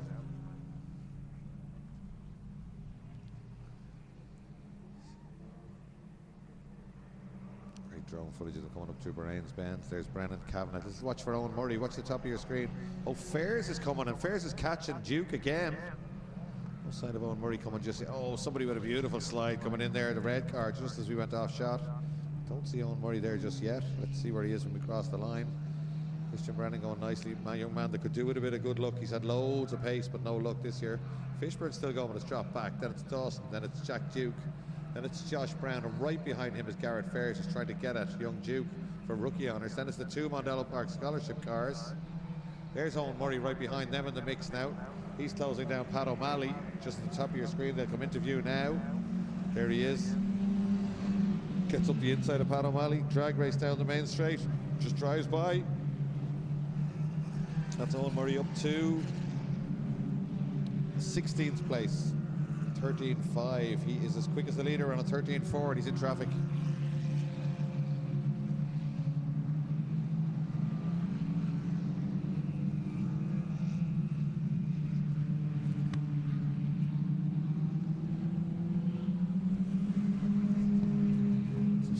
may have succumbed to the heat. The technical guys are working hard here trying to reboot. It's like Apollo 13, but there's some problem with Sam Cam, but we can see exactly what he's doing there.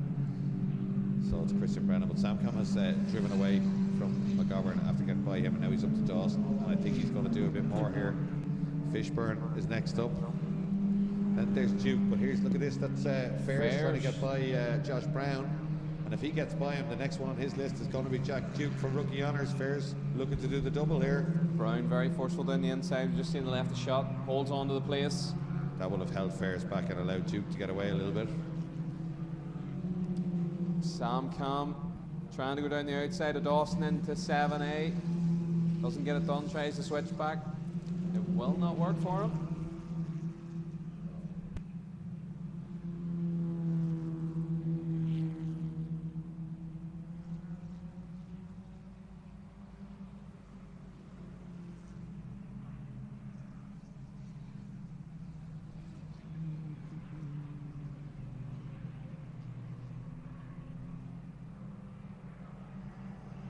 Great battles here.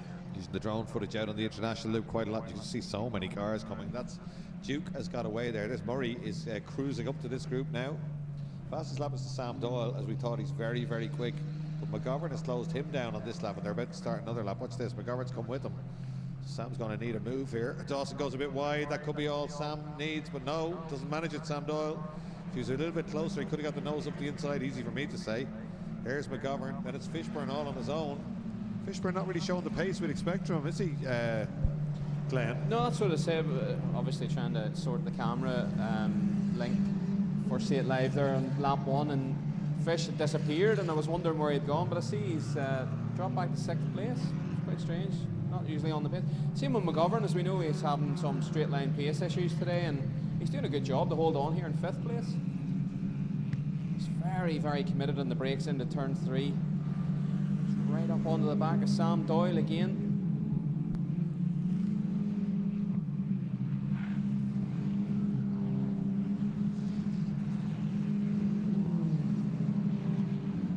Great scrap for 3rd place. Keith Dawson holding on from Sam Doyle, who has the quickest lap at the moment. Probably stay that way as we're halfway through this race. Over halfway, in fact. 4 minutes to go.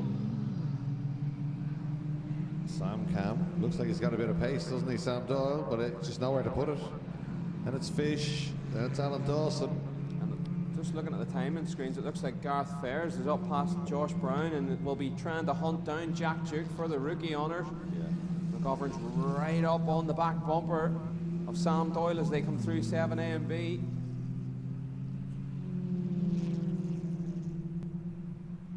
There they are, top of your screen. That's the rookie honours, the white car and the multicoloured car coming towards us. Yep, there's Fish. Ian Fishburne coming through. No pace from Fishburne. I wonder what's wrong there. Oh, there's a move going on here. Calvin has lost 2nd place to Keith Dawson. And it looks like McGovern's up the inside of Sam Doyle as well. But Sam Doyle just gets back alongside, but has to back out of it. Brave stuff down the inside there. Opportunistic. Nordic. Sam's flashing the lights. I don't know if he approved of that one from McGovern.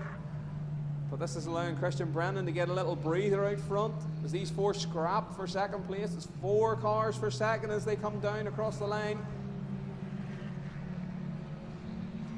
There's rookie honours behind them. Fairs has come from way back now, and he's right on the bumper of young Duke as they go under the Alfa Romeo bridge.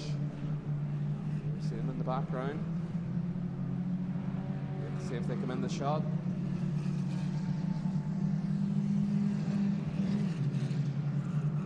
Dawson looking racy now, starting to pull away from Andy Calvin and going to try and close down the gap to Christian Brennan. Calvin late in the brakes, locks the back wheel. Doyle trying to make a move on McGovern for 4th. He might get alongside if McGovern is a little bit. McGovern's car doesn't look slow anymore. They're all very equal now, and even through the speed drop, there's nothing in it. Owen Murray fastest lap, 12.2. He's motoring up behind these guys with 2 minutes to go. And Doyle dropping back now. It's not really going his way.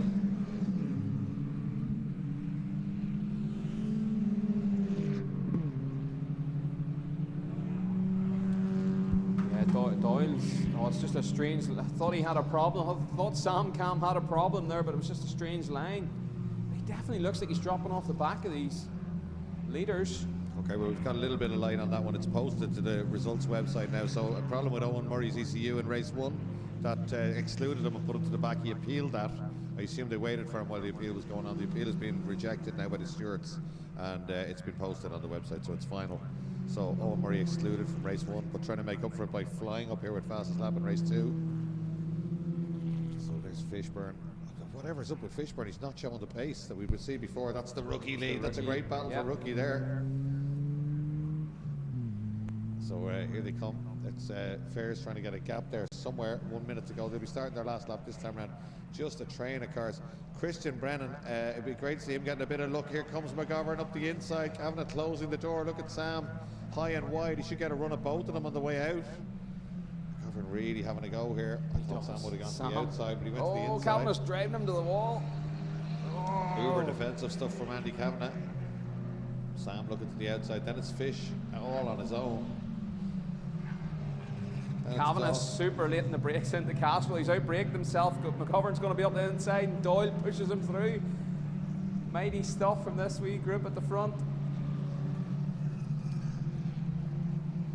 I wonder if Sam Doyle thinking about championship points. He's got great pace. He's driven well all day, but he's not really, hasn't got the elbows out fully, which is no harm. Fastest lap again to Owen Murray.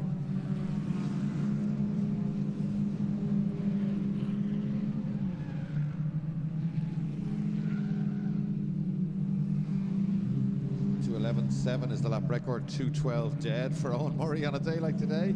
2:12 dead for Owen Murray. Sam gets up the inside of Kavanagh now. Gets alongside. Kavanagh's car and his car very equal. He's not going to make it there unless he gets a switch back. Final lap this one. Yeah, final lap, and I think Christian Brennan's starting to come under some heat from Keith Dawson. Under half a second as they came across the line to start their final lap, and Dawson is coming onto the back bumper of Brennan as they are down in 7A and 7B. They're just out of shot. We're looking, there they are.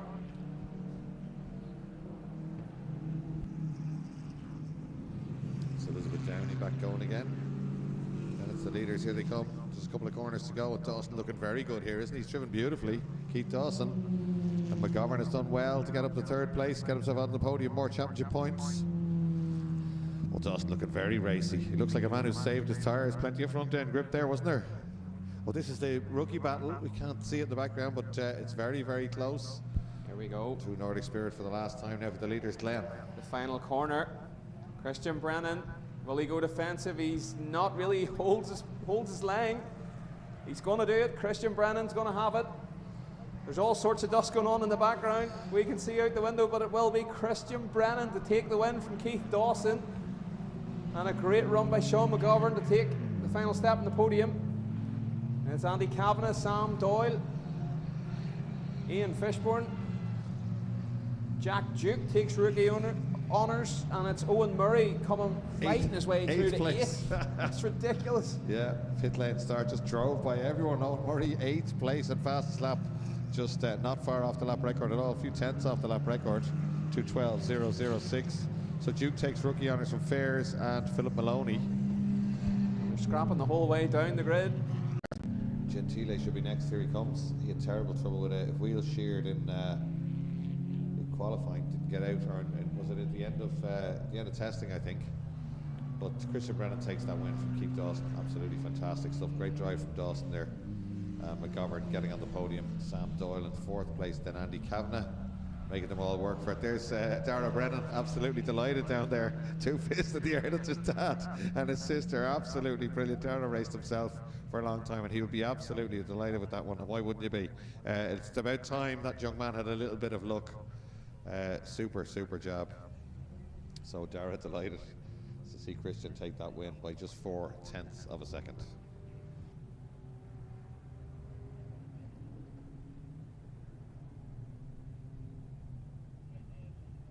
So Legends already coming down for the last race of the weekend, Glenn. It's almost time for you to point the Volvo, Homer. What are you driving? You always drive eclectic cars. What are you driving today? I've got the big Reliable Swede. Yeah. Yeah. And what car are you driving? Hey.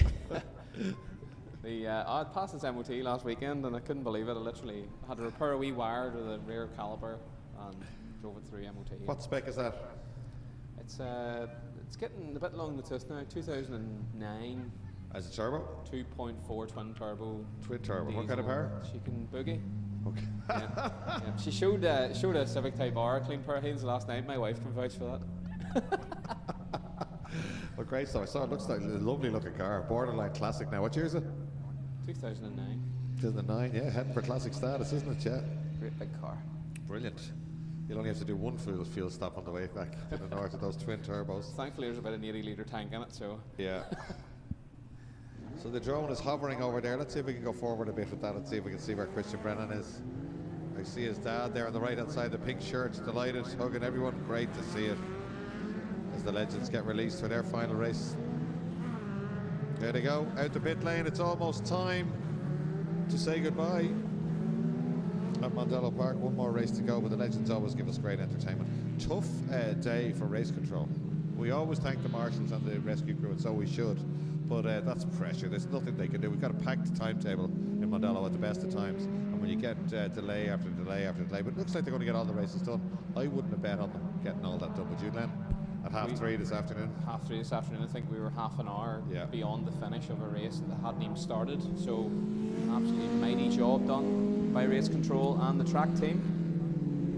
We're not far away now. 8-minute race this, of course, for the legends. Around comes the Alfa Romeo Junior.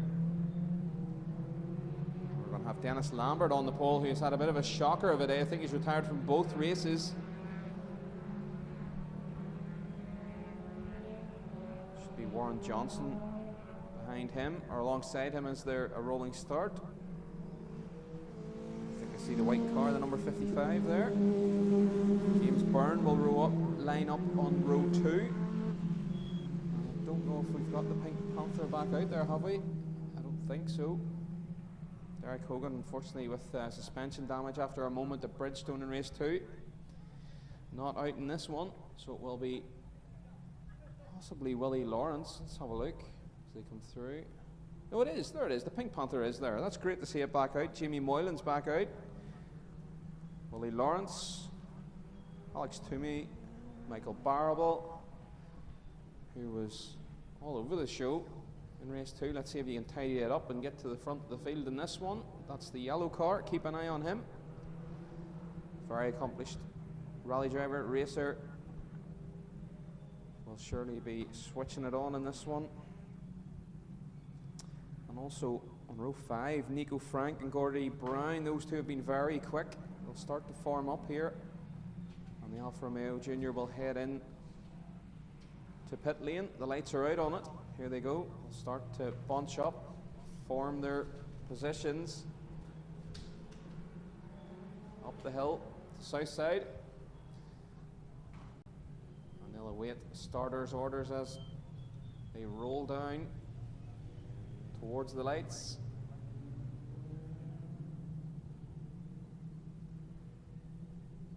Here they come. Lovely formation in this one. They wait for the lights to go out.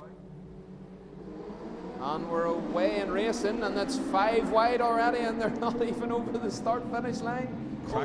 Cracker from Derek Hogan, sorry, look at that, all the way back and just gets, and he gets it out of shape on the brakes. We might get second place here. James Byrne gets down the inside of him, though. They're neck and neck on the way up. Byrne, I think he'll get it done there. Do we see Jamie Moylan there?